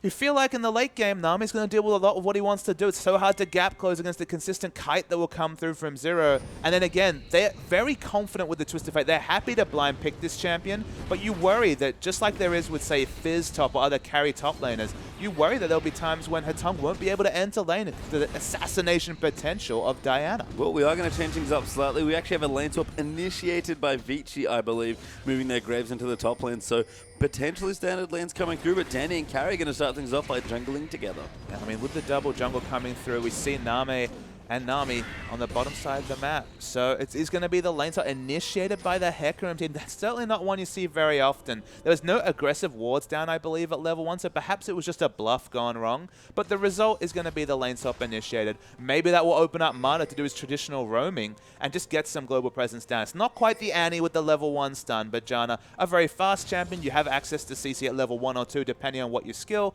You can still do a lot of things. Yeah, perhaps just opting out of the matchup. Nami is quite good in lane, and Lucian probably beats Graves just a little bit, but going to play a little safer. We'll have to see, though. That does at least give Dandy a lot of space and possibly take some pressure off Hatong. Although with that lane now isolated, Korn, especially if he levels up, could start to bully their Twisted Fate like you've suggested. And I'll agree with you that Nami is definitely a favorable laning matchup against Janna. You have sustain, you have similar poke. You will win in a 2v2 lane matchup, but it's not necessarily a one-sided lane matchup. It's fairly even with the advantage towards the Lucian Nami. We might actually see the meeting in the jungle, though. Dandy actually in trouble. Blank missing that combo, though, and Dandy will run away, but Marta's going to save him. They actually might even turn it around. Blank just gets ignited, I believe, by the Janna. Now the port going to come through onto the banner. Zero with a great heal over the top of the wall, but Hatong goes in and gets the kill. Korn actually had the port, now goes in onto Hatong. Name is trying to chase him down, but nothing's coming through, and the first blood comes onto Royal's new sub-jungler. And Twisted Fate with the Ghost coming up trumps in that situation, able to get in there and pick the kill. Big mistake coming through from Blank, missing the EQ combination. Just went too cautious with it, just too shallow with the EQ. Could have gone much more aggressively and followed through. And the result is the kill going through Twisted Fate. Definitely not ideal kill distribution either if you're Sahel and Royal. I mean, thankfully, Blank will go back and get his blue buff. Be a little bit delayed as far as clear goes, but doesn't lose an extra buff as a result. It's actually a very cute jungle path by Dandy. I think he was trying to bluff them into a 3-buff by starting red, but it all shakes out okay. Blank will just start a little bit behind, given that he's died once already. I was being a bit facetious when I talked about the Phoenix Tiger, but he had both those stances. That's why you saw so much damage coming out from the Udyr. He just DPS down Blank almost instantly, just lived due to the heal coming through from Nami, and then of course the blue card to pick up the kill from Twisted Fate. It was a very interesting extended engage. Marta's actually spotted out by a ward despite being fairly defensively positioned. And this game, it started a bit crazy, and it's going to continue that way. Dandy going to take away some of the buffs here as well. The top side of the jungle should belong to Vici, although with everyone roaming around, it's actually interesting. We basically have three different 1v1 lanes in roaming supports and junglers. The roam has just continued and continued in the LPL. Dandy looking at his maxes, actually has 1 point in every ability. Carries caught by a bubble. Yeah, he's actually going to take a bit of damage, but will devastating charge out of the way. And you know, it's funny that Udyr's going to have a point in every ability, but you can do that as Udyr, so why not? Absolutely, you're very, very flexible. Just be interesting to see what the maxes are. Do you go for the turtle second for a bit more tankiness? Do you just build a Cinder Hulk and then skill both your damaging abilities and just go for the strong trade? Speaking of trades, Carry actually now getting exhausted there, but Name going to come back in. Mata the decent damage with the spell thieves coming through for a bit of harassment. Zero out of mana now as far as healing goes, so the very odd 2v2 land of Vici doing very well against the Lucian Nami. I mean, it's a very, very awkward 2v2 in that Hecarim is obviously going to get out-traded by Lucian and Nami is out-trading Janna. So in both situations, you expect Starhorn Royal Club to be able to win that 2v2. In terms of laning in general, you have to say that Starhorn Royal Club have won these lane matchups, but the first blood kind of tips the game towards Vici. It's actually surprisingly big gold lead. 1,300 gold. Looking down the numbers, Twisted Fate in particular has benefited from Diana's very weak pre-6 laning phase. And otherwise, things are pretty even. Yeah, Blake does come in, actually wards up that bush. So Dandy, who was waiting for quite a long time there, might actually return. He's going to sneak back in. Blank could be in a bit of trouble. Kohler going to start auto-attacking, but Dandy is very strong at this stage right now. The Q just missing. Twisted Fate going to join it to the top as well. Blank, no, actually gets cancelled. Very nice play by Korn. Yeah, Moonfall cancels it by Korn. Had to use his flash because doesn't have Lunar Rush available. That could have been a really devastating first Destiny, but now it actually goes out with a whimper. No Destiny at all. Yeah, so Korn will, approach level 6. Hatong, of course, hitting his, just uses his ulti there, but we'll see what Korn can get done here. Actually, not getting the second point in the Power Cascade, which I don't think we've seen too much of in the LPL. So, a lot of players do it, but in this situation against Twisted Fate, I think you have to respect the Destiny and have an interrupt. No interrupt otherwise available. Twisted Fate hilariously has the bugged gold card above his head, so really telling us that he's ready for the stuns. Yeah, Hatong always knows. I mean, he just always picks the card. He knows what's going on. Vasily will move back after his first little buy. He might have enough for a BF sword, probably there with that CS, but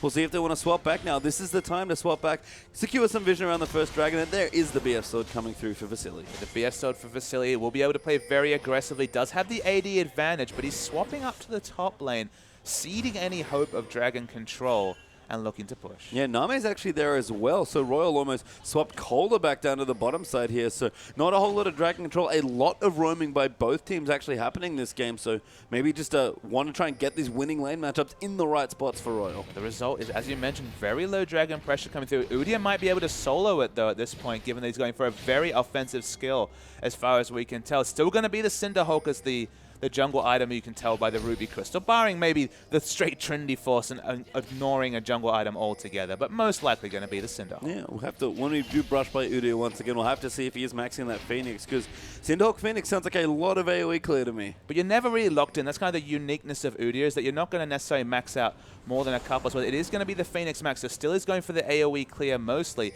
What his second point in will be Telltale. With the Cinderhulk, I expect it's going to be the total. Maybe he just wanted to go for the fastest clear possible with the Tiger and Phoenix at levels 1 and 2, and of course it helped him so much in the trade. Observer very much liking the skin he's used. They have exclusive vision, there's a green wall down, they have control of the Scuttle Crab, and should be a very safe dragon control, but Hecarim will come help. Yeah, Prophet Smithy knowing that Udyr could in fact solo it from this stage, but does bring carry in just in case, probably just to ward them off with his ulti. Now that Hecarim has hit level 6, Kohler can't join in, is only level 5, and again with 80 carries being on the top side, that's a very easy first dragon for Vici. Blank is near the dragon, but actually would have been spotted out. The wards, as always, from Vici Gaming are super, super impressive. They had warding on the Cove, on the enemy Gromp. They have wards, similar wards on the top side of the jungle. Vici Gaming have definitely evolved in terms of their ward coverage. They started off over-warding, and their team just seemed a bit unconfident or not confident as to what to do with all the warding. Then they started under-warding, going for those carry items on the likes of the AP Nidalee jungle. Now it's somewhere in the happy medium. The big benefactor of that is Vasily, who's been able to play so much more aggressive, rack up huge CS scores. Not necessarily in this game. For once, doesn't have a highly favorable 2v2 matchup. He had to go for a fairly negligible, maybe even slightly behind matchup. But regardless, the team has found a lot of success from their shift in strategies. Yeah, and certainly Vasily just fine in the lane right now with BF Sword versus Pickaxe Longsword, but you can see Zero and Name still trying to get aggressive. We see Barmy Cinder in the inventory there for Blank as well, so building it towards that Cinderhulk, and you have to expect Dandy's going to do the same. Absolutely, that's as far as we can tell what's going to be the situation. We've seen plenty of curveballs tonight, so anything is possible. Twisted Fate, the first Destiny that completes, will be very interesting. You know, we always talk about the first Destiny. It was Interrupters. That was excellent play by Korn to interrupt that, even without the Lunar Rush available.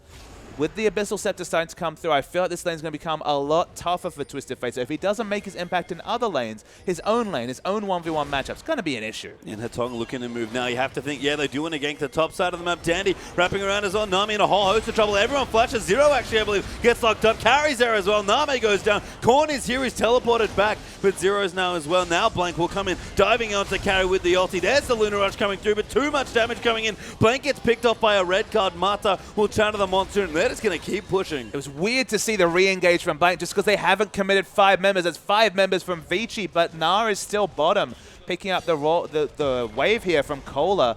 He didn't use his teleport. His teleport not available till just now. Unfortunate time in Star World Cup. They lose a turret as well. Now will do a lot of damage to bottom, but Hecarim's pretty fast. They might not actually lose that turret. We'll have to see what happens there as Vasily just going to push in a wave and back off. Mata has already recalled despite being on top of a ward, so he should be okay. Now Korn will return to the mid lane, and bottom tower still getting worked on here by Gnar, so he might just be able to finish it, although now transforming to Mega Gnar, that actually might hurt him in that push. Exactly, the pushing in Mega Gnar so much more risky, especially with Udyr on that side of the jungle. No vision whatsoever means you have to respect the potential of multiple members coming, despite the fact that you already saw all the shenanigans in top lane.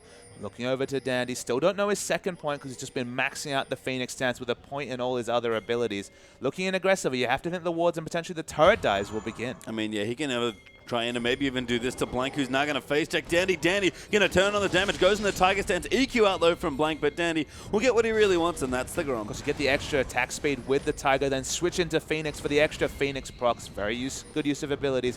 Not surprising, though, on a non-standard jungle pick, at least in competitive. Doing good things so far is Dandy, but I remain to be convinced that he can really overcome all the CC, specifically from Zero, in a real team fight. Yeah, well, the second tower, does get dropped by Vici as they've gotten the top tower and pick up the bottom with a nice rotation from Vasily.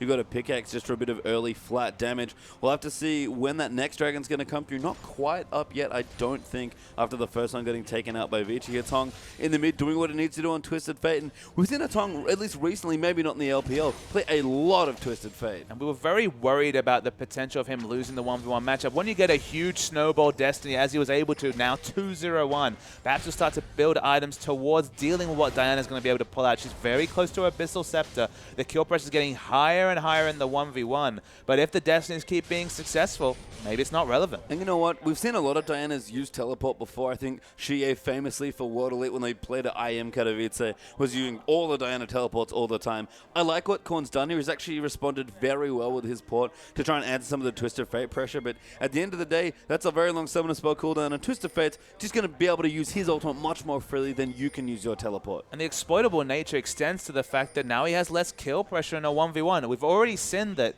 Hatong loves to split push on this Twisted Fate. At least if he had Ignite, he'd be able to have kill pressure, force the ports, force the engages through from the Twisted Fate, just so he couldn't split push. But even though he hasn't rushed the Lich Bane in this game, there is the very real threat that the split push will come later in the game. And Dandy actually has a second point in bear stance, so maybe maxing that second. Just running around the map, clearing camps and speeding his way through, stunning people. I mean, another great rotation gives Vici their third outer turret, and you mentioned it in the draft, Papa Smithy. This is exactly how Vici have been playing for, what, 2-3 weeks? And even though it started off slower, even though they don't have the really advantageous AD carry matchup, in fact, Name is out-farming Vasily by 16 CS, which is pretty significant at 13 minutes. They're already up 5,200 gold. That's a massive advantage. Not off the back purely of turrets. There's a lot of gold been got in CS values as well. Twisted Fate's 30 CS up in the mid lane. Yeah, I mean, it's just Hatong being able to pressure a bit more, Korn using those teleports, not being able to find anything, just not getting the extra gold, and then coming back to the lane and falling behind in CS. I mean, Name will get the Grump, keeps getting items up, but the timings as far as items go are going to be fairly similar given that Vasily has those 2 assists, and next Dragon's going to be up in 22 seconds. I don't know if Royal can even think about fighting it. I just feel like teams against Vici need to put themselves in situations where they ban the Twisted Fate, who is able to skillfully move away from the bubble coming through from Name.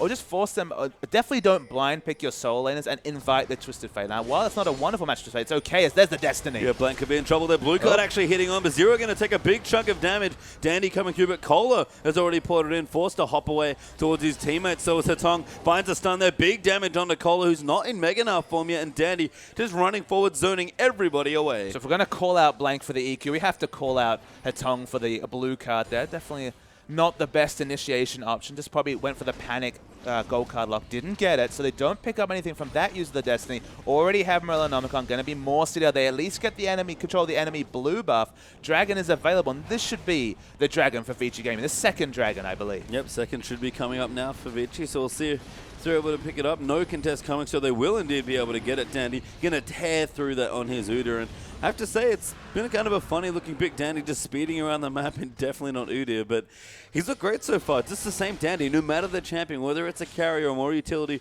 he just runs around, applies pressure, and gets those wards in. I mean, look, the thing about the Udyr is, okay, he's only got 1 kill involvement, which is more than the Jarvan, but that's not the point I'm looking for. It's the fact that he's causing a lot of pressure. He's dissuading people, he's getting people to move away. He opened up first blood for his mid laner, and they've got the 3 turrets largely from the fact that he's had more jungle pressure than a Jarvan, despite the skirmish advantage for Jarvan in 2v2s generally, with that uncleansable CC from level 2 onwards. Looking at the gold values, he even selfishly has 1,200 gold more than his opponent, largely just from farming and also the global gold from the turrets. I mean, he farms so quickly with the Phoenix Dance Cinderhawk going on. I mean, again, Dandy just running around the map, speeding through. Now going to take out the Scuttle Crab. And actually takes the blue buff for himself. He's getting low on mana, so he gave one to his enemy, gave one to his mid laner, can pick up one for himself. Yeah, Hatong got the Royals blue, so Dandy again going to look for some pressure. And we've seen Nunu do this to a lot of early pressure junglers by just constantly tagging them in the jungle and being annoying. Dandy is doing a very similar thing, but instead of the like, hi, I'm here, I know where you are pressure, it's hi, I'm here, I'm going to kill you if you show up pressure. And when you were considering teams that would have benefited from the 5.6 changes, you would have said Nunu-based teams like Snake, for example, where Nunu gets even stronger with Cinderhawk helping out his build paths and all those situations. And to some degree, Vici have looked very good when they've played Nunu. in this situation, Nunu's available. They lock in the Udi. It feels like he's doing a very similar job in terms of selfishly causing map pressure, powering down camps. Doesn't necessarily set up his AD carry to carry, but it's Graves, who's mostly about burst, especially in this early game, a bit more self-sufficient in general. The Udia pick so far has come out just Trump. And it's created so much space here for Vici, and that's why Vasili's caught back up in CS. Why Hatong is constantly pressuring and able to get ahead in his lane. Even Hecarim actually carry, who remember started in a swap, now it's Cola. Could be in trouble. Hatong going to move in. Danny going to come in. The ulti there from carry as well. Cola's for quite a while. Wall up there, Buster not, and a great bowler will lock them all up. The tidal wave going to come through. It will take carry, but not Hatong. Danny, though, low on health, has to run away. Cola is somehow still alive. Will finally die to Hatong. Vasili now going to rotate in. Zero has to flash away. Korn in there, and Name still walking there, can't join the fight. I believe that Korn cancelled his teleport, expecting Cola to die much earlier. Of course, awkwardly, Cola did live. The teleport would have come up. Trump Starhorn Foil Club finally now collapsing on the top.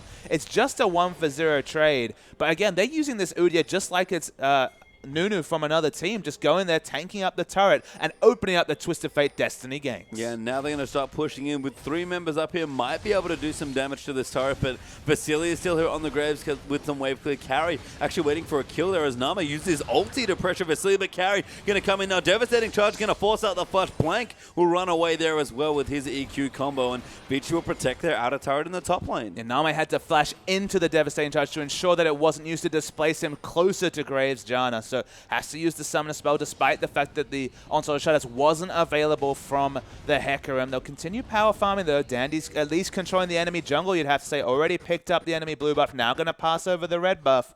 Vici have basically complete map control, and it's a repeat of their last 4 games. They just completely starve the enemy team out of any resources. And we're going to have a replay of that last little engage. So we're going to see the replay coming through. No, Corns was cancelled by Mada. Have to credit Mada for that one. It looked like it was a self-cast cancel. It was understandable. Cole had fallen to about 200 health. But Mada, very nice on the queue. Great awareness. And we see that a lot with Dandy and Mata. Dandy continuing to run through already. No, actually doesn't even have an upgraded sweeper yet. Just running through with the Raptor sense there to clean out a buff. That'll be even better for Dandy. Can basically be a secondary support as far as running through and able to get deep vision goes. If you look at the map, the places where the blue wards are right now are ridiculously close to Royal's base. They're so aggressive, and they can be because they've already had basically exclusive map control for the last 10 minutes, and it's just a repeat. You'd have to think the teams would have dissected what Vici Gaming were doing 2 weeks ago. Of course, Vici Gaming not playing in the Demacia Cup. They've had a week off, so they brought out some new champions like the Udia in this situation, but they're repeating their performance against Gamti and Snake that we saw in Week 9 with aplomb, and teams seem to have no answer to just all the pressure that both the skirmish junglers, strong laners, and amazing vision control of the likes of Dandy and Mada can put out. Yeah, Dandy even stealing away the Gromp there from Nama. He's been farming it pretty much on cooldown recently, and now Vici going to aggressively move forward. They've cleared out all of the outer turrets. They've got exclusive vision on both sides of the jungle. That's going to mean a blue buff now, probably for Hatong getting donated over, though it doesn't really matter who gets it, but Dandy will give it to his mid laner. Dragon is back up in a minute, but Vici just so much space, and they can rotate so effortlessly between lanes now that Royal just have to kind of play back at their base and try and find some farm. And a scary thing for Royal, they're actually on course for having the perfect game against them. 3 turrets to 0, 4 kills to 0. Just haven't been able to pick up any objectives. 2 dragons to 0 as well. I mean, the thing about Royal is they're just hanging back. They think, okay, we're not that far behind. They actually are a long, long way behind. 8,000 gold just because they've been starved out of every resource on the map. And just can't get aggressive. Can't use the Diana pick to start a big fight. Even Kohler and Blank haven't been able to find any sort of fight. Every initiation or ultimate seems very defensive. Carry now with the Trinity Force coming through. Hatong has an unbelievable amount of items. That Twisted Fate passive and those 3 kills coming up big as far as extra gold goes. And look, they're starting to get some defensive wards down, but they've been consistently cleared out. There's the Destiny. Yeah, right onto Nami. Hatong's going to come in. There's the gold card as Mata comes in with the extra damage. It doesn't really matter, and Mata himself will get the kill. It looks very easy coming through from Vici. So many AP items on the Twisted Fate. Has an embarrassing stack of gold already, as you were mentioning. They keep powering down lanes, and this is what Vici does. They get to a situation where everything on the enemy side is warded. You've already had your Gromp nicked away, let alone your blue and red buff. You're never going to be able to contest for Dragon or Baron. And then when you see one of the enemy AD carry, obviously overextended, basically farming out minion waves horizontal to your own Gromp, you can't even go into him because you don't know. Is the enemy team there? Is it the Twisted Fate? Is it just the jungler in his pocket? You never know, and Vici thrive on that misinformation for the enemy team. And you know what? I respect the 3 bans against Dandy. His Nidalee and Rek'Sai especially are very powerful, and I can understand banning them, but I think you already talked about it. In the second game in a row, looks like they're already going there. Ban the Twisted Fate because it's the added pressure. Dandy, Mata, and Hatong getting to roam on top of you, just leaving Vasily and carry safe to play these carry champions like the Graves, like the Hecarim. It's just too much. And the Sejuani ban feels almost like a respect to Dandy as a player rather than necessarily to Vici's playstyle, because Sejuani can't do the things Udyr does. If you had banned the Udyr, if you just had known, you'd heard whispers of Udyr somehow if you were Star World Cup, they just play Nunu and do basically the same thing. You cannot ban enough champions to take away every control jungler, but he's just going for a control jungler with strong laners and a Twisted Fate in his pocket, and it makes all these strategies, all this aggression, it's just layers upon layers of doubling down on what Vici do well. They have an AD carry who plays aggressive, they have a jungler who plays aggressive, and they're excellent at warding, so just make it all easy for everyone. Yeah, Mata aggressively using tornadoes, getting vision, clearing out some wards now, does have the upgraded sweeper, good to go, and just nonchalantly walking through Royal's jungle and warding it up. And again, Mata going to find another ward. Does actually time out the Oracles, so knows it's there but can't clear it out. No Dragon up yet, but Hatong's even started to split push now, and I can't blame him. He doesn't really need to be anywhere else. The team's taking care of it. He's not going for he's not pigeonholing himself into the Lichbane Twisted Fate for only split push. He's going for basically a team fight build, but again, can enact the split push, has a global or semi-global in this case. Global enough, it'll get him to the mid lane if that's where the rotations occur. Vici, the scary thing for me, Page Time, is that Vici seem to be combining the best parts of their Korean players and the best parts of the aggressive Chinese League of Legends style into a hybrid style that looks nigh on unstoppable. It's a big thing to say, but they're playing League of Legends in just an impressive way that no one else is repeating in the LPL. Oh, Dandy even here as well. Korn can't even get a kill for himself. Would have probably never to get the 1v1 kill, but Dandy always there.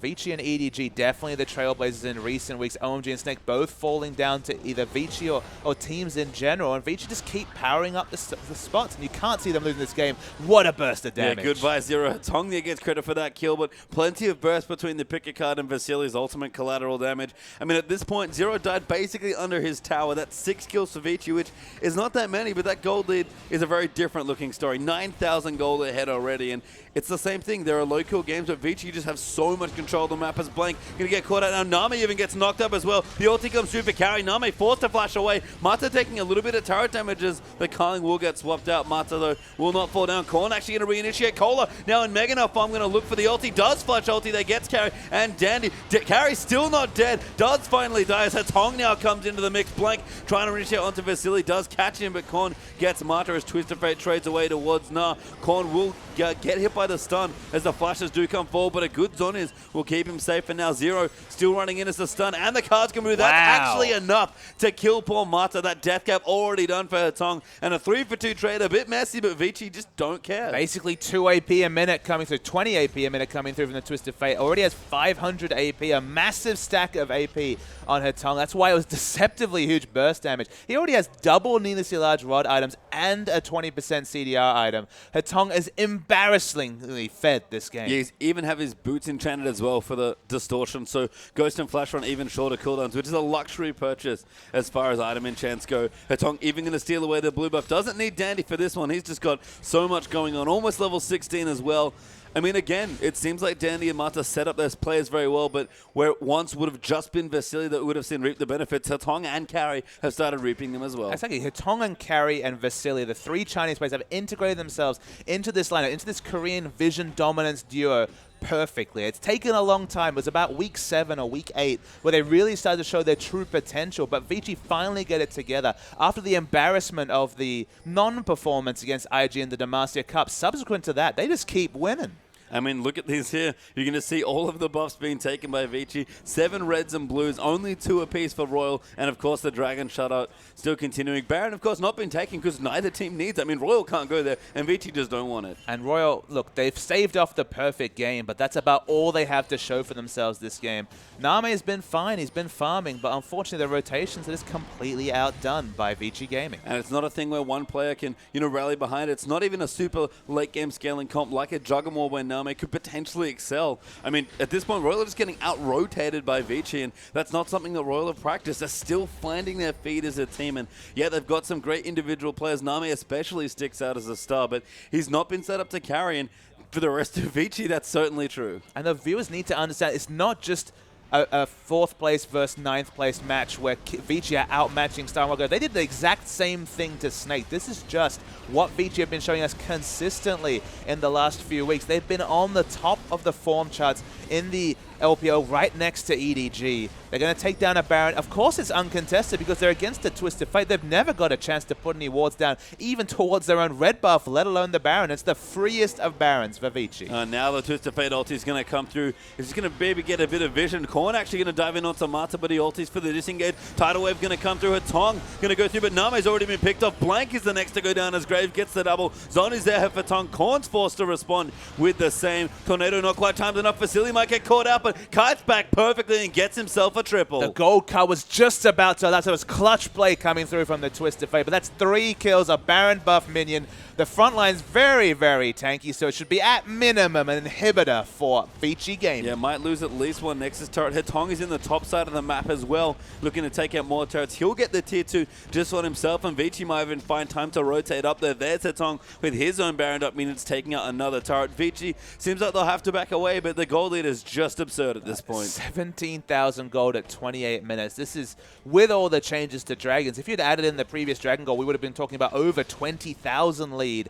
Vici, they're going to take a Dragon on the way out, because why not? It's up there just at the right time. Here's what we prepped earlier. It's going to be their 4th Dragon to add just another win condition after already breaking the base, after already taking the Baron. Man, Vici Gaming are a good team, basically. Vici Gaming are a good team, and they've looked so strong. It's nice to see them still be playing the same way. The patches changed. They weren't playing a Demacia Cup for some extra practice, but you know, they've taken their time. They've really warmed up in the last few weeks, and they just haven't missed a beat since the last time they played, and they've even had a break. And I feel like they've taken a lot of credence from what Snake have been able to do this season, who have basically 2 main strategies: protect the hyper carry or poke out with the Xerath pick from Barker. It feels like Vici, they understand what their team's good at. Vasily's good at being aggressive. Dandy and Mata are excellent with vision and jungle pathing, and they've just turned that into a winning strategy that at least a couple of weeks in, no one's been able to find out. And I think if any champion really exemplifies that strategy, we have to look again at the mid lane. Hatong's Twisted Fate. First of all, fantastic on that champion, and Hatong has had great moments on other champs as well. But if you look at the way Vici play, Twisted Fate really just is the shining example of that sort of vision-oriented, rotation-based play. So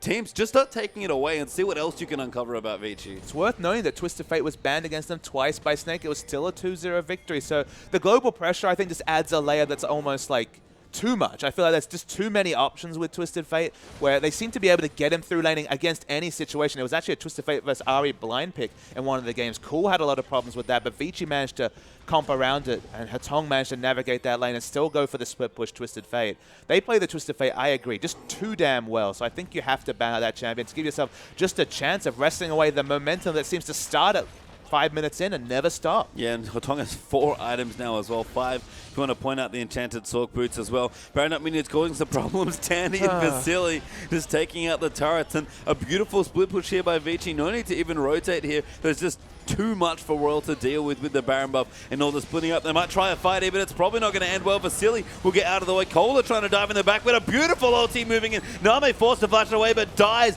to Hatong's picker card there as Blank will go down as well. Graves getting that kill. Cola going to be the next victim as Vasily gets a double. Korn going to dive back in, going to try and make some work on Vasily. Will get Moonfall back, but Mata there with a shield and an ulti to make it all okay. And Vici, in almost flawless fashion, will take the first game. Vici 5-0 in terms of competitive scores, beating Gamty 2-0, beating Snake 2-0, a big step towards beating Starhorn Royal Club 2-0.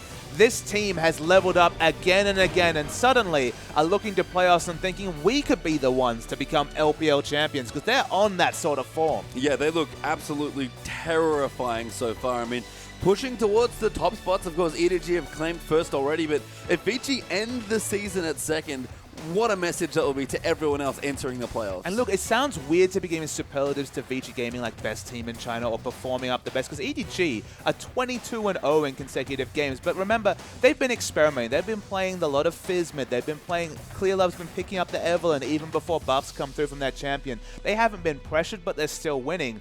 Vici, the surprising about they're bringing their A game every time, and just it looks so devastating. You just really want to see that EDG versus Vici matchup, because both these teams have really combined the strategic values of League of Legends with the combative Chinese style that we love. Yeah, and it's brilliant to watch. We're going to get a little bit more of it after our break. Vici versus Royal Game 2 is coming right up.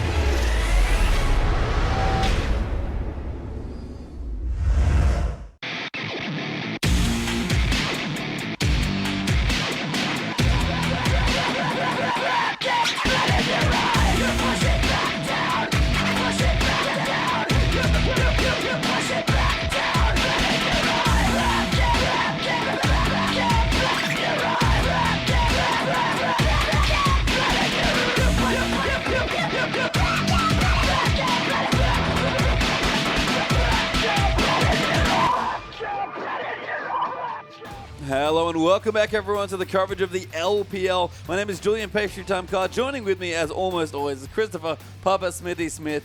Vici versus Royal Club is our current matchup as we're about to head into Game 2, and Papa, Vici just looking unstoppable recently. And I feel like the only way to beat this Vici lineup is really to tailor your picks and bans to force them into some mid to late game power spikes. They keep picking for early, and Pastry Time, they keep winning. And we've actually swapped things over. That is Royal over on the left-hand side. We've swapped sides, of course. Royal on the blue, Vici now on the red. There is the first Twisted Fate ban there coming through as the first ban for Royal. We've got Nidalee ban there as well. Ari and LeBlanc also joining in. So Royal, I think, learnt their lesson from a Tongue's Twisted Fate. So Royal on the blue, so theoretically they don't have to ban the Rek'Sai. I don't know much about Blank's champion pool, but have to think he can pick up the Rek'Sai and play that champion. Janna's the final ban. Take it away from Mata. Always a good call. But what will be available for Vici's first two picks? That's my big question. I have to think the Lucian's going to be snapped up if it's available. Yeah, we'll have to see. There's the Maokai actually coming through, and Royal will instantly take away the Rek'Sai, so that will leave, like you said, the Lucian there for Vici. They played the Hecarim carry, actually had a very impressive looking game on that as well, so lots open here for Vici, and this time plenty of junglers for Dandy. Plenty of junglers left for Dandy. In terms of early pressure junglers, not that many available. Of course, Udi is still available. Nunu's another consideration. Mata onto Thresh with Janna taking away a bit more initiation focus, but still going to be plenty of power from the support role. Yep, Hecarim, Thresh, Vici's first two picks, and I like that they've gone away from banning out Dandy, because at this point, he's shown that Udi has shown Nunu. You just can't ban him out. He's just such a good player that it doesn't matter what champion is on, it feels like. So we're going to move back over. Royal probably going to take the Lucian here away from Vasily, but Vasily just fine on Graves in the last game. Absolutely, and never got to the part late, never got late enough in the game where Graves' more burst focus was something you could hold against him. He was so strong that the burst again was taking down members in the backline, so you're doing fine. Wow. Yeah, wow. Wow, indeed. There is Lucian is the pickup we had now, but Kola says, you know what? Need something a little bit harder to carry in the top lane. Give me the Jax, and that's what he's got. And now he's basically demanding the Graves pick coming through. Of course, Graves with the shorter range against a Jax is not going to be much fun. The leap strike getting on top of him not going to be helpful. It's still probably going to be the Graves pick. That's what they've been showing. But Jax against Hecarim will probably be your top lane matchup, and that is going to be so, so interesting. Finally, they get Dandy onto more of a farming jungler. There is some differences from Vici in this comp, but if they can make this work, I think they can make anything work. Yeah, that's what I think everyone has to be afraid of, is that if Dandy can make Sejuani work, the flavor of the patch, it feels like, on 5.6, Vasily can make Graves work in this situation, and Royal might have even more hard engage to get on top of this AD carry. They've got to try and set up Nama, who's got Lucian, a very good champion for him, but Dandy now on another new champion. As I said, after the Udi performance last game, I'm convinced Dandy can play anything. And look, they've gone for the Lulu for the double, the unburrow into the wild growth, double initiation option. Of course, you can use all the defensive CC we usually associate with Kog'Maw onto either the Jax or the Lucian. So you have a lot of flexible options in the style Royal Club lineup. They're considering something a little bit too crazy. I'm not even going to talk to you about the potential of Sivir mid. Cho'Gath, it makes a lot more sense. I think Marta's just having a little bit of fun, but I do like the Lulu likely for Korn there in the mid lane, and Zero going to get aggressive, or stay aggressive, I should say, on the Lune. Actually, not going to be aggressive this time. Was playing Nami in the last game, so we'll swap it up. We'll match engage for engage from the support role, and Vici, not long left, but for Hatong, one of his other big picks when it hasn't been Twisted Fate, it has been the Cho'Gath, and it looks like at this point, that's what they'll lock in. And finally, we'll be able to take a breath and not see something just mind-bending coming out from the LPL. Sixth game of the night. Finally, the meta's shaked out a little bit more. Jax is something a little different by LPL standards, but Cho'Gath in the middle, this seems like a very apt replacement for the Twisted Fate. Not the same global pressure, but we've seen already Twisted Fate's win rate in the LPL, barring a couple of losses recently, has been very, very high. Yeah, and Hatong, again, one of his other big champions, has certainly been this Cho'Gath. Now that Azir is kind of rotated out of play, at least for now. So strong comps on both sides. I think Royal did a much better job of banning this game, not over-targeting Dandy and kind of getting carried away, but it's still Vici, and again, it's not the picks that really makes Vici that scary-looking team, it's the way they play. So we'll go through the matchups, and Jax versus Hecarim, there are some big carries in the top lane. Hecarim certainly can't pressure people early, so it feels like Jax should get a fairly easy laning phase. Both these champions not the happiest in lane swap, so maybe the lane swap will be initiated. Sejuani for Dandy, definitely something different. It's not Nidalee, it's not Rek'Sai, it's not Java, it's not a very early skirmishing jungler. Will that change Vinci's identity? That's the big question that we look to answer today. Yeah, Korn a bit more safer, wave clear style mid on the Lulu as well. Nami going to take Lucian back into the Graves matchup 0. Now on something different has Leona, but Mata has already answered with the Thresh, you have to think. And the scaling into the late game is a big question mark. Jax, he's the champ. He can be massive in the late game, but Hecarim and Sejuani, they're no slouches from the jungle either, so there's a lot of potential scaling questions to be asked. I guess you could say the burst once again falls off, but we'll get the answer of, is it about the picks or is it about the players? Because it's looking more and more like it's the players from Vici Pastry Time that need to be feared. I'd have to agree with you. And again, if they can do it, especially with the Sejuani from Dandy, Vici will look very scary moving into the last few weeks of the LPL and into playoffs. And Royal, they need some points here. I mean, 1's not good, but it's better than 0. Yeah, 3 points behind King now, 4 behind them, 3 points behind Masters 3. If it's not now, it might be never. Well, can Royal get their points? We're going to find out soon as we're about to start Game 2.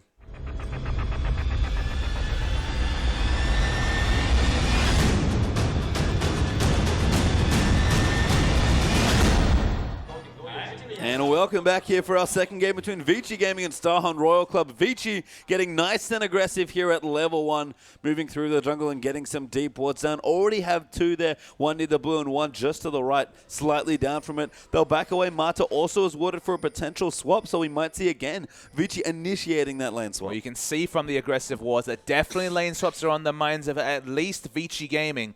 Makes a lot of sense. Jax does struggle in a ranged lane matchups. Doesn't even have the range of the Rampage. I believe that's about 350 range. You're not getting much range from that Rampage whatsoever compared to for Jax, who basically just has a melee ranged auto attack. Yeah, Royal pretty cute. They're actually standing fairly aggressively, hoping that someone comes through towards the blue buff. Did get a Trinket Ward for their trouble, but won't get anything else. And they're actually moving Carry back already with the Hecarim. Cole, though, he's on the Jax. He's going to start a jungle camp, and I think he can do this on his own with Counter-Strike. It does look like standard lanes as far as we can tell. Carry was motioning towards the top, now kind of looking towards a camp instead. And yes, with the ability to be untargetable, you shrug off the first few auto attacks, then stun up the creep. So at least as far as we can tell, another champion you can add to this list of champions like Sion, like Hecarim, that can enter lane with extra experience. And Dandy, they're getting a bit low, but starting on his red buff on the Sejuani. That is the thing. You do get quite low on the Sedge, and Blank already finished his camp. So we'll see again the Rek'Sai-Sejuani matchup. Sedge a lot less safe and a lot slower. We'll see if Blank can take advantage of that. And I guess the question is, how many camps can Dandy take with no leash and having to start on the red? Usually the red is the second buff you want to smite just for that extra burst of health to clear. Has to start on that buff. Going to be interesting to see how early he has to shop. He needs at least the gold for perhaps the Rangers Trailblazer, you'd have to think, before he wants to shop. You can see Colo teleporting back to the top side after going back home. Just got some extra pots and awards, so didn't delay those potions for potential early boots or cloth armor, but going to get the minions as they come in, and Jax starting off well. You can see with the level advantage, able to bully just a little bit for carry, but he's going to go back now and probably port back. Absolutely. Just match the consumable advantage that Jax was able to pick up with the early camp. So probably going to be nothing to split that. Actually can buy a cloth armor as well. It's going to be feeling pretty good about that purchase. No real need for Merc Treads this game from the Hecarim, so can happily put the cloth armor and work it towards a Ninja Tab. And you know what? After all the swapping that goes on, I think Royal are happy with standard lanes. They probably would have loved it last time as Nami gets hooked up there. Double Flay coming in as well. Vasily getting stunned up 0. Great reactions there. And the trades do come back, and Royal actually come out ahead. Yeah, Vici have to be careful. Remember, it's an Ignite choice by Leona that is down. They did not have an Ignite of their own, Marta, so they were seeding a bit of 2v2 power, and they're continuing. Yeah, going back in. Marta now going to take a lot of damage. Nami a little low on mana, but will move back and forth. Potions being chugged by everyone here in this bottom side of the map. And again, Royal with the standard lane seem to be doing just fine in the first few minutes of the game. When you see a Leona, a Thresh, a Graves, and a Lucian, you know you're going to see brawling, and the brawling's definitely on in bottom lane. No respect between these two sets of laners. They're getting in each other's faces. And the top lane, again, also just fine for Cola. Probably not going to be able to bully now that the levels and the items have evened up, but even without it, just going to get some free farm, and that's what they both want. But Jax just scaling that much better than Hecarim. Absolutely. I mean, that's just on paper. We haven't seen too much Jax in recent patches. We know his potential in the late game, but with the onslaught of shadows, you feel like Hecarim might be more reliable in what he does in the fight. Isn't as prone to being kited as the Jax. We'll have to see. Mid lane, kind of a wash there as well. Lots of wave clear between the Lulu and the Cho'Gath, but we're still down in the bottom side here. Nami falling a bit behind on CS early. This is where Graves shines, when he can get them under turret and throw out hooks just to threaten them. That's exactly what Graves wants you, under your turret. At least for the next 90 to 100 seconds, they do have a summoner advantage. Speaking of advantage, Danny looking for the gank in mid. Great Rupture coming through, a good knock up there, and that's going to force Korn to flash. Just managed to get out of the CC chain, but when Dandy does that again, they can't get out. Now it's Zero in the bottom side as Blanks come down, but it's a bit of a misfire there, and Zero took way too much damage in that trade. You compare the two ganks. One of them blows a flash. The other one actually blows a flash defensively. So not a bash, but a lot of health and a lot of lane control for Starhorn Royal Club in general. Danny's looking for a wraparound gank. Someone should tell him that she'd be farming down the jungle camps because he doesn't seem to know about it. Yeah, I mean, we'll see if it hurts Dandy at all. And again, with Rexa having that much better of a clear speed, but it's fine what's going on here. And Mata even going to threaten with another hook. Zero's not here, so Name has to play very conservatively. Absolutely. So Vasily just holding onto the wave, pushing him when he has to. Zoning hook is successful. Vasily doesn't have enough for a BS, so probably doesn't want to shop just yet. As in the top lane. Yeah, we have a dive now coming through. Dandy coming in, but Hatong also there. Wandered his way up. It's very rare to see a Cho'Gath roam, and Kola gets out of that one with ease. I mean, between the knock-up and the slow that comes through, if you do connect with the Q, the Rupture can do a lot of work. The follow-up damage was there, but it was a nice little roam. It wasn't punished because, of course, Lulu had just gone back to shop.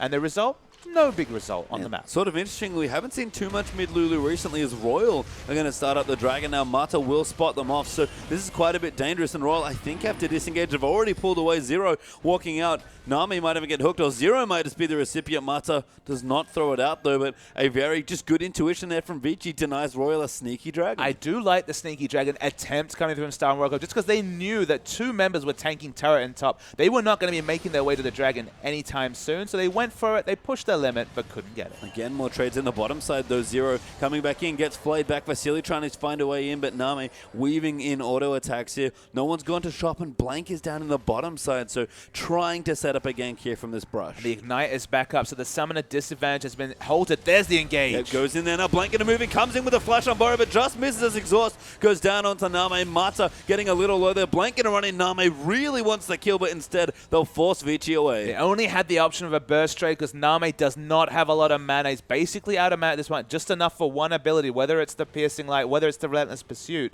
They still have lane control, but the flash on Burrow awkwardly doesn't come off for Blank. Yeah, so Royal going to use some of their Relic Shield charges and whatever mana Name has left and clear that wave out. Mata's already gone back, got Moby Boots actually, so looking to get around the map.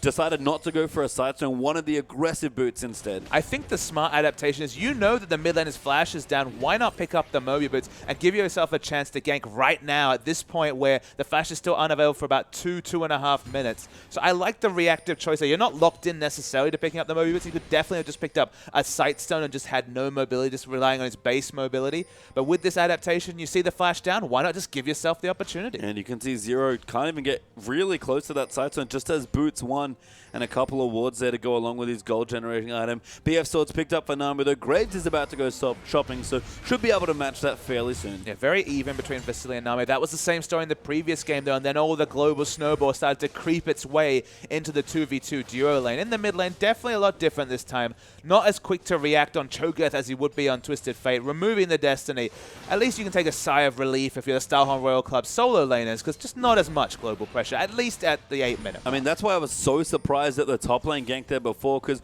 Cho'Gath almost never gets to leave his lane to roam. He's got good CC, especially as far as follow-up CC goes, but impressive from Hatong to almost get a kill there. But if the game keeps going like this is exactly where Royal want to be as far as early laning goes with this comp. I mean, Cho'Gath can rotate given that he has decent base mobility and he has decent base movement speed. Just saunters along with his very large frame. There's no flash available. Rupture there coming through. Blank does get the unborrow, but Korn gonna follow in there as well. 3 members. Zero's actually made his way here. Mauda's just off screen. We're going to have to wait to see whether that's a successful gank, but there was the potential of the Dark Passage coming through for the disengage. Yeah, it looks good there, but Mata, as almost always, probably in the right place at the right time, so we'll have to see if that does come through. Blank, I have to say, applying a lot more jungle pressure this time around. Doesn't have his flash available for the flash unbow, which can be such a corner, so no kills come through there. Name himself. Yeah, Hatong managed to live. Now Mata going to find the hook. Actually, maybe outthinks himself, and Name going to come back in so aggressive here, but Sejuani's here. The ulti comes through, and First Blood goes to Thresh. Now Zero has to run away, but Dandy has so much damage, so red buff helping out a lot. That forces Zero's flash and he'll be safe, but Name wanted it too badly and Dandy was, as always, there at the right time. The jungle pathing from the world champion jungle once again is completely on point. Who's in the right spot but Dandy and Mata in a lane once again. Hetong was actually not available. They've both gone to pick up blue buffs. The difference is the solo blue buff from Hetong, so much better than the duo blue buff between Blank and the Lulu. And again, Dandy went for a bit of early pressure on mid, just forced a flash there, but didn't overdo it with the gank pressure. Came back, got level 6, and then an easy gank onto Name, who tried to get the kill there onto Vasily, and instead gave first blood over to Mata's Thresh. Again, the lanes are probably going to wash out to be quite neutral as far as the mid and top game goes especially, but now Dandy can start influencing these lanes with his powerful ultimate. Remains to be seen what they make of this Cho'Gath pick. Cho'Gath has so much CC in a fight. The only criticism leveled towards him is that the reliability of his CC can be called into question. I really like the CDR build that we saw from Hetong the previous time we saw Cho'Gath in the LPL. I believe that was the first non-ninja Cho'Gath game where he went for the build of Merlonomicon into CDR boots and he looked very pokey with his Cho'Gath build. 5.4 second rupture, 305 base damage, 1 AP ratio. It's kind of a slept upon ability. Of course, it's a knock up into an AO, into a 60% slow. It does a lot of work even with base values. So CDR, a very nice statistic on a Cho'Gath who already naturally gets a lovely stack of health from the feast. Yeah, it sets up nicely with the Sejuani ult as well. And as far as junglers go, I do want to say that we have Warrior has not completely phased out as Mata looks for a hook but doesn't find it.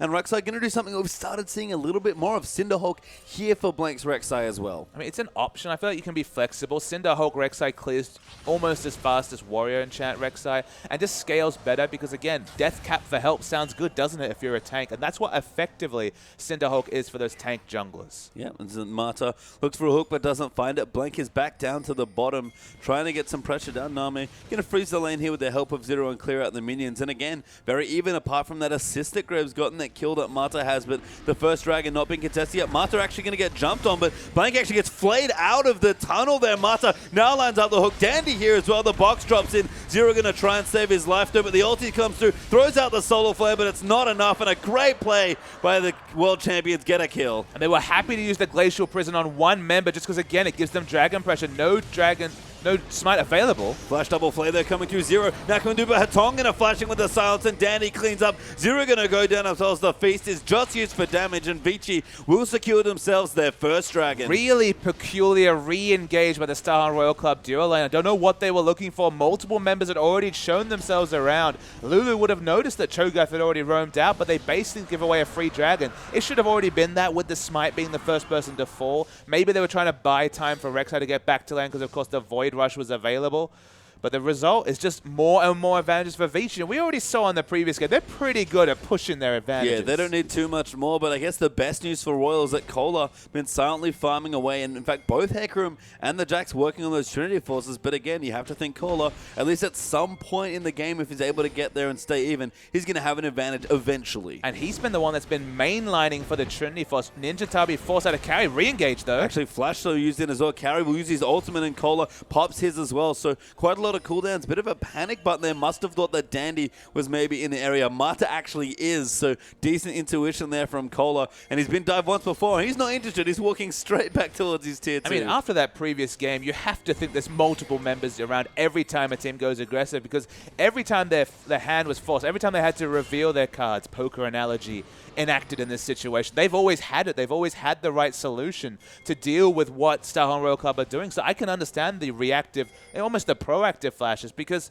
they've been necessary. And at least Royal are pushing down some turrets there. Lulu teamed up there with the Rek'Sai, got good damage done. Name's done the same here on the bottom side. Blank will get out the Scuttle Crab there, just to the top left-hand side of your screen. And Vasily's come back. He's got his pickaxe. I mean, again, the AD carry is very even in this game. Vici haven't gotten a massive lead, but they've gotten a little one, and that seems to be enough for Vici in a lot of these games. Sejuani, you can see coming towards top, is spotted out by a green wall, but Jax is overextended. Yeah, Cole has to be careful. No flash this time. The ulti hits right in his face there. There's the Arctic Assault for the knockup. He will ward hop away, but it's not enough there with the ignite for carry, and Dandy gets himself another kill on Sejuani. That is a 100% kill involvement. And so that he's answering the question we had about Sejuani. 203, of course, scales so well into the late game, even in terms of damage, because he has the health scaling for damage on the Northern Winds W. Dandy doing work on Sejuani. I guess we shouldn't be surprised based on time. It's something different, but as he showed with picking up Nidalee so quickly, he's a fast learner. He's played Udyr, man.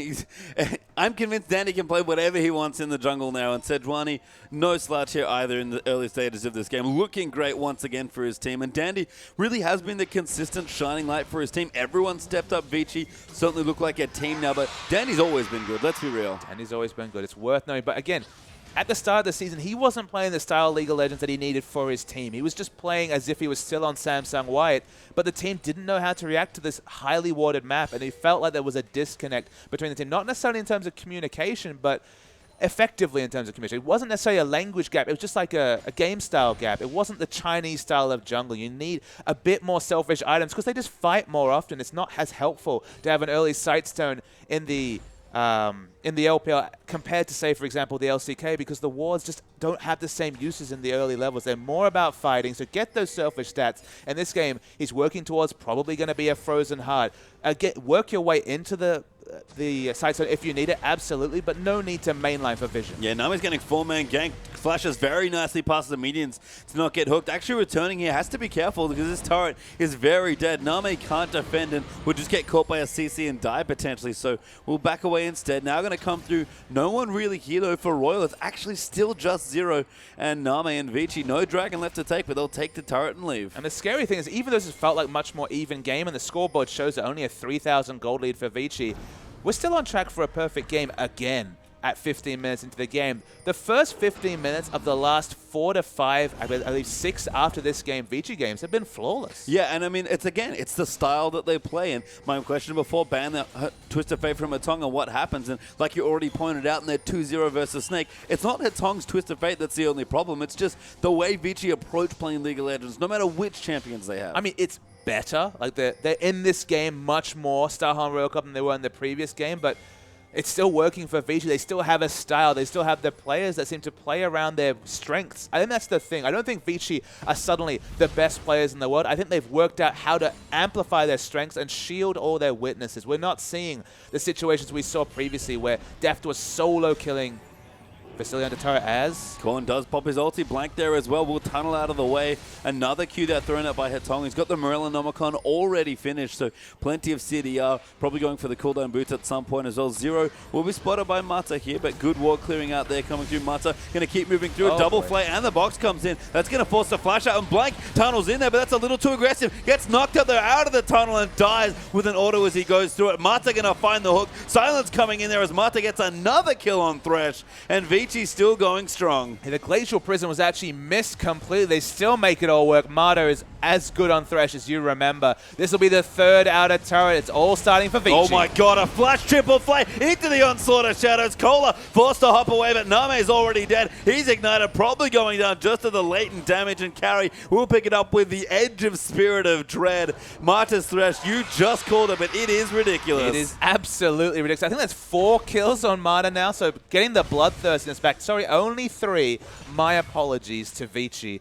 3-0-5 Thresh, though, feeling great. And in general, Vici are just playing amazingly. They keep knowing exactly how to push and exactly what advantages to take. In terms of items, actually the Abyssal Scepter was sold. Sorcerer's Shoe is going to be for Hetong, so moving away from the 40% CDR rush. I guess not necessarily. They're not a poke-based comp as it was when he built that. That was a Diana Cho'Gath poke-based under turret comp. Just going for sheer damage. The needlessly large rod, those screams, those ruptures, they're going to be big. And I guess the other difference is that it's awkward for Cho'Gath when you can't get a range to do damage to have a item like Sorc Shoes, but Sejuani, especially Sejuani Hecarim as a combo, sets up for short-range mages very well. And Cho'Gath, realistically, he's a short-range mage. And a melee champion like Jax, it was one of the reasons you don't like, say, for example, Fizz Top against Jax, is that if you can just be, so Fizz Top against a Sejuani comp, is that if there's that big burst of CC, you're only tanky effectively when you have your Counter-Strike on. When your Counter-Strike's down, you take a lot of damage. So if the timing isn't split,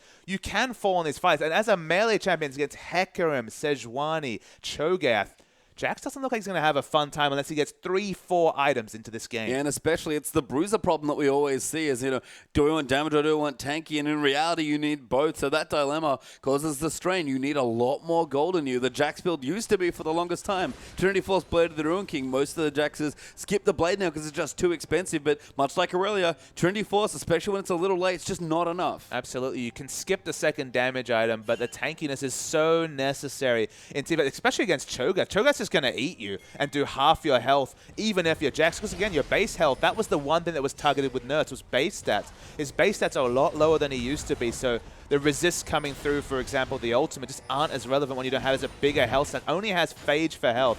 Giant's Belt, moving towards the Randuins potentially. That'll be another point of power for the Jax, but right now, the power is just combined multiple times for Vici. Still looking towards the perfect game. Fourth outer turret, they're not going to start it, but they're prepping it. Yeah, and they've been rotating so well and staying in the top lane just briefly. You know, Carrie's got a similar sort of champion. He's finally got the Glacial Shroud, so getting a little tanky, but has had his Trinity Force for a while. The difference there, though, is that Hecarim still does stuff when he has no items. His ultimate's really high impact, and it's just not the same champion. Aurelio and Jax, same sort of problem. When they fall behind, they look tragically underpowered when you remember them in their big, hardcore late-game phases. And Dandy has a Snowball Frozen Heart on top of the Cinderhawk. This is a tanky Sejuani. Blank. Yeah, caught out of position. Wild Growth there. Good knockups coming through. Kohler actually trying to make it happen, but he gets ulted in the face by Sejuani. The rest of Royal rotate in. Solar Flare already popped by Mata, I believe. Atong turning it around. Kohler dodging that rupture somehow, and Nami wants to get some cleanup kills. Vasily around the side. Could be in trouble. Nami flashes forward so aggressively. Vasily will go down, but Kohler's going to get CC to high heaven. Will go down there. Dandy running back in. Gets himself a kill. Actually, Zero goes down as he gets eaten by Hetong, and Blank and Korn turn their tails and bail. And that would have been a one-team fight for Star Wars if not for the Snowball of Dandy and the other frontline members of Vici.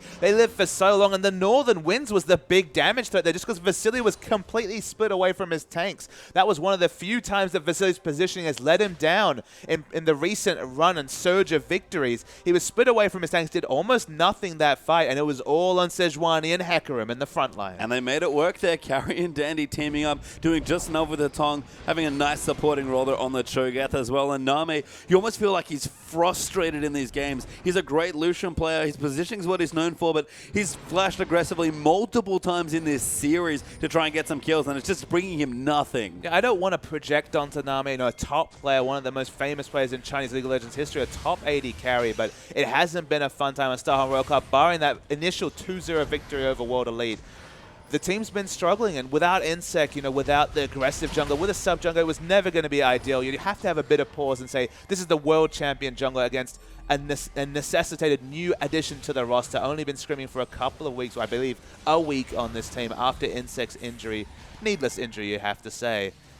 So, I mean, Dandy still played wonderful, but the opposition is just not what you'd expect out of the Star and Royal Club jungle. No, and they've been really having to find their feet, and it's actually great that we have these two teams specifically playing each other in that you can see the difference in when a team with a lot of talented players refines its playstyles. Carry looking pretty aggressive for that initiation, but won't find it. Zero will find Mata, though. Blank going to knock him out. The calling comes in as well. Solar Flare will get flashed out of it. There's that taunt coming in. Dark Passage coming through. Blank actually Wild Growth, but he's still taking too much damage. Korn, a good lance, but he gets caught out there by the ulti. He's going to flash a collateral damage. No more CC left, but Atong flashes forward as Carry takes him out. Mata will go down as the trade. Name gets one kill, but Vici 1 for 1. They're still pushing. And that was another fight where Vasily did precisely nothing. Even the ultimate was flashed away from, but the consistent damage to the front, it's big. Name can't play through all that. Vasily just gets in his face and takes him out. Blank gets knocked up as well. Dandy comes back in. Vasily over the top and gets a double, and you can tell why they're fighting so insanely there.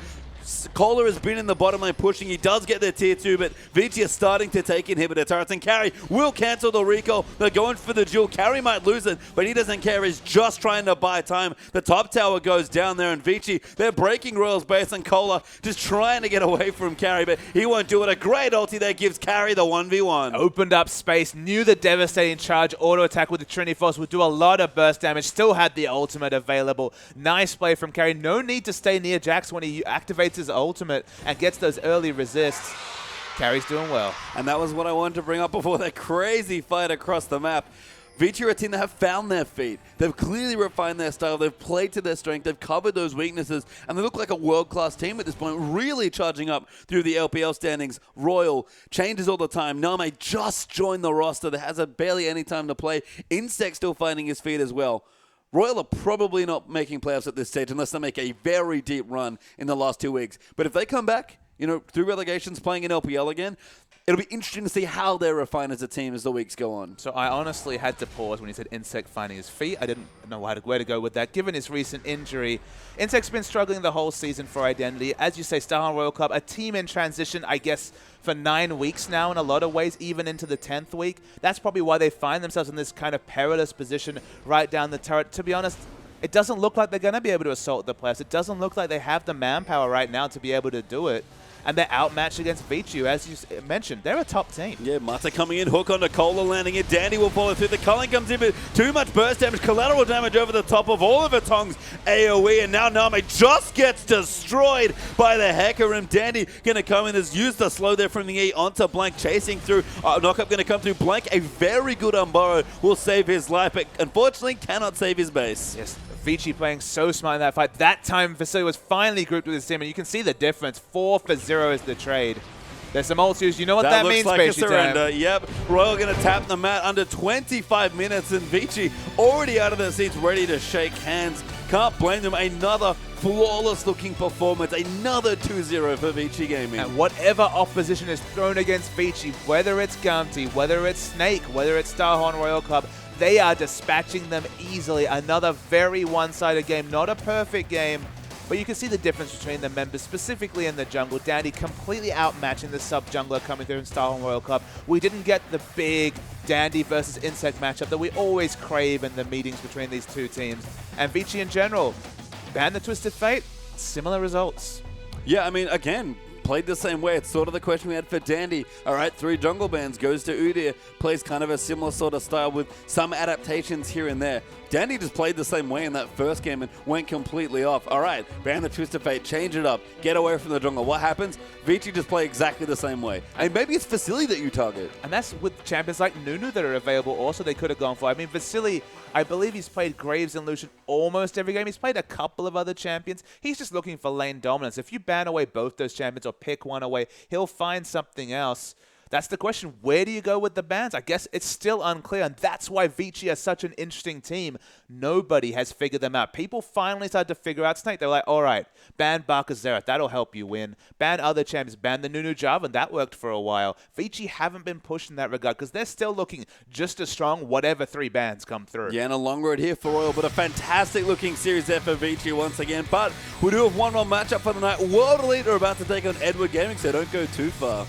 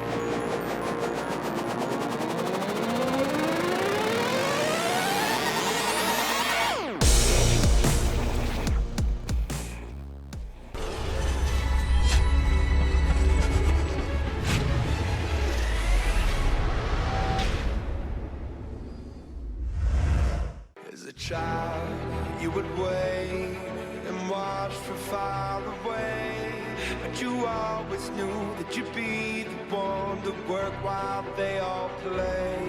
Here we are, don't turn away now. We're the warriors that build this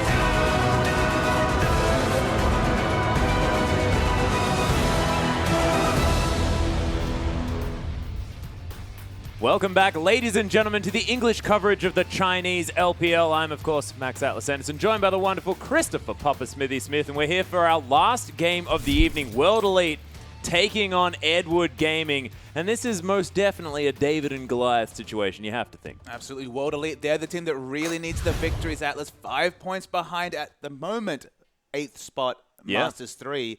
They need to start winning. They need to start winning soon, but EDG, not the easiest first assignment for World Elite this week. Yeah, there is some good news for World Elite fans. Of course, Pawn and Deft not going to be playing today, as it generally is known, but actually, there is a certain Deft in the lobby at the moment, so maybe we had some misinformation. There's been a lot of whispers about whether Deft and Pawn will play. As far as we can tell, Deft is in the lobby, so we'll wait till we get the official confirmation from the lineups.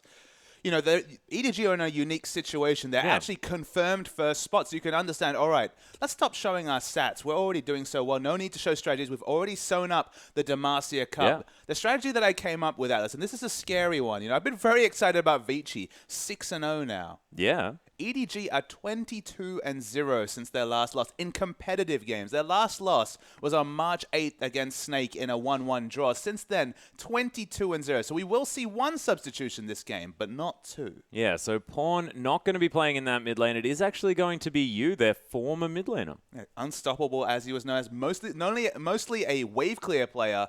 Suddenly, Athene's buffs are back. His favored champion, Ziggs, gets a buff. Maybe this is happy times for you. Yeah, we saw the resurgence of Orianna come through from Wayless there, of course. Another sort of wave clear mid laner wanting that team fight control, the control mages, and you, of course, loves that style. We'll see whether he comes back with a vengeance. It'll definitely be something different for EDG because they haven't been playing control mages. They've been playing a lot of Fizz mid coming through from Pawn. Pawn's definitely been pushing the ends of his champion pool, even on patch 5.4, even before the world went insane, which has been on perfect display here today. Pawn was playing some interesting off-meta picks. The meta's back at his feet, so there's a lot of potential here with only one substitution. We had heard that it would be both Pawn and Deft, but Deft will be playing this game. It's just Pawn that will not. And I was actually very scared for EDG because Deft has looked far and away the best AD carry to have ever lived. Like, just completely ridiculous at the moment as far as his form is concerned. And we were just having this discussion before. You were saying that Deft sort of used to be a teamfight god, but now seems to be able to lane like a god as well. And there doesn't seem to be very many lanes that he loses. But let's have a look at the EDG lineup. And Koro, do you think he likes Maokai? Oh, he's really been putting out the different champion picks. Only Maokai in the last 5. Guys, maybe we should ban this champion. However, there's such high priority bans across the board that you just get that Maokai that's been definitely in the meta on 5.4. Clear Love. Don't let the Evelyn disguise anything. This guy's pretty good at Lee Sin. This guy is ridiculous at Lee Sin. His scoreline at the moment for that champion is completely ridiculous. You making his debut into the LPL for this season. We'll see how he does go. Of course, huge shoes to fill with Pawn being able to pick up Fizz after the nerfs and still just doing ridiculous things. And there's Deft on your screen right now. Only one Corki game there, but that's because he's never allowed to play Corki. He's so good on that champion. The Corki's taken away. It's been banned once or twice. You can't let Deft get onto Corki, but he's pretty damn good on the other picks as well. Yep. And his support man, Mako, maybe unheralded. Mouse started the season as the support for Deft. There was word that they didn't really have a lot of synergy. They bring in Mako, and they've never looked back. Yeah, Mako has looked brilliant in those Annie games. They stand out like a sore thumb. His Tibbers stunts, his ability to roam the map and get things going for his team is so beautiful to watch. But it's mostly his laning synergy with Deft, which is just makes Deft look ridiculous. And I mean, the big question for EDG is, do they just keep doing what they're doing? Do they stay with the Lee Sin despite the fact that the patch is moving towards those Cinderhulk junglers like the likes of Sejuani, who's had a lot of success today? Will ClearLove move with the times? Will we see maybe a little bit less jungle pressure? Because, I mean, the big revelation for me from EDG has been ClearLove's jungle pressure has been through the roof compared to his previous performances in previous years. He's been ganking on Lee Sin like nobody's business. We saw multiple games where he's impacting every map almost at once, it feels like, but at least in a fell swoop. Will this be the return to more of the farming jungle? Will it be returned to maybe Sejuani and farming up? Dandy already showed you can put out a lot of jungle pressure on Sejuani even before level 6. So, look, I think we need to really give ClearLove the benefit of the doubt, but it's a big shift for the jungle. It could be a big shift for ClearLove. Yeah, well, that's the thing. And ClearLove now with incredible opposition as we head over to the side of World Elite and Spirit. Around the Traps has been referred to as the best jungler in the world. And Aluka, who's on your screen right now, he's got double Scion, but during the Demacia Cup, crucially, this Scion was banned consistently against Aluka. Even with a couple of nerfs coming through, this guy knows how to use that kit to its best. And Spirit versus ClearLove, you have to be salivating at that jungle matchup. This is your two best performing junglers in the LPL this season. Apologies to Dandy, he's been on form recently, but Spirit and ClearLove have been so consistent. Yeah, far and away, just incredibly strong, just proving that you can carry from that jungle role, not necessarily by getting the kills for yourself, but getting your team ahead. There's Mystic as well coming over from Korea for World Elite here as well, and has had a fantastic time as he's headed into the LPL. And remember, World Elite already faced OMG, and Mystic did very capably in lane where so many others have fallen away. The likes of Candy and other AD carries like Whoosh have struggled against Uzi, but not overawed whatsoever was Mystic. Impressive performance from him in both victories and losses for World Elite. Yeah, and we saw Jie there as well. He had a whole lot of Victor games in his history, but we know him as this amazing Diana player. Plays an incredible LeBlanc here as well. Of course, LeBlanc's seen a few changes here, and with, as you mentioned, the Chalice buffs being a little bit more affordable in the early stages of the game might make LeBlanc fall off just a little bit, but still definitely a force to be reckoned with in that mid lane. I mean, this is a couple of factors that work against LeBlanc. The Chalice buffs also give you that 25 magic that you might say, okay, that's something you can navigate. Maybe that's not a significant factor. Remember also, the standard health pool of teams pre-Cinderhulk and post-Cinder has gone up by what, 600, 1,000 health, and a burst mage can only burst so hard. Suddenly there's only 1, 2 potential people you can take down. With the likes of Cho'Gath in mid especially, you're running out of people to assassinate as LeBlanc. It has been banned consistently. I don't think LeBlanc is gone. I just feel like her job is a bit more specialized. There isn't as many squishy members that you can just DPS down with a pick. Yeah, and there it is, the sort of reason to pick LeBlanc versus not pick LeBlanc, and now seems to be it's fallen away quite considerably. But EDG obviously look like they're still 100% sure that they want to grab that champion, which is interesting with you now on the roster. Yeah, I don't think the wave clear LeBlanc is really going to do too much ability for them. We shouldn't pigeonhole you, of course. Went to the World Finals, a very good mid lane in his own right. It's almost cruel that he's had to sit on the sidelines. He could definitely be playing for another team in the LPL. Maybe will be next split, of course. We don't know what his contract status is like. Maybe this is just a chance for him to show his wares to other teams. Yeah. He's an excellent mid laner in his own right. The patch is suiting him. This could be a breakout 2015 performance for you. Yeah, and if we're talking about, you know, players that have come back onto rosters that they previously played for, you look at the likes of San, who actually came onto OMG and had a brilliant performance in the first showing that he managed to get into, and showed that he is that Graves player of old. But of course, we are into champion select, and Sivir being banned away first up here for EDG and aimed at Mystic, which is very interesting. I do like this Sivir ban. We saw it a bit in the Demacia Cup. Again, one of the reasons you do it, they love these speed comps. They love Sivir Hecarim, Sivir Scion. Very tanky, engaged top laners. And in general, Sivir's so good in this 5.6 meta. You know, she was must pick, must ban at the start of the LPL. Yeah. But suddenly everyone's like, all right, Jinx, all these other hyper carries can lane against the Sivir. No more Sivir. So Sivir fell away for a few weeks. Suddenly, you have all these health stackers with good CC, good disruption that struggle to get into team fights. You bring back the Sivir. So Sivir's back in the meta, synergizes so well with the Cinderhulk users, and it gets the target ban in this situation, and Vladimir bans. Man, it's a weird world we're in. It is a very weird world, and I'm a bit sad that he got banned away because I want to see why this Vladimir is getting banned. And that's towards Jia, so that may be something that he's been using in solo queue. Remember, when he stepped onto the team, he was top of solo queue in China. So, yeah. I mean, he's very visible at this point. Everybody knows what he's playing. Oh my goodness. What world do we live in, Papa Smithy, when there's an Urgot in the ban list? I mean, Urgot, the one thing you can say, excellent lane matchup against Zed. Probably just hovering the Zed is a bit of fun, but Urgot being banned away, it's this is where we're at, Atlas. This is where the world is at. And Sejuani came through the ban pool, so that's also where the world is at. So Sejuani's locked in. Yeah, and Aluka going to take away the Maokai here, and you have to think that's a little bit of a pick away from Koro, of course, on that the last 5 times here in the LPL, but Aluka does love a super tank. It doesn't actually matter which one it is, but thinking about maybe an Aurelia as well. We'll see what World Elite decide to go with in the end. And getting people away from comfort is always a very important factor in League of Legends. So maybe just picking up the Maokai, taking it away, saying, all right, I know you're good, EDG. I know, Koro, you're a good laner. Koro, to me, started the season very, very impressively. Kind of fell away over the weeks, especially the middle parts of the season. Got solo killed by Kohler a couple of times. Was struggling in general. Just get him out of his comfort zone just to try and get at least 1 or 2 winning lanes if you're World Elite. And speaking of World Elite, locking in the LeBlanc here as well as you hovering over some comfort picks there, Papa Smithy. We'll see what he goes with. And it is going to be the lock-in of the Lysandra, a bit of a flex pick here. Very Freljordian. I really like this pick against LeBlanc, though, just because, again, LeBlanc's all about getting harassed from Distortion. That became the max when there were nerfs towards the Q ability. Distortion became the max. Mimic Distortion is one of the things we say multiple times in a game with LeBlanc. One of the best answers, of course, it doesn't silence anymore. You just throw on that Frozen Tomb and get the pick on the LeBlanc. So I very much like Lysandra. I'm assuming it's going to be mid, but even if they're just picking it for comp, it deals a lot with what LeBlanc is doing. Well, I do like the icy vibe that they have going on. World Elite going to continue that one by having a look at a Nunu here as well for Spirit. And you have to think that, you know, having the Cinderhulk now is part of a general jungler's build path. Nunu must have benefited from that one. And this is one of the big reasons people are saying that Snake was buffed in patch 5.5 and 5.6. They're so strong with the Nunu comps. Suddenly Nunu's going to get more AoE clears. Clear was already fast in terms of big minions.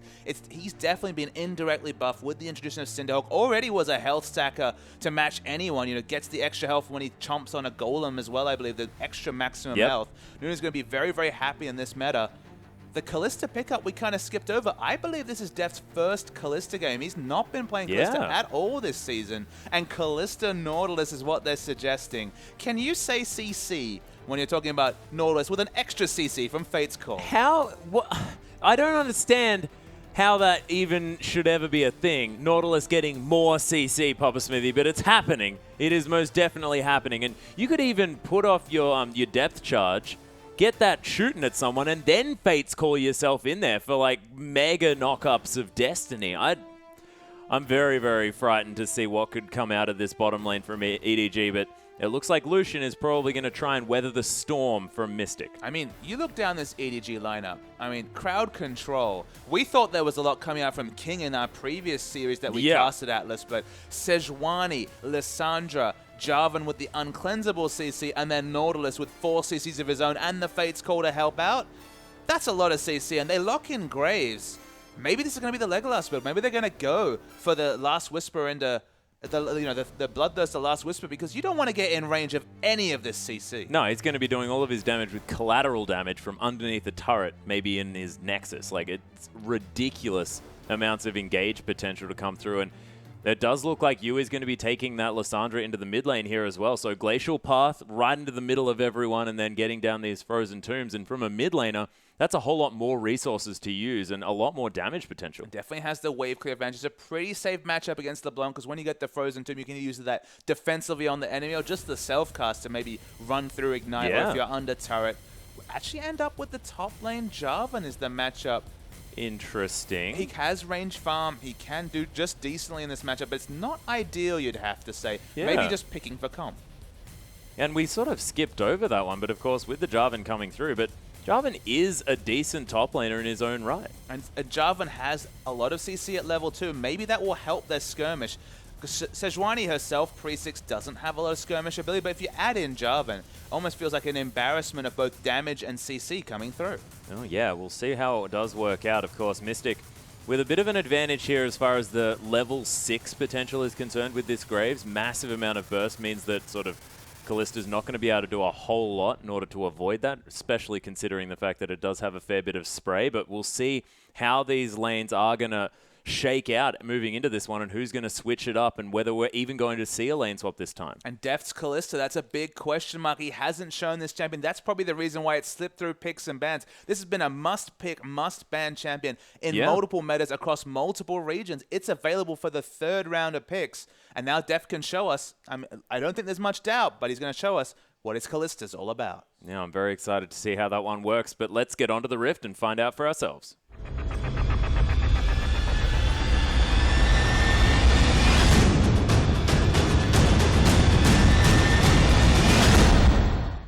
And here we are, ladies and gentlemen, with our final game of the evening. EDG taking on World Elite. And we shall see exactly how this one shakes out. You on the lineup here instead of Pawn. Some exciting changes to come through. And Nautilus support seems to have erupted into the LPL. I mean, we've seen it in other regions. We didn't know whether it would be an off-meta pick or an in-meta pick, but just the general tankiness, the fact that the Riptide's on such a short cooldown, down to 6 seconds, gives him more consistent CC uptime, which is obviously what Nautilus needed, as I see your incredulous look. But the depth charge, the Riptide consistently, just the passive, and then, of course, the Dredge line is so much CC. The Fate's Call, we'll call it a 5th CC for Nautilus because he clicks where he wants to be re-engaged upon. Very, very tanky. It hasn't necessarily had the biggest win rate, though, today. So we'll wait to see whether EDG can pull it off. Kalista Nautilus, I do see the synergy there, though. Oh, yeah, you can definitely see the synergy. Ridiculous amounts of CC into even more CC. Oh, Gia actually going to take away the little Raptors here as well for a little bit of an experience boost. I like that cute little play there from the mid laner. It's what you do with Maokai is you put down a couple of saplings, then you just distort over, and you can do this with REQ as well. World Elite have done this with a couple of different champions. If you have any champions that can prop damage, like for example the Maokai sapling, you can just get, it's only a couple of little Raptors, but again, it's the difference between a fast level 2 and a delayed one. Yeah, and speaking of delaying a level 2, Mako doesn't quite have his. He's being very aggressive here. It's the Riptide just to slow down his assailants, but just trying to give WE a hard time. And just want to try and delay the level 2 as you put out. Delay the jungle pathing, ensure the gank is 10 seconds later. Maybe that's enough time for the top lane to back, buy a ward, come into lane. We didn't even consider this, but of course with the lane swap being initiated by World Elite, suddenly you have the jungle follow with quite a lot of CC in Sejuani Jarvan. Yeah, that is ridiculous. If they manage to catch anyone out, it's going to be very, very frightening. They haven't actually entered the enemy jungle just yet, but you have to think that if they do decide to go that route, it will be very, very frightening for World Elite to find them. GA, now it's actually with a lot of pressure here in the mid lane. Nice chain's going to land onto you, and that's some decent trading here early on. And look, this matchup is fine from level 6 onwards, but in the early levels, you know, Lissandra's not the highest health champion. You do take a lot of harass from LeBlanc. You don't have a lot of lane control in this situation. You always worry when the enemy team has Nunu and you have a defensive jungler like Sejuani, low pressure in the mid lane, low pressure from the jungle. There are definitely windows that can be exploited by World Elite in the early to mid game. Yeah, and we saw GA just be very, very strong on this LeBlanc, especially in IAM when we saw him there, but we'll see whether it's going to be a similar performance. Of course, very different patch back then.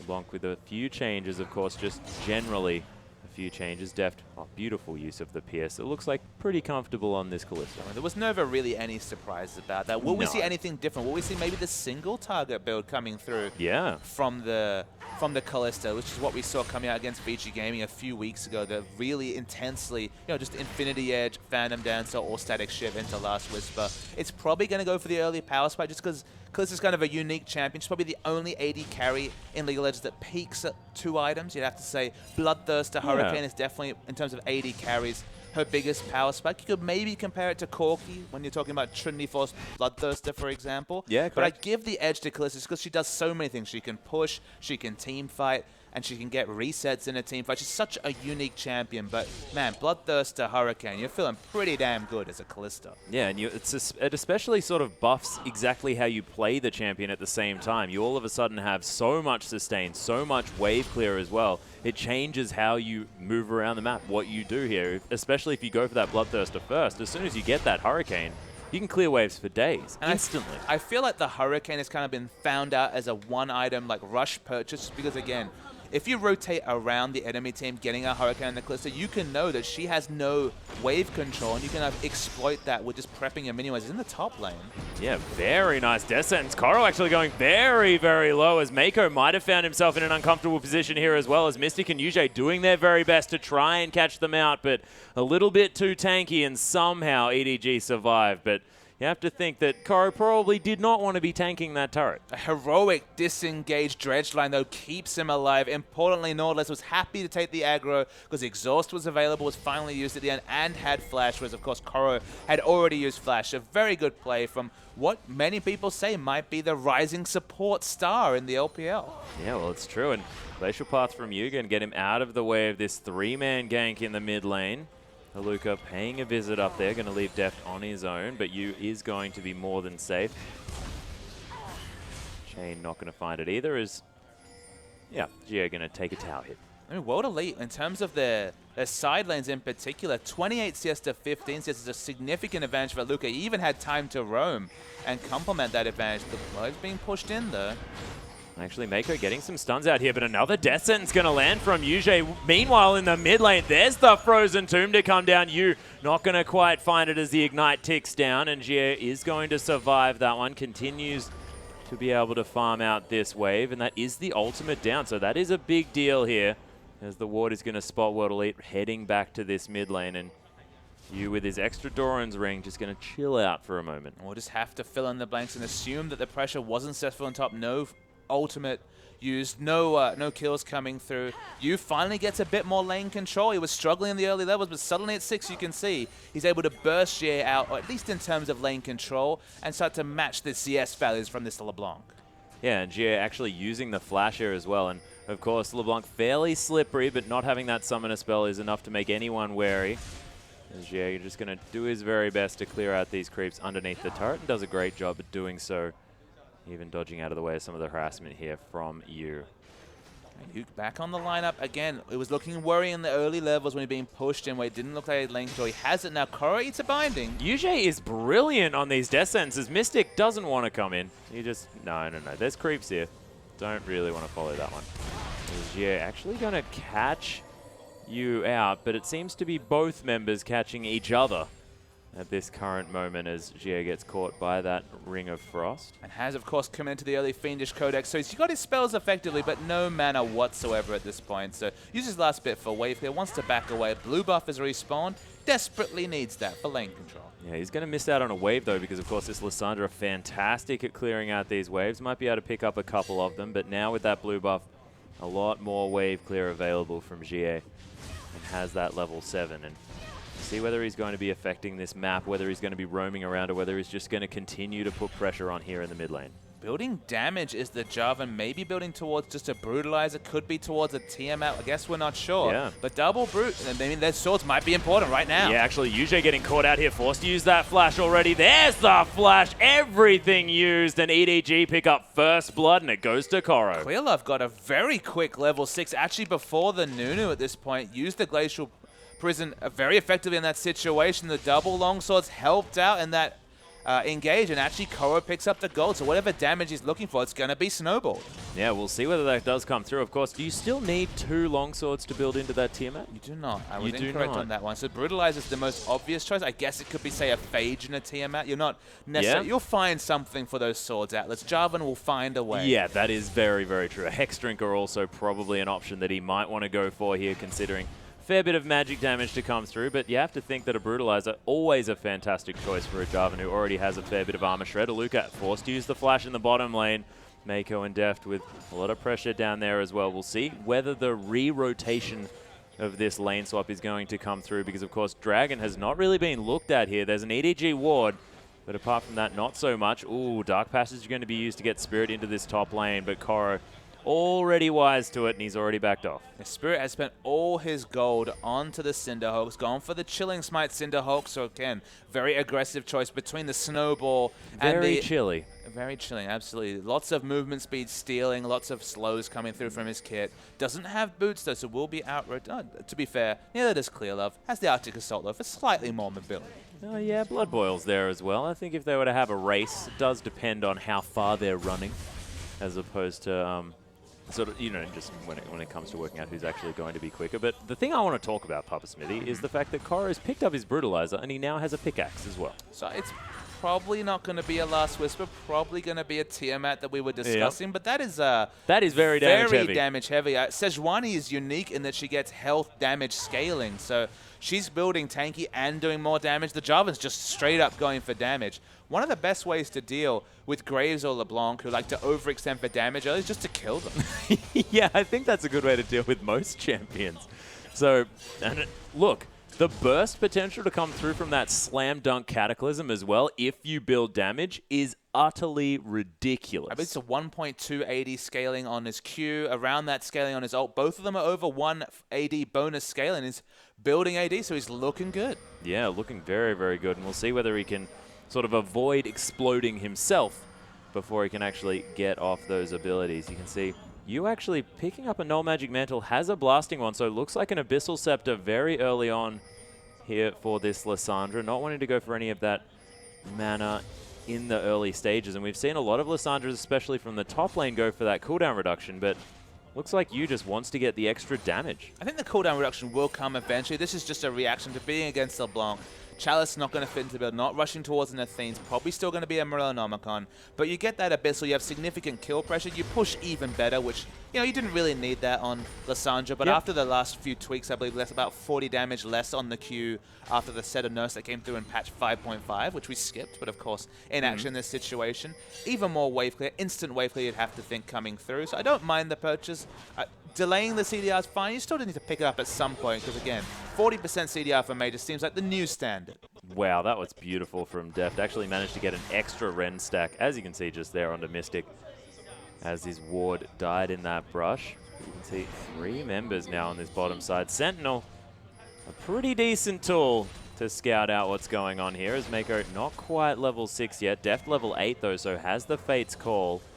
And that might be the knock-up that Mako's looking for. Oh, actually, Dredgeline going to find the wall as Fate's Call just comes through. Yuji now in a lot of trouble here as Deft actually going to get the focus. Collateral damage comes through, but Yuji going to fall down. Deft just hanging out on the backside. Actually coming straight back in here, as well as the heal's going to be used to try and save Clear Love, but that's the double kill for Aluka as he comes in, and Mystic's still alive. They might be able to get a lot of damage onto this turret. Koro thinking about whether or not to come in. He doesn't have the Cataclysm. That is very, very important. They caught LeBlanc in transition, so it is actually a 2-for-2, I believe, coming through after all of this. It was 1-0 previous to that fight. Deft lives, perhaps the critical factor, can mop up the CS. It's actually 18 CS up.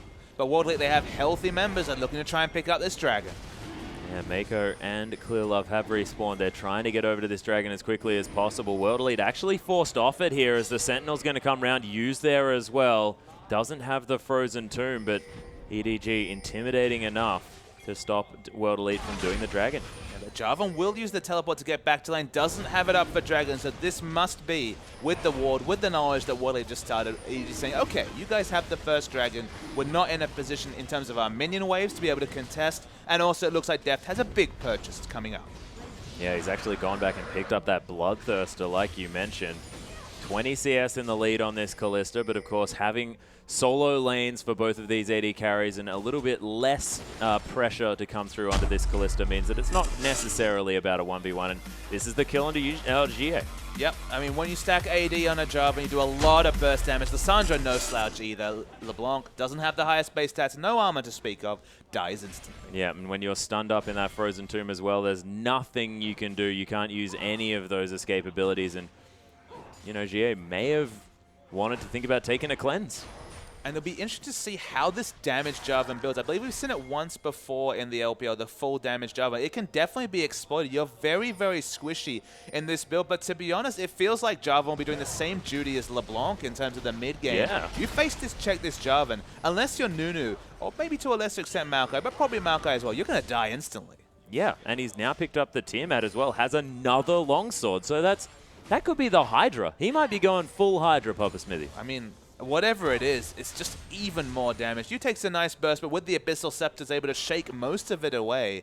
How this Jarvan plays out will be interesting, because there'll become a point where he spent too much damage too much of his gold on damage items, and he won't be able to fill the same role we expect from a Jarvan in a fight. It's going to have a lot of pressure required on Clear Love and to a lesser extent Lissandra to get that Zhonya's at a very fast clip to be able to be effective frontlines. This Jarvan is deceptively squishy, uses the flash to try and get the flash knock up afterwards, but no cigar. Yeah, doesn't quite find it onto Spirit, who actually does trade flashes here with this top laner. So top for jungle flashes are going to be traded. It's, you know, probably okay on both sides here, making sure they can get those summoner spells out, and Spirit not going to be flash snowballing anyone to stop any damage. But Spirit to respect an EQ flash shows just on the level he's thinking on. He knew exactly what Jarvan was going for. So to preemptively flash and predict an EQ flash, that's high level League of Legends. Yeah, damn right. And who else do you expect that out of other than Spirit? I mean, this guy is amazing. Tends to know exactly what's going on. Of course, we're here again having a little bit of a pausation, but we will get back to the game as soon as possible and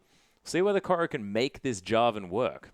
Again, you just have to teamfight so specifically. You need to think of yourself as a LeBlanc, as an assassin, rather than necessarily a teamfight initiator. Sejuani is going to do the heavy lifting in a teamfight, and they're looking to get massive burst damage down onto the backline in particular during that Glacial Prison 1.5 second stun, because after that, you turn around this Jarvan. Even Mystic is going to be DPSing down this Jarvan with surprising ease. Mako as well is going to get fairly tanky in the later stages of this game as well if he manages to pick up any of these items on this Nautilus. So, you know, maybe they're thinking that they will still have 2 tanks. Again, you just have to get the work done during the burst, because after the burst is through, there's not much left. And speaking of burst, you actually going to use his ultimate on himself here as well. Cataclysm comes through, gets a lot of damage onto Gio. The Ignite's there as well. Doesn't quite land the chain as the depth charge does come through. World Elite now on the run here as there's so many low health bars. Death Sentence not going to find the mark. Mako has to be very careful. The layering of damage wasn't ideal, though, and at this point, EDG have to back away. Jarvan doesn't really have a threat of re-engage at half health against Mystic. Mystic flash of the Death Charge was actually very smart. Got to the back of the fight. There was no multiple man knock-up. EDG, they went for something. They went for the layering CC. That time, at least, it didn't come off. Yeah, didn't quite manage to work that one out, but of course, Def now with a bit more money to spend. Still 20 CS in the lead, has picked himself up a kill now as well. And these fights, when it does look like that, with EDG able to CC up multiple members, you just have to think that as soon as Deft has that Hurricane, the amount of damage to go over these team fights is going to be so much bigger. And it's going to require a Luca and Spirit to try and find a way to separate themselves from the other threats and really force the Ren to only be spreading to the super tanky frontline coming through from World Elite. Spirit and Luca, they only have Workman-like 80 items, but they're still very, very tanky. You need to try and force down this mid lane turret. A lot of damage on it, but not quite down. Yeah, fair bit of damage onto Mako as well. As Jid looking to try and get some damage off, but doesn't quite manage to land the chain as Mako sidesteps it nicely. Deft picks up a couple of extra creeps with that Pierce as well and is looking to potentially head back to base and pick up some more items. He's sitting on a very big stack of gold. Not sure if it's enough for a straight-up Hurricane, but I imagine we'll find out very, very shortly. Comfortably 25 CS ahead of his lane opponent in terms of Graves. We always wait for that par timing on the Hurricane. No, he's not going Hurricane. Much more of a single target focus. I guess he's really respecting the tankiness coming through from Maokai and Nunu. Yeah, very interesting. Has an extra dagger here as well, so Phantom Dancer. Yeah, looking like a Phantom Dancer instead of that static Shiv. Of course, could be those Berserker's Greaves as well. We'll see what he does decide to go with, but I have a feeling it might be more of an Imp-esque build, and that sort of makes sense. It's just a very interesting adaptation. It looked like Hurricane would be the pick. Again, it's been the standard just because the 2-item power spike is almost unmatched. It kind of justifies the Calista build because you have a 2-item power spike, and then if it gets to the 6-item set, you could always sell that Hurricane and pick up, for example, a Phantom Dancer in that situation. But seems to be opting away from the 2-item power spike with just early attack speed and some critical strike. Yeah, and it seems like Deft probably going for more of a single target build, feeling like he might get separated from his team. Like you were mentioning, what World Elite probably want to do to this Kalista. Yeah, if he has kill pressure on a single Maokai or Nunu dive, that might change how team fights work. Because in the backline, it's going to be the merely DPS glass cannon, you'd have to say, Koro at this point. Looking like Last Whisper is going to be the third pickup. My goodness. He's just going full damage. He's going full Talon.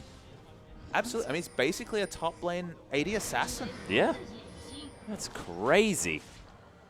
It's almost like Pawn is in this game. Look, you know, I don't of course, mind one of the best talent we players. see, for example, Going playing Rek'Sai goes Tiamat into tanky. We see Trinity Force into tanky as a standard thing, but this is just 3 damage items. Yeah.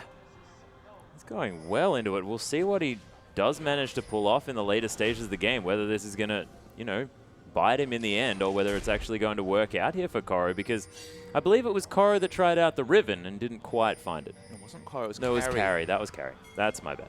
It's okay. Riven, certainly not in Koro's champion, as far as we can see so far, but he's shown us interesting things, and full damage Java, it's right up there. Yeah, and just the likes of EDG just sort of makes sense. Is UJ actually going to get caught out? And speaking of Koro, he's going to get a whole heap of damage down, and that was just an EQ combo into just a beautiful engage from EDG. They get the first pick. We're waiting to see if they transition onto Dragon. Deft is separated from his team. You can see actually some defensive pings. He needs a bit of help. Yeah, maybe. Mako is there to try and help out. Initiation options from Waterley do require flash twisted engage. Flashes down. Nunu can of course slow, but not force any hard engage. EDG thinking about the re-engage. Yeah, Mako very aggressive on this Nautilus. Always wants to put himself between his team and the enemy team wherever possible, because he knows that as long as he can CC up a few members with his first round of spells, he doesn't really worry too much about Well, the dying. scary thing about, for example, Blitzcrank, a more standard pick-based support champion, is the threat of the hook, right? You're always right, okay, Yeah. he might throw out the hook at any point. It's even scarier when it's support Nautilus, because it don't require any skill to hit those hooks when you just throw out the depth charge first and then align them up. So the area of control Nautilus has when he walks into lane, when he's at least competitive in terms of tankiness, is actually quite large, because you have to respect that targeted engage. Yeah, well, that's the thing. And as soon as you get that depth charge, it's the easiest dredge line in the world to be able to pull that member into your team. World Elite now looking to set up this second dragon for themselves. They have pulled it out of the pit, but EDG, they now have members available. Koro's teleporting in here as well, as Mako is going to get Fates called into the enemy. Aluka just in a bouncing castle, and look at that frozen tomb. So much extra damage as depth. He is trying to deal with the fact that he does have a snowball in his back, but GA not able to lock him down, and Yuji going to fall down in the back line as Koro's picking up more kills on this map. This AD Jarvan is going off this game. The amount of burst coming through from the Frozen Tomb, the Glacial Prison, and even just the EQ combo from Jarvan was huge in those facts. And maybe that's the reason we're seeing Deft go for the single target build. Everyone else is going for burst. Maybe there's just that worry that in the late game the burst is outscaled, so just go single target and be the insurance your team needs. Yeah, and look at Koro's build now. Ravenous Hydra, Last Whisper, and the Brutalizer. That's ridiculous. And Glacial Shroud from Maokai is not going to help him in the split push. He's not going to be able to instantly kill him, but you certainly don't want to overextend to this Jarvan. It is a full damage Jarvan, not even a Hex Drinker to say, oh, look, I'm tanky, got some magic resist over here. Nothing whatsoever, only about the damage. He's going to be tanky by life stealing up in the front line. Yeah, well, this is the thing, and now going to do so much extra AoE damage as well with that Ravenous Hydra. And that also gives you a whole lot of extra lifesteal as well in the middle of a fight, whereas exactly where he wants to be, as we saw just there. The burst coming through is insane. The single target build is confirmed by Def. It is the Phantom Dancer. So now it comes an awkward situation where the burst, look, it's itemized. It's ready to go coming through. The Glacial Prison into the Jarvan Flag and Drag, let alone throwing in the Frozen Tomb in that situation, is already massive burst. And then if Aluka tries to dive into the backline onto Kalista, he won't find a Hurricane-focused, AoE-focused Kalista. He's going to find single target damage and considerable single target damage. Yeah, he's going to find a hole in his head because of this Kalista shooting him with his little arrows? Are we going to call them arrows? Sure. I mean, attack speed and critical strike's the big factor, right? That's the thing that Kalista's lack. That's the thing that stops an attack speed focused build from being relevant against tanks, is that critical strike, that's what gets through these tanky members. There's a reason it's all about Infinity Edge, Phantom Dancer, Last Whisper. Bloodthirst is an ample solution. Don't have quite the same critical strike, but it's going to do certainly plenty of work. Yeah, and the AD is only going to augment those crits even more, as Deft is going to nimbly take down this turret as well. And World Elite, they do just feel like they're on the back foot. They're playing more from behind than they were before. They took a decent dragon early on, but now they've let it slip. 4,000 gold is the lead, a little bit more.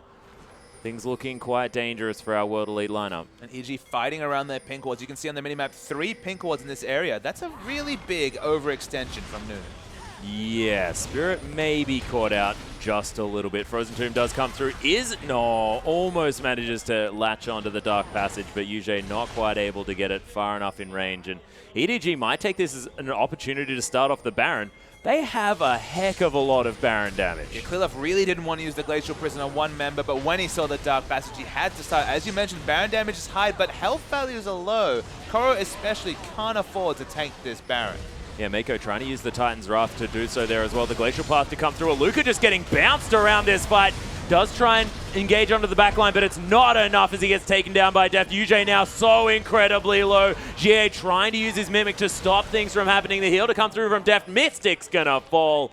And Clearlove, Arctic assaulting some minions because he knows he's not gonna catch up to that LeBlanc. And you have to think EDG probably just going to go straight back to the Baron. And there were two deceptive factors in that team fight. Firstly, the CC came through from the Jarvan ultimate, but critically the damage did not. The damage did not register. He died during the slam dunk animation, and Kalista was able to sidestep the collateral damage in the fight with the Marshall points. Not even flash required to being used. So some excellent mechanical plays from Deft. Again, the damage not being registered, that would have really ensured the team fight victory for EDG. It's quite even all in all. Yeah, not too bad. But, and you know, most importantly, World Elite, they stop the Baron, and that is very, very strong. And Frozen Heart completed now by Aluka. He's only going to get a bigger and bigger in that back line, trying to be a nuisance here for this Kalista. And if Deft can't auto-attack fast enough, he's not going to be able to bounce away from all of these important abilities that have to miss from World Elite, because the burst coming through from Mystic, the burst coming through from GA is very, very scary. Absolutely. It needs to be feared, but the item timings are very good coming through for EDG. The Merc tries for a semblance of tankiness. Finally, we get to see Koro against his lane opponent. EQ does about a quarter, maybe a fifth of Aluka's health. He's not shrugging it off exactly, but he's not enjoying it either.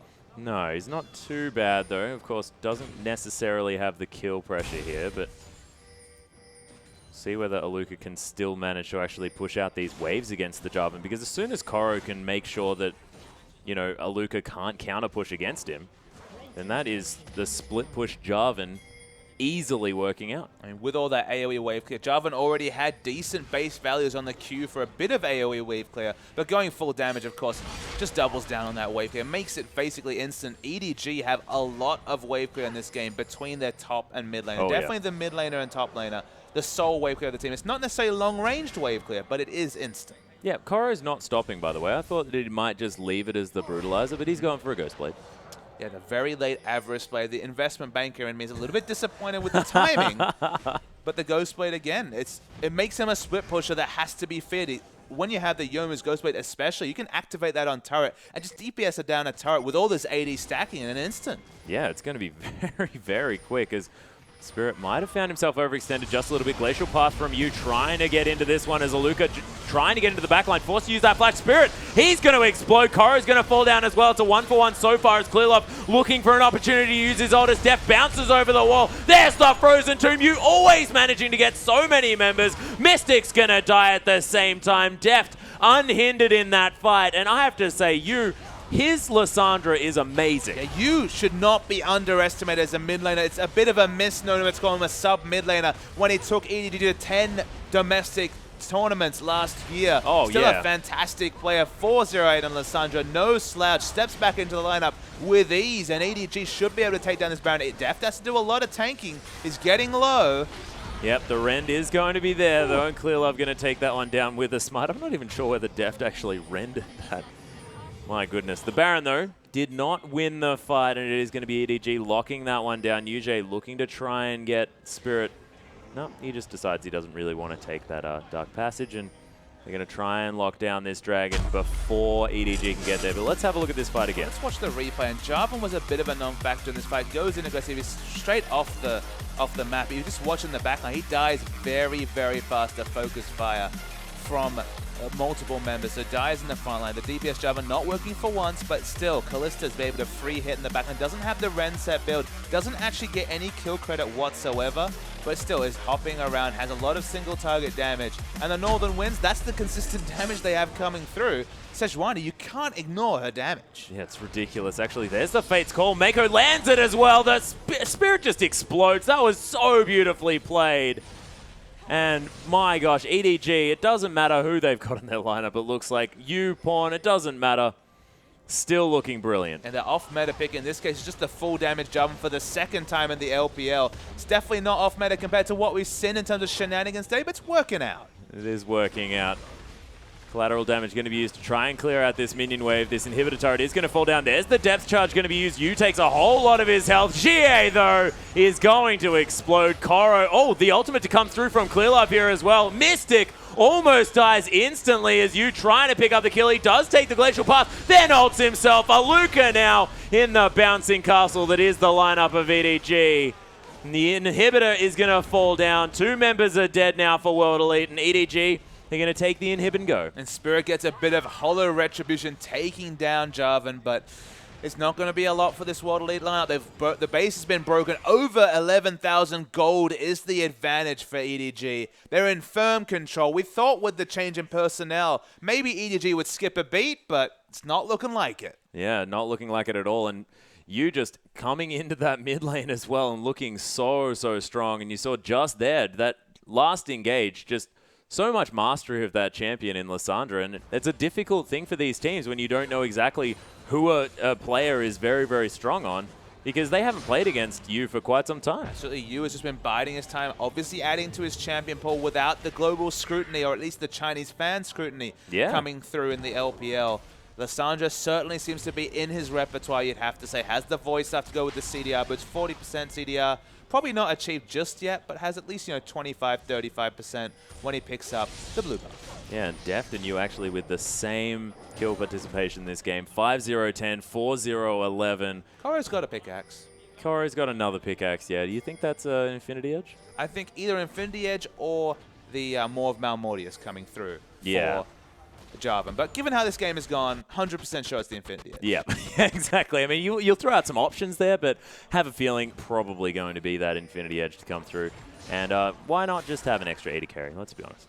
That's what it feels like. Melee carries aren't really a thing in League of Legends. They struggle. It's only Riven and those caster AD champions that really can get a lot done, but Jarvan's making a case for it here. Yeah, he's doing the very best that he can. The Ghostblade already completed here as well as EDG continuing the siege. They've got super creeps heading towards that mid lane as Clearlove. So much health on this Sejuani. 3 big items in that Cinderhulk, Frozen Heart, and the Banshee's Veil. Also has another belt there just hanging out. And EDG, they've pressured World Elite off this inhibitor turret. There's the Glacial Path to come through. You looking to just explode GA, and he does. Koro takes down that kill as Spirit trying to get some work done, but just dies for it in the backline. Cataclysm gonna lock down every member of World Elite. A double kill for Koro. Glacial Path gonna be taken just for the fun of it, and Yu picks up a double kill here as well. And EDG, they don't worry about the inhibitor turret. The Nexus turrets are now gonna fall down. The surrender comes through. And EDG just still looking like a brilliant team. Now 23 in a row. New patch, new champions, but same old EDG comes out in the LPL. A power performance, even bringing in the Kalista, even substituting out one of the strongest members on the team. Pawn has done some wonderful things this season. You bring in Yu, he shows that he's still right up there in terms of Chinese mid laners, easily dispatching Jia, putting out a lot more pressure this game on the Lissandra than Jia could create on the LeBlanc. Impressive from EDG for the 23rd time in a row. Yeah, incredible play. And Koro playing a full AD Jarvan in that top lane as well and making it look like a comfort meta pick here as well. Really playing well. I mean, there was one team fight he didn't do brilliantly, I guess, but apart from that, he was gold. I mean, that Cataclysm was doing so much damage. But ladies and gentlemen, I'm getting very excited for Game 2. So after this short break, we'll be back with just that.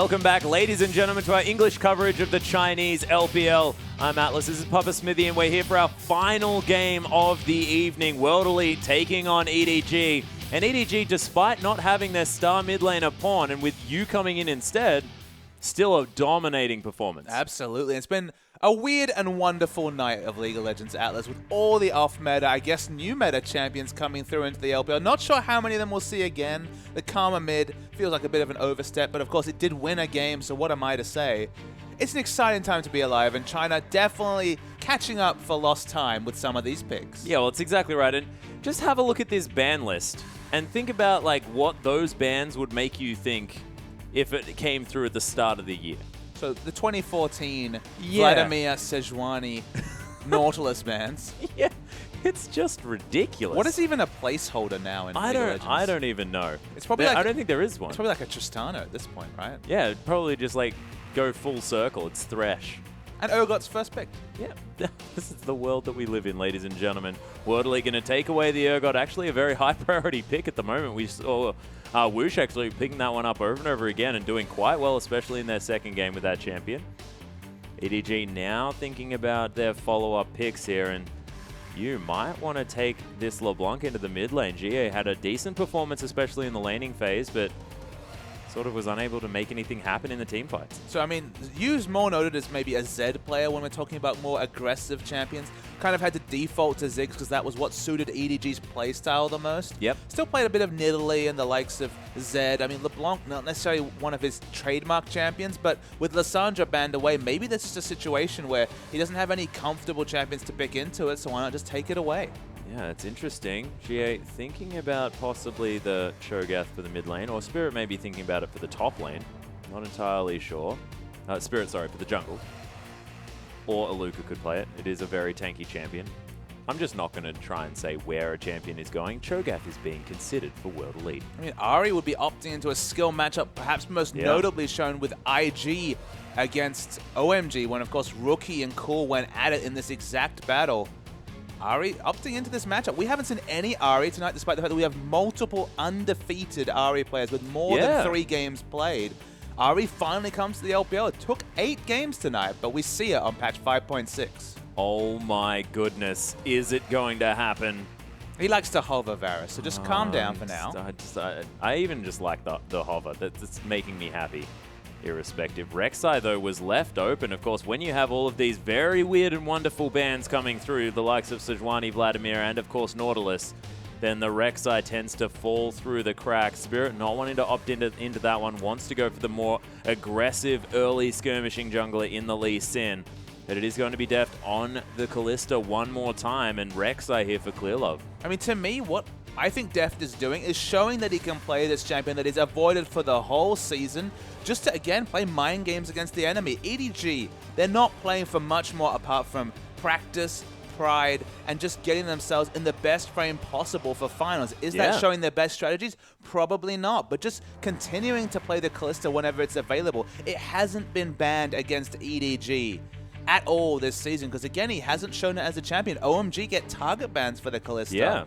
In this situation, it's just really good strategically to keep showing it, because of course Def can play Kalista, he can play any champion in the AD carry role. Mako, he's showing the Bard. We've been surprised once already today. No. Audible gasp and sadness in the studio. Alistair would be pretty cool, though. Yeah, Alistair would definitely be cool. That Fate's Call into the Headbutt Pulverize is a whole lot of extra CC. Maybe not the likes of Nautilus, who also has CC on his passive, but Alistair definitely no slouch when it comes to that, and we'll see whether Mako can be his aggressive self now on the cow. I mean, there's been 24 games a week. We're now into week 10. That's going to be 240 games of League of Legends at the end of this week, and I can't tell you if there's been an Alistair this season. No, I don't actually think that there has been in the LPL thus far. And with such a big sample size, it's a surprise just because, look... This season, of course. Yeah. This season of the LPL, absolutely. Of course, there was top lane Alistair and all sorts of other shenanigans in previous years. But Alistair, he's always been pretty good. It's just that other champions maybe are more reliable than him. Of course, there's always the downside of a potential flash WQ combo might not come off. The Headbutt Pulverize is a risky maneuver. He's a melee champion, and melee support laners aren't always that popular. But we've seen plenty of Leona and other champions. It's taken a long time. I can't say for sure there's been no Alistair, but I certainly can't remember any. No, I can't. And not any sort of standout performances here either, as we are going through the lineups here. Jie against you now in a sort of opposite matchup, but Ari going into the LeBlanc here, and this is the exciting one. It is going to be Urgot into the Kalista, and you have to think that switcheroo going to be pretty handy. Absolutely. And in general situations, it's going to be a very tough laning matchup for Deft. I have to think that with, two range champions against Kalista and a melee support, EDG are going to be desperate to get a lane swap, and they'll be on World Elite to try and stop them in the early game. Yeah, and I of course mean hyperkinetic position reverser. Switcheroo is, of course, Jinx's Q, but it's a little bit easier to say. Semantics, Atlas. Yeah. I think our viewers knew what you meant. Look, maybe because it was very confusing. It's still an ability. It's just not one of his abilities. But, ladies and gentlemen, let's get on to the Rift and see how it goes.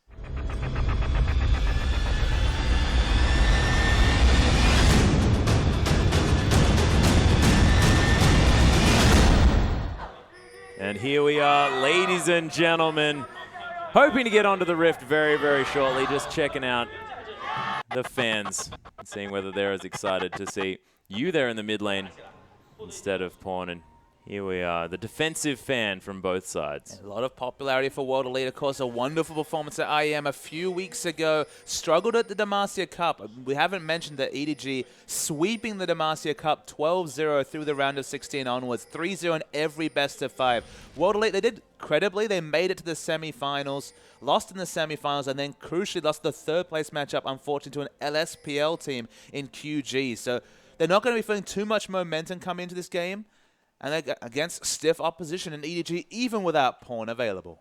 Yeah, well, this is the thing, and you still going to be able to fit into that roster very, very effectively. We saw that in the last matchup, and his Lissandra, it already has a ban to it as well. So we'll see how this LeBlanc does work out for the EDG lineup in the hands of you instead of Pawn. Absolutely, and LeBlanc is definitely something different than we expect from you. And again, we've seen we've seen players try to incorporate LeBlanc into their lineups and not necessarily do it that impressively. Dade, for example, is one player who can play LeBlanc, has had some good performances on LeBlanc, but doesn't feel like a Dade champion. It'll be interesting to see how you performs on LeBlanc. I'm sure you've seen it from him in competitive before, but it's just something new, at least in this meta. And Aluka got Sion. We didn't even mention that. Yeah, well, this is the thing. This is Aluka's comfort of comfort champions here. He is going to take away the Wolves. It is always good to mix up the camp that you are going to die to. And in general, though, the first time they came back from IM, rapturous cheers came when Sion was considered by Aluka. I think that's another reason we saw the camera. They love seeing Sion played by Aluka because he's so good at this champion. The champion, as we've noted multiple times, you, myself, Pastry Time, Spawn, Sion's really funny. Sion is hilarious, but in the hands of Aluka, it is his perfect champion because, of course, gets to that point where he's such an immovable tank. And that's precisely how Aluka plays, in your face, but never really worries about going into trades or trying to defeat his opponents. He just wants to be frustrating. I mean, frustration is going to be the story in bottom lane as well. Remember, this is Kalista and a melee support against Urgot Thresh. About as frustrating a lane matchup as you can have. There's not enough range in the world, barring maybe a Caitlyn, to deal with what Urgot does in lane. So it's going to definitely be struggle street for Deft for one of the few times this season they couldn't get the lane swap they were looking for. Yeah, and we'll see whether he's going to be okay in this lane. Of course, Deft has sort of turned lanes that probably shouldn't have been winnable for himself, but we'll see how this one goes because, of course, Mystic and UJ have shown to be fantastic players. Actually, Gia going to land the charm in the mid lane, actually taking a whole lot of damage and using a whole lot of his mana. The flash actually after the Sonic Wave to come through. There's the Deceive as the red buff is going to tick down, and Spirit, right place at the right time. Gia with no follow-up, though, because no mana. And a skill matchup has to use his flash crucially very, very early. One of the other issues, oh my goodness, here we go. Yeah, there's the headbutt Pulverize and Mystic. Oh, straight on top of the Dark Passage, but another knock-up to come through as the exhaust down on a Mystic. Uses the heal there as well, gets slowed down by the Rend. But the death sentence, that is max range. Yuge playing out of his mind at the moment as Mystic trying to land up those Qs, but doesn't quite get there. That was almost insane. I was actually going to refer to the fact that World Elite were able to push in a Kalista as Urgot. The thing about Urgot's lane that a lot of people don't appreciate is that level 1, level 2 is actually very, very weak. It doesn't have any AoE wave pushing, just has the ability to shoot out those acid hunters, which have very low base damage at level 1. If you push in Urgot, it can be difficult for him to get lane control, but it turns out they engineered all of that for that creative gank with ClearLove in the bottom lane. Weren't able to pay it off, but this is where you want Urgot lane. You want him under turret wherever possible. Yeah, and they have managed to do so. So theoretically, actually a successful gank to come through from ClearLove, despite blowing his flash for no kills. They do get every summoner out of Mystic, though, and that is very important. Exactly. He'll get all the thanks from his AD carry. Despite not picking up the kills, relieving pressure against an Urgot for an AD carry is a godsend. And Aluka now in the top lane continues to farm up very fast on Aluka's side. And that might be why it's extra funny, because he sort of moves a little bit quicker. Spirit, though, waiting around, not actually taking down that tunnel. Does decide to in the end. I thought it might have been strategic just to make sure that his presence wasn't pinged out by that tunnel disappearing. But he is just going to head into that lane. Another Death Sentence going to land here as well as Def trying to use that Martial Poise to get out. A triple pulverize from Mako, though. Definitely understands his ranges as Alistar. That's one of the most deceptive things about Alistar. He's all about ranges, whether it's the headbutt range, the AoE range of the pulverize. A lot of little skills in this champion. It'll be interesting to see which spell he maxes. Some people, like Mad Life back in the day, used to max the headbutt just for lane control, just for disengage. Some people max the pulverize first just to match the cooldown with the headbutt, so you always have headbutt pulverize available at the same time. Alistar has a lot of little mechanics to him. We see him play to the top level. He can be one of the most exciting champions to track, so it's lovely to see him back in the LPL. Yeah, and we'll see how Mako manages to play him as this game progresses, but so far has looked very impressive. That being said, UJ's Thresh always has been, you have to admit, very, very strong, but those death sentence that he's hit so far this game have looked fantastic. And UJ's definitely leveled up with his new lane partner, despite the fact that we now have a Korean and a Chinese player together in the bot lane after what was previously an all-Chinese lineup. The communications looked better. In general, the laning phase looked a lot stronger. UJ has been a bit of a question mark. And speaking of question marks, yeah, there's the Sonic Wave. Max range landing on Akoro. Immediately blows the flash. ClearLove is here and is going to tunnel in to protect his top lane. Akoro completely out of mana. And what perfect positioning by ClearLove. The thing about ClearLove in this matchup, remember we very recently saw Spirit and Loveling going at, and at least in the first game, Loveling was boxing with Shadows. It was always Nidalee reacting first, and Jarvan just kind of trying to track him to lane, but being there after a gank had already taken place. The difference between Loveling and ClearLove is that ClearLove's rotations have been excellent, and he's always been on point to stop the early aggressive rotations coming through from Spirit. Yeah, Mystic actually going to use his shield here on the bottom side. Deft dancing back here as well, and World Elite still with this lane, pushing now on the bottom side. Mystic with a CS advantage as well. And Mystic looking very at home on this Urgot. You can understand why it was banned out in the first game, as there's another Acid Hunter to come down. Oh my goodness, just so much poke to come through from Mystic. And you have to feel like the Alice is one of the answers they have towards Urgot, just being able to headbutt away the Urgot when he tries to get into swap range, headbutt away potentially the Sion or Ahri. Of course, having a targeted disengage ability could be so useful to keep people away from Def, ensure that sustained damage is really effective in a team fight. Yeah, Death Sentence is going to go wide as World Elite going to shove this wave into the turret as well. Now looking to try and get some poke down. You can see Def not having a great time in this Kalista in this lane, and Mystic is just on this Urgot, you're just so much more tanky than your lane opponent early on. And Deft has also had another problem. He's kind of been priced into buying a pickaxe just for lane presence, even though pickaxe, if you look at his previous build, and in general, Kalista builds, you don't see too much Infinity Edge Kalista apart from the one game we saw earlier in the season. You want the Bloodthirster just to do consistent damage to lifesteal through a fight. But in this situation, it might be priced into an Infinity Edge and not really clear how much effect that will have on team fights for EDG. It's going to be difficult. Could just leave it in the yeah, go for the last whisper. Delay the Bloodthirster and the Hurricane a little bit further, but at this point at least, only a pickaxe to show for laning phase and not naturally building into an early game Kalista build. Yeah, and the important thing is here as well is that World Elite have weathered the early storm of EDG. They're very even on gold, actually have a slight gold advantage. And World Elite just more than happy to sit back and let this game play out. And we'll see how things work out towards the middle stages and whether it's going to be the assassination potential of an Ari in the mid game or whether it's going to be the LeBlanc. I feel like the pick face really worked in World Elite's favor just because, again, Urgot's perhaps one of the best champions you can take against Deft just because, again, it deals so well with a strong AD carry. That's kind of been the major boon for EDG this season has been just how strong Deft has been in lane, in teamfighting, in the late game. If you can't gank for Deft, which is what ClearLove has done so often, is getting Deft to a start that, of course, he'll embrace with both hands and push forward.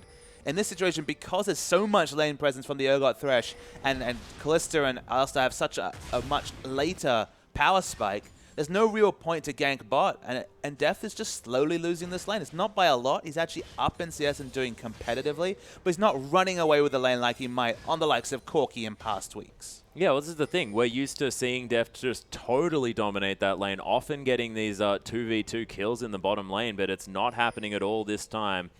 In fact, pressure is with Mystic and UJ in this lane. Jie heading back to this mid as well, was thinking about roaming up top as Charm not going to find the mark.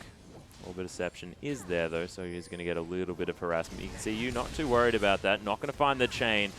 And dodges out of the way of the extra skill shots by heading back to that distortion point. And ClearLove is matching pressure with pressure, actually going for the Warrior enchant rather than the Cinderhulk. We've already seen a Cinderhulk Rek'Sai tonight. I feel like Rek'Sai is flexible. She can build either of those items, still be relevant.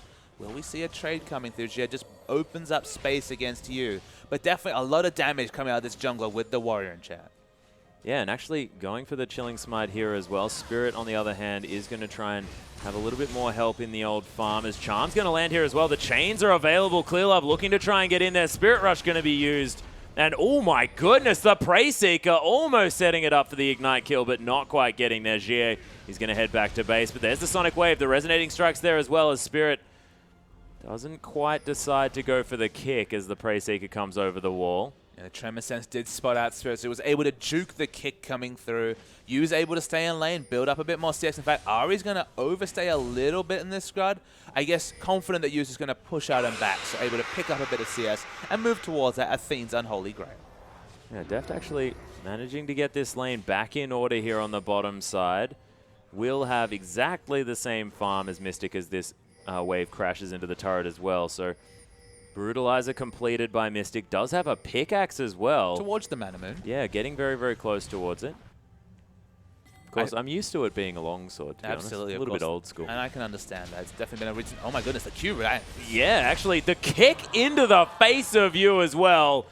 And Spirit just with the 1v1. No max worries. range Q into a kick. Lovely mechanics coming through from Spirit. Pays off the Warrior enchant that, of course, Lee Sin is always going to be building. It's the most slot-efficient AD item by far for junglers. And Lee Sin with the Brutalizer, you know, the extra armor penetration, he loves that item. Yeah, and that is going to be First Blood as well taken here for Spirit. And as far as getting extra pressure from your jungler is concerned, if that jungler's name is Spirit and you're on the enemy team, man, that is very, very scary. And both junglers, both mid laners took their turns overstaying. LeBlanc pushed in the wave, then Ari overstayed to get that one last load of creeps, and then you, in turn, overstayed again, got assassinated by Lee Sin. So someone was bound to get punished for staying in the lane so long. And speaking of punishment, make one round of EQs, and he's suddenly at 40% health. Yeah, I mean, that's the corrosive charge, and then those Acid Hunters just coming so easily from Mystic, and now that he has that tier stacking up as well, it's not as detrimental to that mana bar. Decided not to go with the Flask, which is what we had seen previously, but of course the mana just going to keep stacking, and it's going to be easier and easier to keep pressure on this lane. It's one of those situations where Urgot, because his 425 range, doesn't really proc the lifesteal, and in terms of auto attack's a bit less than other AD carries, definitely less about auto attack damage, so it kind of makes sense to navigate away from the Doran Blade and go for either longsword start, boots, 4 potions is an option, even a mana potion. You're very flexible in your openers. If you think it's going to be a tough punishing lane, then you might opt into the Flask 3 pulse. That's definitely the start in the mid lane, but in a lane matchup where you're so one-sided in terms of lane presence, especially in the early game, I do like the choice. Not even bother with all that regen. Yeah, Spirit going to find his way to the mid lane, but doesn't find any joy onto you here. As UJ and Mystic continue to push this one up, and lead is actually with Deft at this stage. been CSing very, very well. That's kind of the downsides. If you don't get the harassment, you don't get any kills in lane, 425 range, and then trying to farm with Acid Hunt is never ideal. Of course, minions will always block away. The minion line will break differently, and you won't always be able to get Acid Hunt a last hit. So if it just turns into a farm lane, it definitely suits Deft. Yeah, it was a really nice distortion from you there in the mid lane, dodging out of the way of the charm, of course, getting behind the Ahri, which is very important. That is a huge decimating smash onto Koro, but Aluka, we mentioned it before, and doesn't necessarily have kill pressure. He's just pretty frustrating. But still something very notable, Atlas. We were looking at the skill max. Of course, for so long, the Roar of the Slayer max has come from these Scions. This is actually a decimating smash max. And even further on top of that, he's maxing the shield second. So oh my goodness. The Roar of the Slayer only going to be used as a 1-point utility tool. Yeah, just trying to use it for the slow for setup CC, not going to be using it to farm out the waves, which is generally what you see. Has a little bit of armor shred as well, so it does have quite a few utility options on that E. But yeah, I mean, decimating smash means basically instant wave clear, very high base damage on that ability, and then the shield for more tankiness. Yeah, interesting. We'll see how Aluka does utilize that if we get into any mid-game team fights. Of course, most of the time that we see Scions in these team fights is generally towards the late game. Everything's going to be maxed, but of course, the mid-game skirmish, see whether it changes anything for Aluka here, and we know that he's a very practiced Scion player. Absolutely. I'm going to defer to Aluka if I'm going to defer to anyone on Scion. There's the headbutt and the Pulverize. Yeah, Pulverize coming into a multiple members here as well. Mako actually going to get kicked out of this fight. Fate's Call, though, gets him right back in there as Mystic gets exhausted. Spirit taking so much damage as the Unbreakable Will is out there. Oh, Charm actually not aimed onto Mako there as he gets swapped back into the fight. GA actually, oh my goodness, just launching himself into that one. The headbutt over the wall doesn't actually net anything as Spirit gonna go down. Yuji already dead as Mystic trying to clear this one up. The double kill now for you as he enters this fight. Deft so incredibly low. Oh my goodness, the Acid Hunter doesn't find it. The heals there. The auto attack from Mystic secures the kill. You might actually find it, and he does.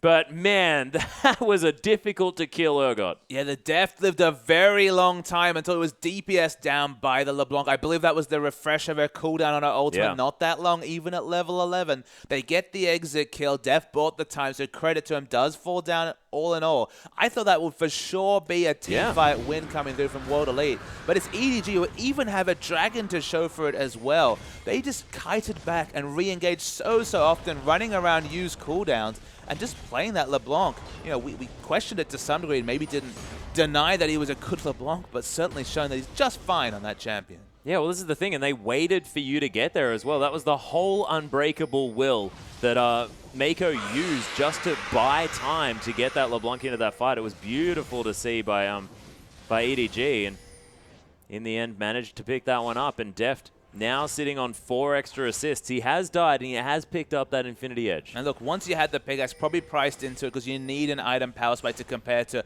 the much cheaper but significant spikes coming through from an Urgot, Mana Moon, and double cooldown reduction. There's the Death Sentence. Yeah, Deft actually getting Death Sentence here as well, taking so much damage. The Fate's Call's there as well. He's got so much to deal with, though, as Mystic is going to pick up the kill. Clear Love is going to clean it up, though, as Yuji going to fall down. Deft going to try and get back into this one. Mystic is taking a long time to die, but in the end, it's a double kill for the Rek'Sai. Critically, Deft doesn't get any kill involvements. Actually, no, still gets an assist, so must have had some autos running. They're continuing the dive. Yeah, that's the knock-up onto Spirit here as well. You looking for a chance to get in there as there's a twisted advance. You picks up the kill. Mako doesn't even die to Gio, who's now in a whole lot of trouble.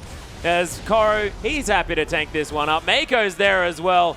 Doesn't quite have the Pulverize, but he's got a heck of a lot of damage. Excellent turret juggling coming through from Aegis. Another 4 kills they add to pad their scorelines. Aluka critically did not have teleport available for that engage, and using that teleport downtime from the Scion expertly are EDG playing around their cooldowns. Deft's not happy, 0, 2, and 6, but everyone else doing just fine on the side of EDG. Yeah, and Clear Love now 3, 0, and 5, 100% kill participation. You have to think, EDG, you look at this team, and as soon as someone isn't having the game that they want, somebody else picks up the pieces, and at this point, it's you and it's Clear Love. What a re-entrance to the competitive scene for you. You can't even really remember Pawn. He's so wonderful, especially on this LeBlanc, but shrugging off any comparisons, there's no kind of downside to this you being involved in this game because he's been so on point on Lissandra and now LeBlanc. Yeah, and it has been rotating around this map so beautifully as well, has always been where his team needs him to be, and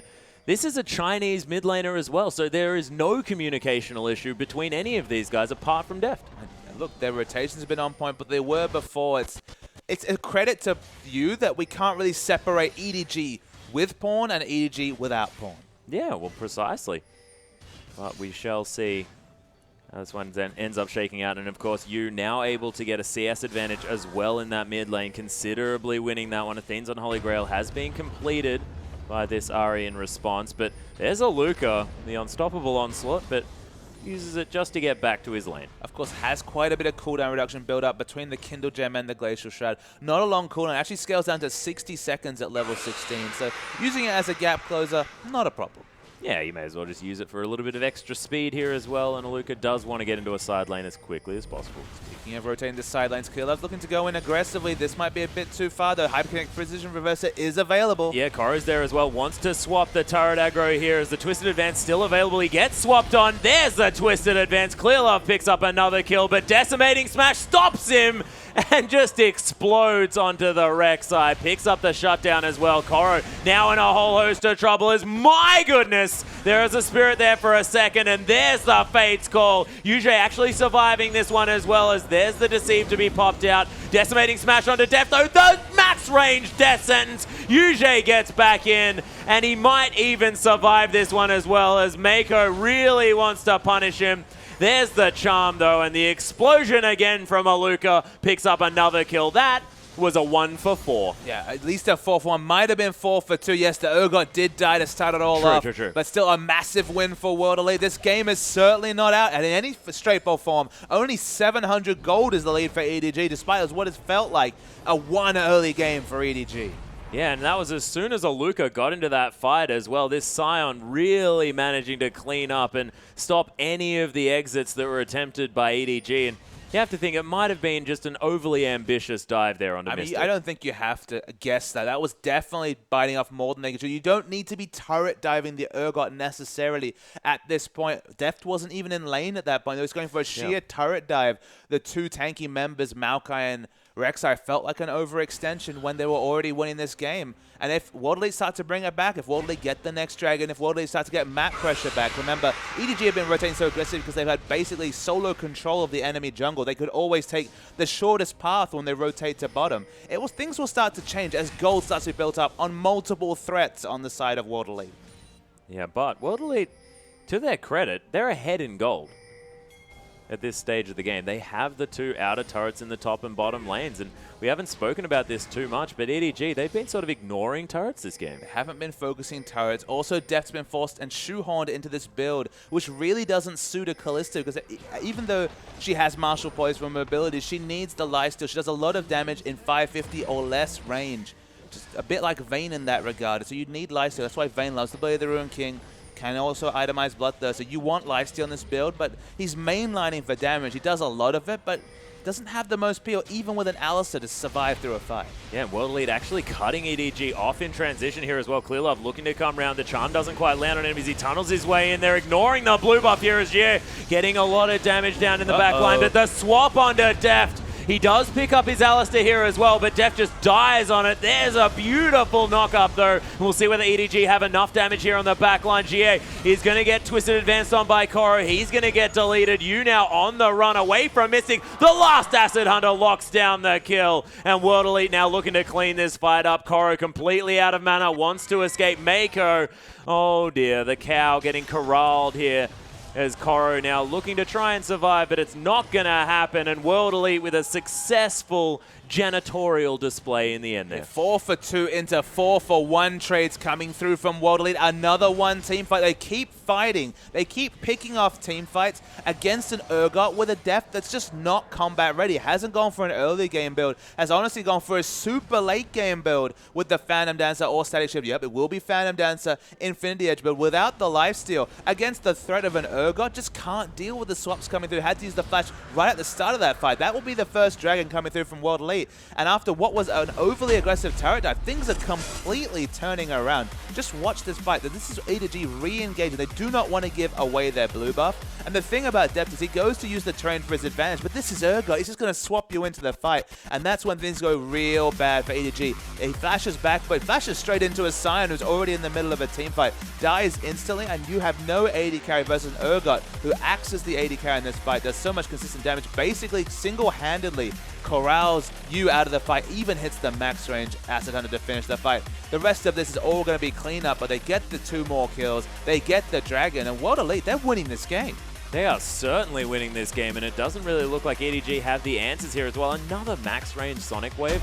And Spirit is looking very, very strong on this Lee Sin. 3-3 and 6 now, has his Banshee's Veil completed, and World Elite, they're not finished. Just Spirit looking to come around and contest this red buff. Sonic Wave landing onto Mako here as well as Deft. He's hanging around. The Fate's Call onto Spirit here, but he's the only one that gets knocked up. Aluka being a massive force in this front line, but just trying to be a nuisance, doesn't have a whole lot of damage. Koro is going to get caught out and possibly going to go down. So many low health bars on World Elite's side, but Koro going to be the first one to be taken down. Mako trying to keep himself alive with that triumphant roar, but World Elite are going to win the skirmish in the end. And you can see the difference between the frontline tanks. Deft got about 8 to 10 auto attacks with Infinity Edge and Phantom Dancer onto the side. Even weaved in an auto attack onto the red buff to pick it up and was just tickling Aluka, who would have comfortably lived. He even had his shield back off cooldown, didn't need to use it. Deft is not teamfight ready to deal with the frontline coming through, and honestly, unless they use everything onto this Sion,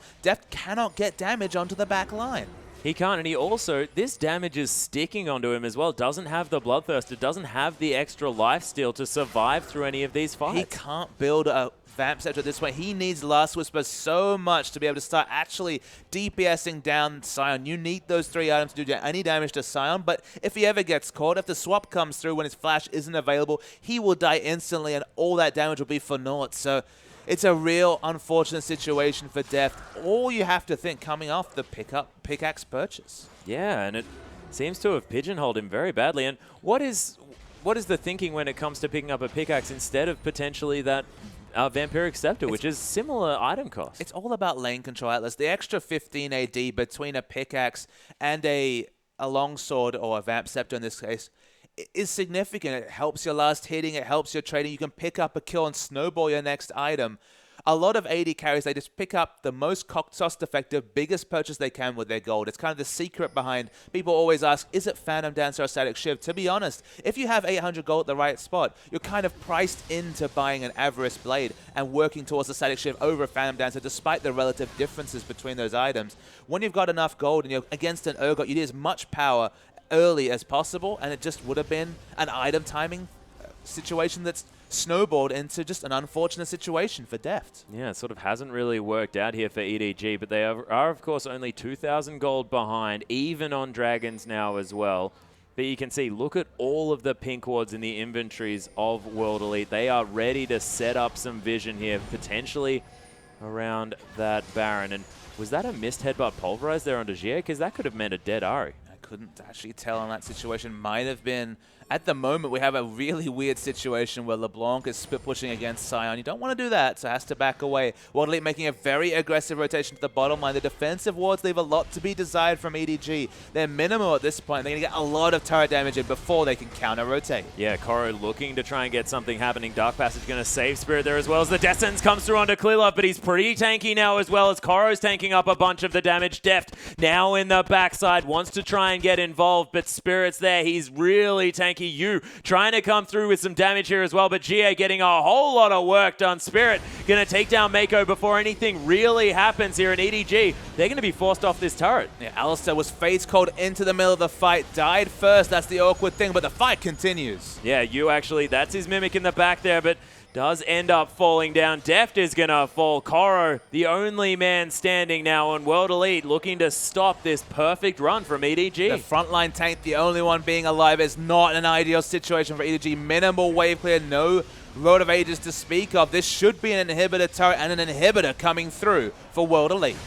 Yeah, they are going to be able to take this one down. World Elite still very, very strong. Jie went very low in that fight, but just so slippery on this Ahri, and he's shown so much power on this champion thus far. I mean, he had a difficult time in the laning phase, and Yu was very, very strong moving into this one. But since then, he's died twice and picked up 1 kill in that time. And Mystic has been able to, even against double AP, go for the mainline maximum damage Urgot build. He's gone for the 40% CDR build. And the reason why this is so important is that to get the last Acid Hunter, you need, I forget the exact number, I believe at least 33% cooldown reduction. So the Frozen Heart being completed, pushing you over 30, then Runes and Masteries means that he's able to get the last Acid Hunter out, and Acid Hunters are so much of his damage.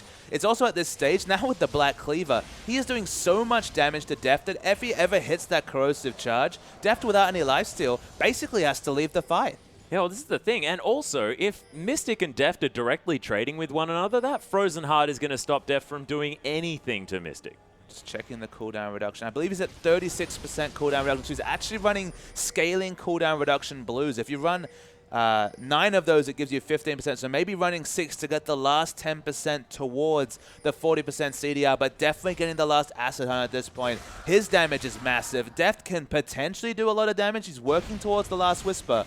It's just with this anti-carry and Urgot, maybe this is the situation EDG will get into where they really need to start banning the Urgot because it just really cramps Deft's style. Yeah, well, they banned it in the last game, and you can understand exactly why. It's being demonstrated that banning the Urgot was possibly what won EDG the first matchup. And kind of the irony is amusing is that any longtime fans of Deft from his Samsung Blue days will remember his placeholder pick before he would lock in a champion was Urgot, you know, back before Urgot was meta. And now Urgot's looking like a surprisingly strong pick against Deft. Yeah. You actually going to do some scouting here with his own face using that distortion. Spirit going to be found out by that Sentinel there as well. World Elite looking to consolidate vision around this Baron, waiting for these super creeps to head into the base of EDG. The setup is there, World Elite. They're looking to try and push out this wave, and if they don't have enough siege, they can just go back to the Baron. Absolutely, and even though they have the most range, Ari has a ranged auto attack, Thresh has a ranged auto attack, 3 ranged auto attackers and 2 ranged auto attackers and an Urgot at 425 range is still enough to start pushing things down. 7-2 in turrets, 7,000 gold. It isn't unassailable, but what does an EDG 1 team fight look like? That's the question to me. Even with Last Whisper being completed, they need to be fighting on multiple fronts to ensure that no AoE damage, specifically no corrosive charge, comes down onto Deft. Yeah, and it's going to be all about being able to ignore Aluka, and at this stage, I don't think they can ignore Aluka because he's making himself so omnipresent around these team fights, exactly where he needs to be. And Spirit is being just kicking people around and being a nuisance. And when you've got GA there as well, who can be anywhere in a team fight, does look very, very difficult for EDG. But if any team can do it, if any team can come back from this one, you have to think it is the #1 team in the LPL, and it is EDG. And there's no significant neutral advantages, only 2-1 in Dragons, no Baron's been picked up. That's the last factor that I think the World Elite need to be able to finally finish this game. They've already broken the base, which is a very important thing to do when you have these short-ranged auto attackers like Urgot. They're just baiting around Baron. They've got Tremor Sense, of course. That means World Elite want to stop moving wherever possible to try and deny any Baron vision. Maokai's in the base with only Righteous Goal and Spirit Vision. Isn't going to be clearing these waves fast. Mako says, go away. Yeah, just pushes him into the pit, but Aluka looks for the unstoppable onslaught there as well. Actually gets knocked up out of it by Clearlove after he comes down. That was beautiful timing for that Burrow. And that is going to be the ultimate down there from Aluka. And this is even more awkward. With Thornmail, Deft actually took more damage from auto-attacking Sion than Sion took in reverse. And he's in this awkward spot where what's his next item? You might jump and say Bloodthirster needs it really bad, but without a QSS, he can't even walk anywhere near Urgot. Yeah, well, that's a very good point as well, and something that I hadn't actually thought of. He's going to have that Vampiric Scepter potentially denied even more as Koro's going to get hit by, oh my goodness, so much there as Clearlove is going to come through with a massive knock-up. World Elite are going to get engaged on here, but we'll see whether that's exactly what they want. Oh, that pulverized into the headbutt over the wall. Mystic, though, going to take down Yu, and now going to try and fight off against Deft here. The Ren not quite enough to secure that kill as World Elite actually flashing over here. There's the unstoppable onslaught again, but doesn't find the knock-up. Deft taking so much damage as Mako going to flash out of this one after Deft as well. He's able to get back to the fountain, but have World Elite done it? Have they managed to get through? because they're taking down Nexus turrets. They're following their super minions, pushing in aggressively. Koro's up. There's still 4 members of EDG. They're buying time, but there's the re-engage. Oh, there's actually the headbutt pulverize as well as Mystics are going to get taken down incredibly low. Deft still there on the backside. Orbit Deception not going to find him here as well as he's trying to dance through. Jie going to fall down. Aluka now, not a whole lot of damage, and finding himself alone is definitely not what he wants, as Yujie and Spirit are able to escape. But EDG, they successfully defend, but is it enough as the inhibitor has just respawned, and now with 2 dead, EDG might be able to pick up a Baron, and this could have all turned around. Yeah, we look at the death time. It's still over 20 seconds coming through, so over 10 seconds coming through from Mystic. Still risky to take a Baron. Deft does a lot of Baron damage, but they have not scared away the Lee Sin. The teleport's coming in from Sire. Yeah, Spirit looking to try and get in here, and Aluka there as well. Deft not going to be able to lifesteal off this Baron, as well as there's the Dark Passage to come through from All on Yujie. Kalista. Yeah, Deft does manage to rend that one down. Aluka going to get bounced up here as well. Mako, no fear at all, right in there. There's the Fate's Call. Does manage to, doesn't get the knock up there as Aluka able to actually pick that one up, but he's going to be dead. And EDG pick up a Baron, an extra kill. We'll see whether they can get anything up here.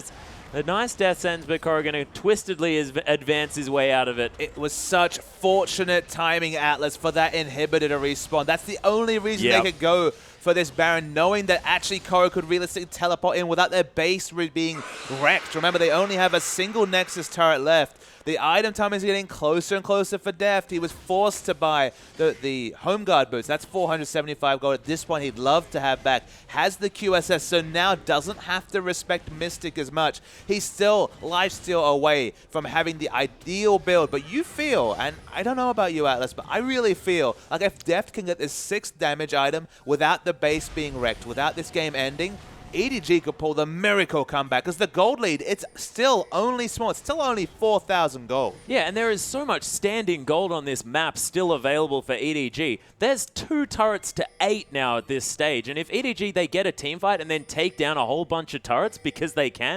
have to get through them to get to the base, then as you can see right now, this Baron doing a whole lot of work. They'll be able to easily catch back up, and now only 3,000 gold, and that's only going to shrink further. And in general, World Elite are very poorly positioned across the map. There were 2 members, Urgot and Lee Sin, for some reason down the bottom lane. I mean, maybe trying to set up a slow minion wave, but that should only be a one-man job. They just get out-rotated significantly. This should be the Dragon as well. It's taken, and there's the engage. Yes, the headbutt pulverize actually landing out of Mako here as well. Deft going to kind of come round, and there's the unbreakable will from Mako. He's looking to try and get something happening here as you over on the backside, and Deft just fate calls the cow out of it. EDG able to fight. Oh, actually, there's the charm on Koro as well. He's getting so much focus fire, but there's the headbutt pulverize again from Mako. So much work being done here in the front line, but Deft, he gets knocked up here as well. He's going to instantly QSS, but he's going to get taken out by Mystic, and you so incredibly low. Koro, valiant effort, but he's going to fall down. World Elite able to continue their team fighting prowess, and oh my goodness, that was a distortion that you probably didn't want to take, but had to. And Flay not going to find him either, as Clearlove going to play defense for his mid laner. They need to stop them from finishing this game. EG are trying to buy time as much as possible. Wadley should just be ending it. Yeah, Mystic's actually there at the inhibitor. He got the memo there as Clearlove able to tank up a whole lot of damage. Actually, Spirit might die here as well. Oh my goodness, you able to escape from Aluka. This is as crazy. The Slayer comes out. GA now wants to try and finish him off. Can't see whether he actually did. Aluka going to finish the kill. Inhibitor falls down though as Mystic, he remembers what wins games of League of Legends, which is taking down towers, and that's the ultimate, the Void Rush to come out from Clearlove just to get him back to base. It is insane. They got a decent kill trade in a 2v3 situation. World Elite just completely had a brain fart. That's the only way I can put it. They should have just gone and finished the game. Just take down the inhibitor, take down the single Nexus turret, and end the game. But instead, they did nothing.